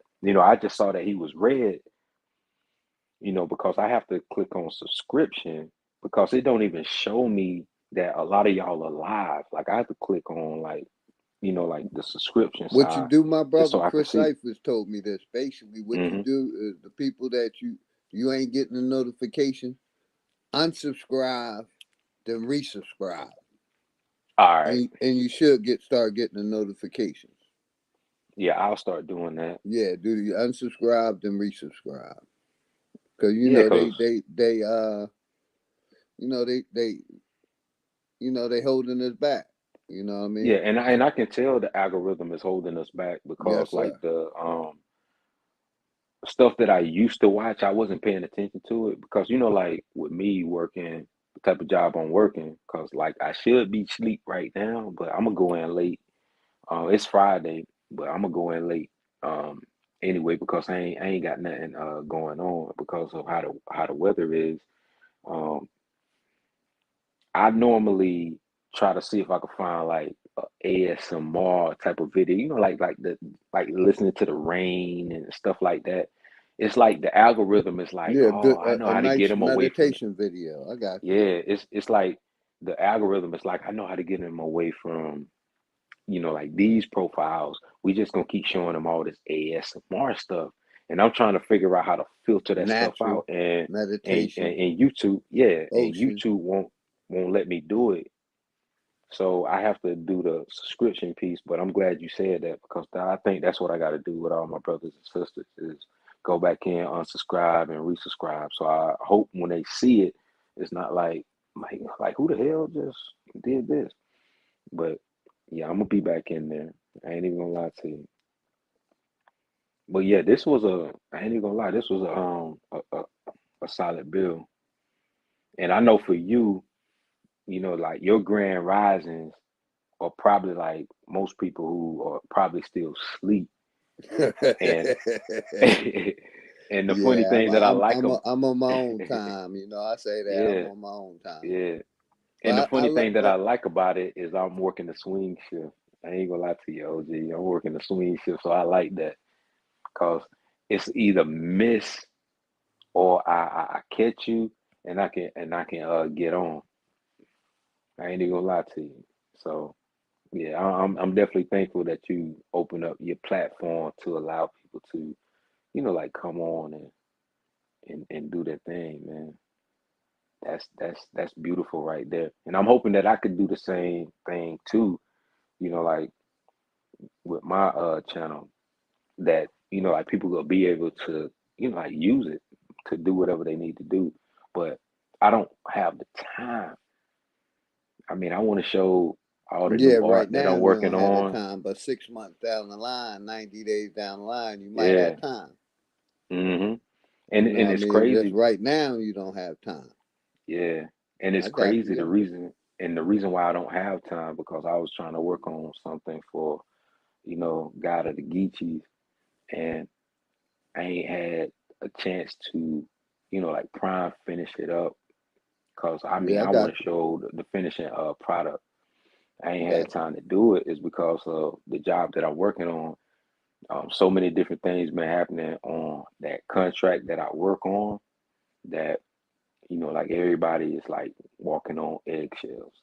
So just seeing how eggshell it is now with a part of the community, I'm just hoping that people are not, like in a sense of feeling like they gotta stand on the fence because we've already been there and went through it. And most people, like they've been there and went through it. But I'm just thankful that it's a platform. So treat it as what it is, a platform. You know, that's yes, that's sir. that's all I'm saying because like I joke on Sanchez all the time, only because of the Beckett drop of all.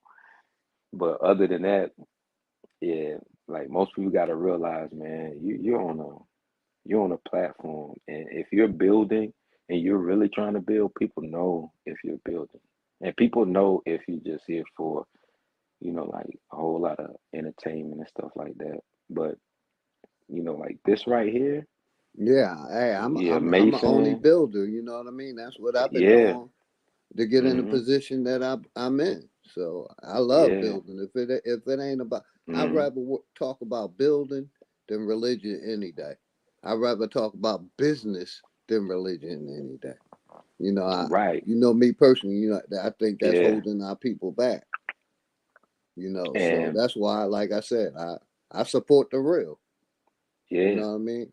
And I left a lot of the channels that ain't doing nothing for the people, ain't putting out no information for the people. I left them alone. Yeah. And you know what's funny, OG? I call that junk food social media. Because, you know, like everybody need a little bit of junk food every now and then. But you don't want a whole lot of junk food because you already know how it treats the body. So that's why when I'm always seeing you, you know, showing yourself doing your regimen and, you know, having your smoothie and having everything because the one thing that I didn't even know, one of my coworkers told me, and I'm gonna see if you know this. They told me that in either the next year or the year after, they're supposed to spring forward, and they're not supposed to spring forward anymore. They're getting rid of daylight savings time. Yeah, I think they just passed that in Congress about a week ago. So it just behooves me that now you're getting ready to go back to a portion of how our ancestors used to live and how everything almost used to be, where the nights were not longer and felt colder. The only reason why they felt colder is because you drew back the time. But now that everything is getting ready to spring forward, all of a sudden it's like you're trying to put people in this paradigm that we already knew existed. I find that ironic, but I think for our Southern brothers, yeah, they're gonna love that, and I think for a lot of our East Coast brothers, they'll love it a little more too. To know that the sun and how we're working isn't making us as sick. Yes, sir. You know, because I feel like the more sun we have, the more powerful we become. The less sun we have, I totally the more agree with you, my sicker brother. we become. 110%. That It don't matter vitamin D. Mm-hmm. That vitamin D and vitamin E is excellent for the body. You see where, you know, my picture, I'm on the beach, man. I love the beach. Get that sun, man. Yeah. You know that. But yeah, I'm totally with you. You know, we need to be outside more.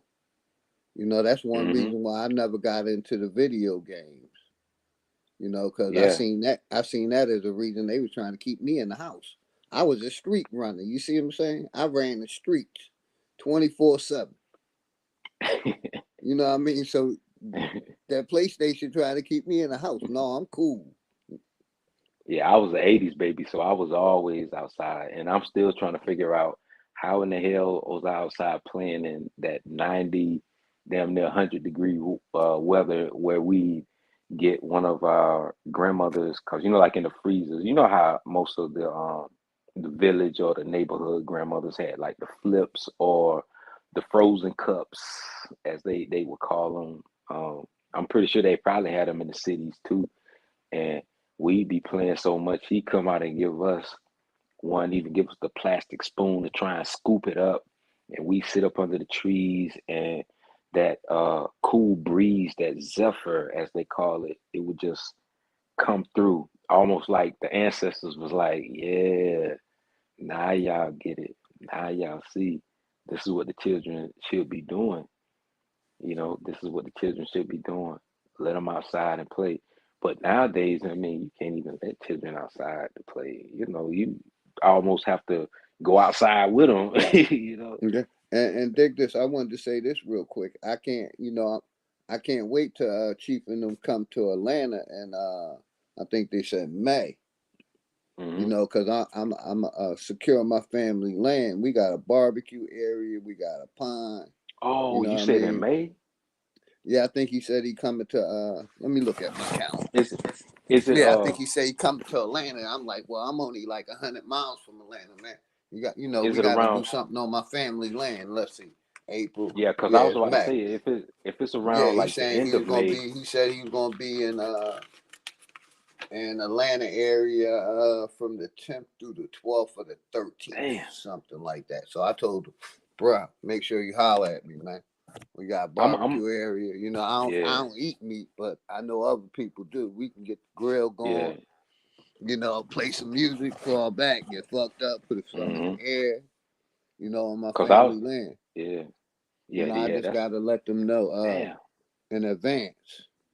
Yeah. You know, so the only reason why I was saying it, because you know, like my nephew, he graduate in May, because you know, like most, you know, like of our, you know, like nephews, nieces, children, that are of that age, you know, like they graduate. And I know for me, you know, like my nephew, my youngest nephew, yeah, he graduate in May, but I'm pretty sure it's gonna be around the end of May.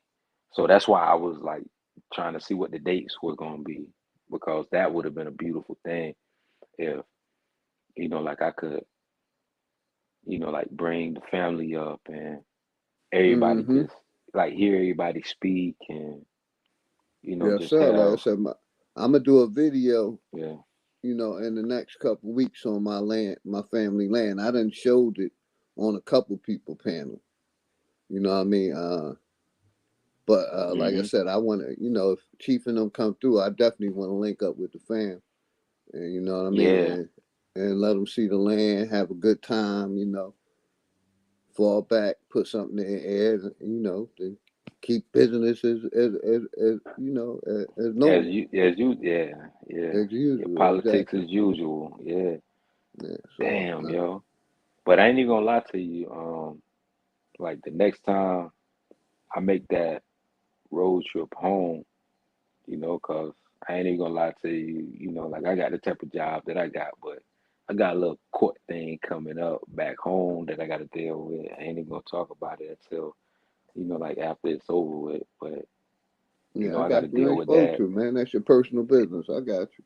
Yeah, and my brother, he got his thing, you know, like going on. So, But yeah, I look forward yeah. to meeting all y'all brothers, man.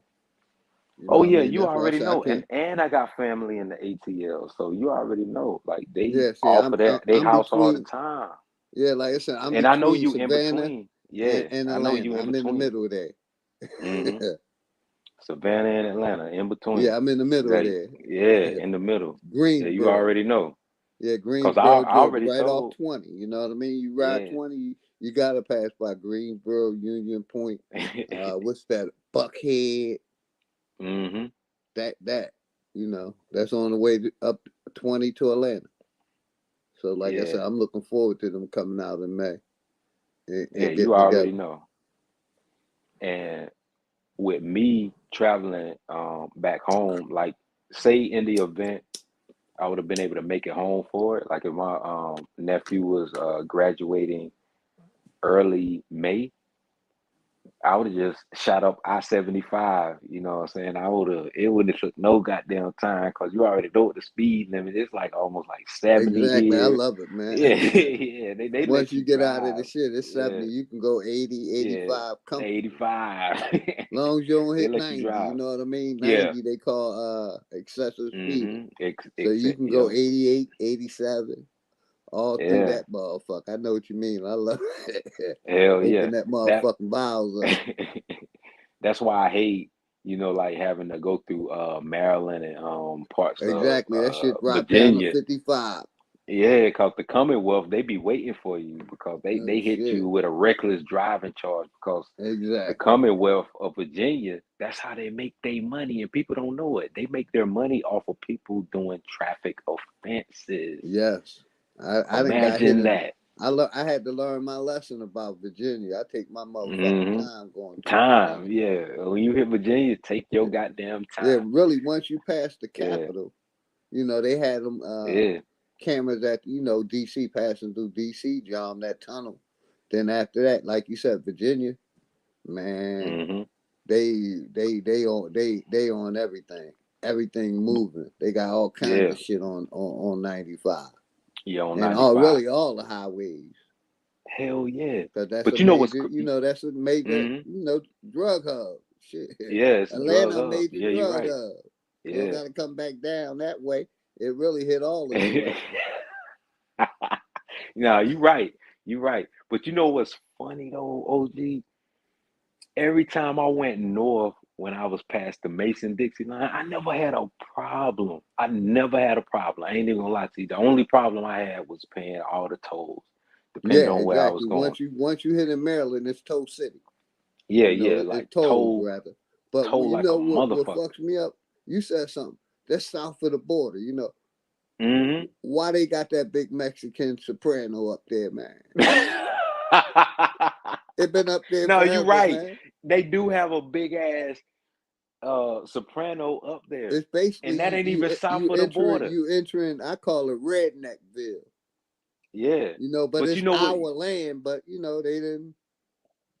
You know, That's what I was I about to figure like say. once you hit Virginia through Georgia, you in Redneckville, man. Yeah, but you know what I was about to say? I feel like when you hit south of the border, that's the region where you can go and buy like all the different firecrackers that you Yes, can't sir. shoot off, Yes, sir. and the You're on Mason, point. Yeah, yeah, yeah. above the Mason-Dixie.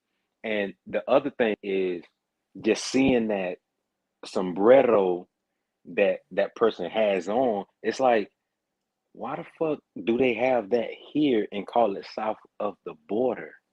Like you just made a good point. Exactly. Why do you Exactly. call that area south of the border? Exactly. You're That's the dead point I wanted serious. to bring up, brother. You're on point. You're dead serious. They got a sombrero on, and it's not even Mexico. Yeah, big ass sombrero. Big ass sign and everything, like Yeah, south of the about that border, motherfucker about 30, 40 feet high. feet high. That motherfucker up there, you ain't gonna miss it going and coming. You see it going Exactly. and Both coming. sides. Yeah, you made a good point on that, and that ain't even Mexico. Yeah. Oh man, I don't think nobody ever thought about that one. You know, like why they call this area right here south of the border, and it's like hours away from the Mason-Dixie line where they had Mm-hmm. them wars at. Yeah, you're right. I Yeah. don't think nobody paid attention to that. I'm pretty sure people gonna Google it and be like, what are they talking about? If they never seen it before. But yeah, like if Cause you seen south of I the used to border, do that trip shit every month from Georgia to Philadelphia to check on, rental properties hmm and my mom Dukes. taking you're taking care of the family. Yeah. And yeah, trust me, it was a hassle because like when I got in the accident, when I went home in November, OG, I ain't even gonna lie to you. I had just got out of I ain't even gonna lie, I had an Infinity. I should have kept the Infinity, but because of how gas was doing, Yeah, yeah. Running I that wanted to be premium. I wanted to be more cost efficient with all the Yeah, I got travel you. that I was That doing. premium gas was catching up with you. Huh? Yeah. Yeah, that joint Gotta that joint keep wasn't a premium joke. in that motherfucker. Yeah. Yeah. So what I ended up doing was I got a 2021 Honda Accord. Yeah, but them Um, Infinities was real nice. But I understand you wanted something more yeah, you're fuel efficient, efficient. gas Yeah. efficient, better mileage, and you can Mm-hmm. use regular gas. Yep. Exactly. So I got a 2021. This was in November of 2021 before Thanksgiving. I got a Yeah, I like 2021 them Hondas nice, man. Honda. Yeah, Honda Accord. I got a Honda Accord. Them You know, I motherfuckers got real nice. I got the EX model because I ain't care about the 2.0 because I ain't trying to be out here racing and putting Exactly. like hitting the governor and kits and you want good mileage, and I understand that.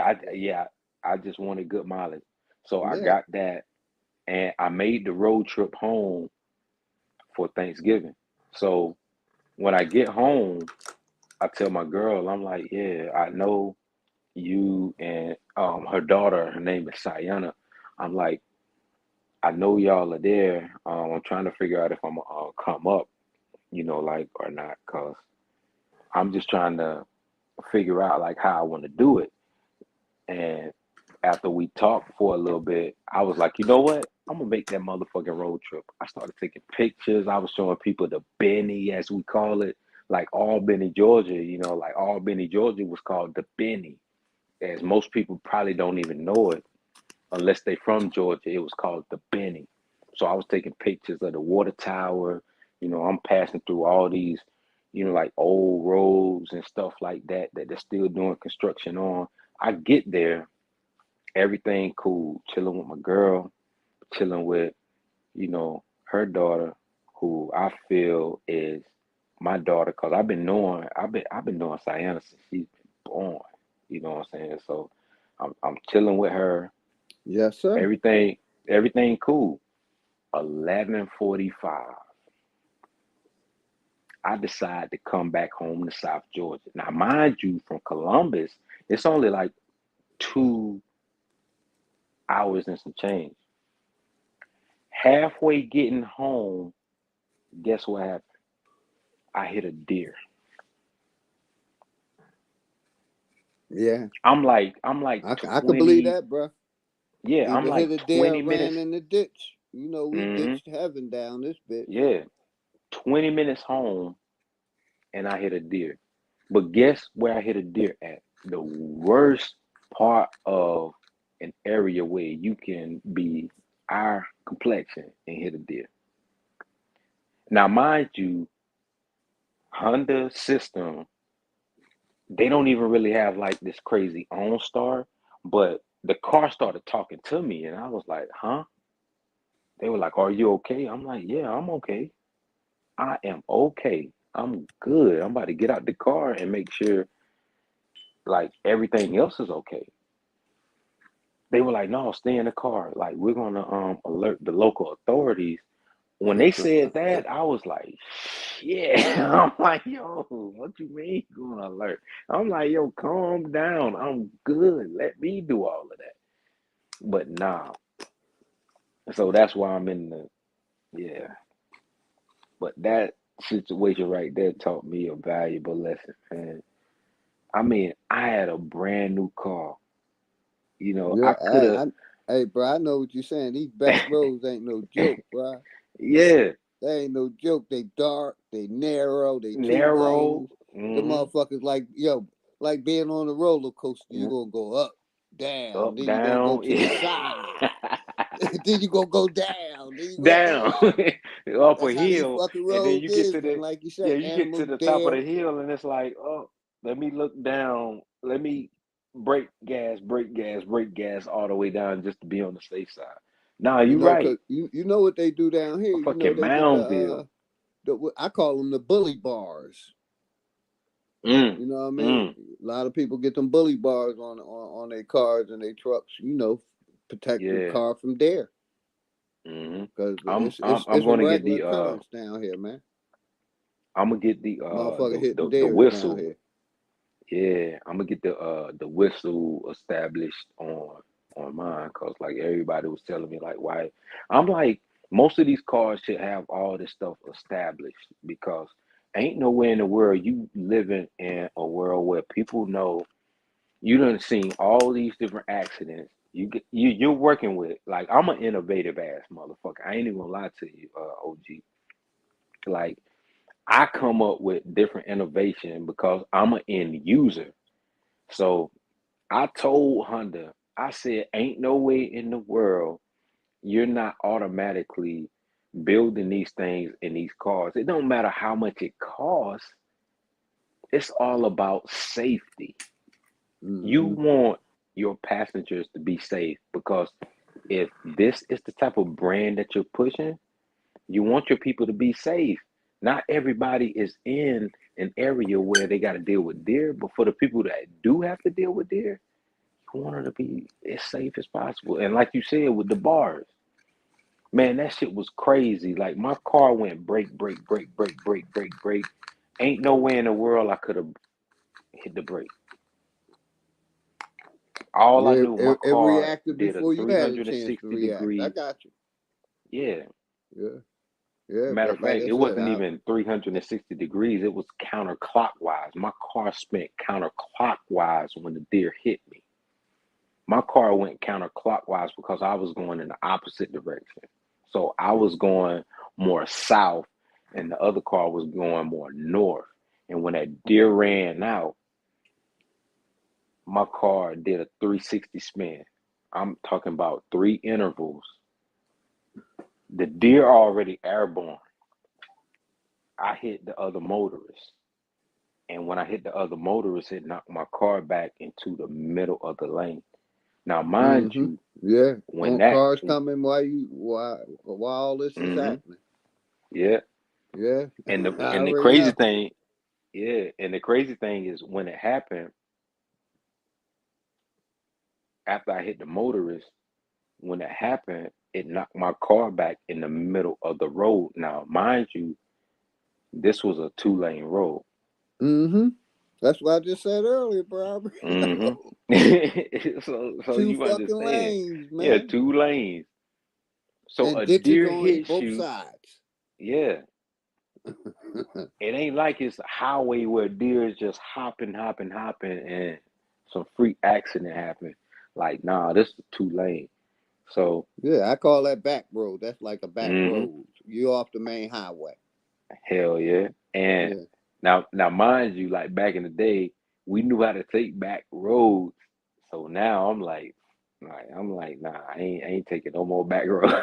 Yeah, you use the GPS. Plus, most times now, like for me, GPS everywhere I go. I know around where I live at. I know maybe 100 miles from where I live at. After that, I need GPS because I'm from Philadelphia. You know what I mean? This shit culture shock shit for me.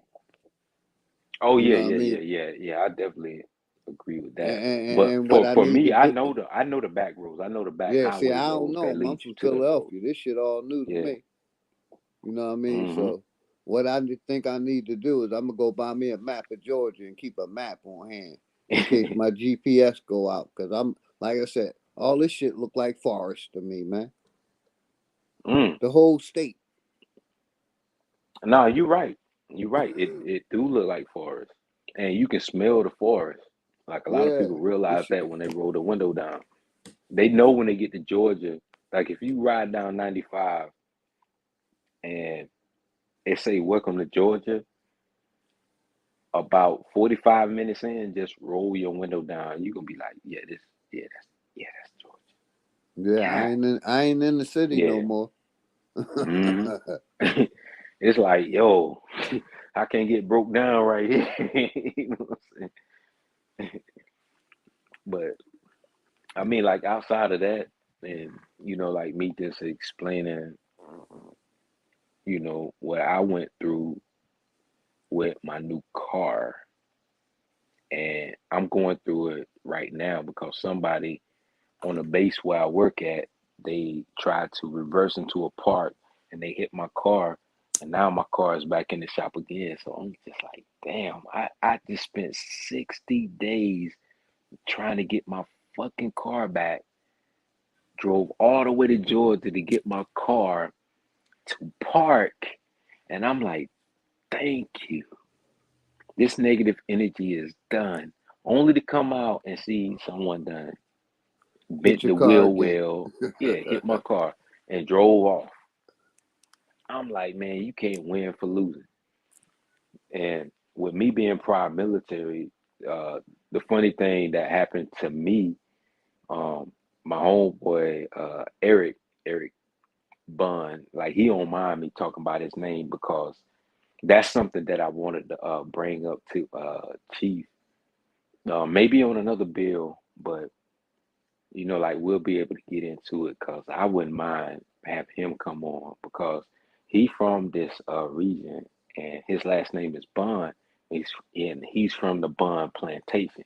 He told me about his family, so I wouldn't mind like him coming on and just being able to explain information about like his family. But he came to me and he was like, yo, now you see why you was always dogging me when you pulled up in that motherfucking Infinity with all them dents where someone done opened a door. I'm like, yo, that shit paid off. I ain't worried about it. He was like, now you see why this rusted up ass car I'm driving on base. Now you see why I'm driving it on base. Because people hit your shit and drive off. Because my wife, because he told me, he was like, my wife came on base, grocery store, boom, boom, boom, boom, boom, came out, front bumper hanging on the ground. And I was like, damn. So he started telling me all these stories, and I'm just like, wow. But outside of that, I ain't even gonna lie to you, OG. I'm seeing what's going on in the community. I ain't happy about it. It needs to be spoken about, but I ain't the person to be speaking about it because I don't even know anything about it. But I'm just thankful that our brothers are still building while all of this stuff is going on. And I'm thankful that, like you are still opening up your platform for us to come on and build. And I don't know if Chief is still there or if he's asleep because I'm looking at the time. And yeah, I'm hanging in there, brother. Yeah, I ain't gotta be into 1, maybe 2 o'clock. I can go in at 3, Chief. I ain't even gonna lie to you. I can go in because they believe in the work that I do. Like I ain't letting no motherfucker down, so I ain't letting y'all down either. For sure, my brother. I'm over this motherfucker choking like a motherfucker, smoking too. Yeah, it's like breakfast time, and I should be asleep, and I'm still up. But at the same time, I can still get some sleep and show up for work and show out. That's the type of shit that I produce. I'm on. I ain't even gonna lie to you. But if like this is the end all be all, I'm down for it. Yeah, power us out with a powerful song. You know what I'm saying? Yeah, but I don't know if you was around, Chief. I said make sure you holler at me when you're in that Atlanta area, brother. I'm gonna secure my family land at that. We're gonna chop it up. We can chop it up. Yeah, I'm looking forward to it, today or something. Yeah, man. We're gonna get up out of here, y'all. I'm up out of here. You guys want to say your last words before we get up out of here, man? Grand Rising, much love, everybody from the OG. Peace. Yeah, I'm gonna just say bliss, honor, prosperity, and grand rising to the people. I'm gonna keep it simple myself. Grand Rising. I'm saying good evening. Appreciate you, Chief. You already know that, brother. Guten Morgen. Yeah, one love. Yeah, you already know. Guten Morgen. Thank you Peace, guys. everybody. Much love. Yeah, I appreciate you guys coming on the panel, man. Hey, man, somebody tell Lex Forte. Albedo Sane. Somebody find that man. I was playing. Hey, peace to all American Aborigines, man. We appreciate it. I want to say shout out to y'all, big homie, the one and only, the CEO. Thank her. Yeah, much love. Yeah, much love.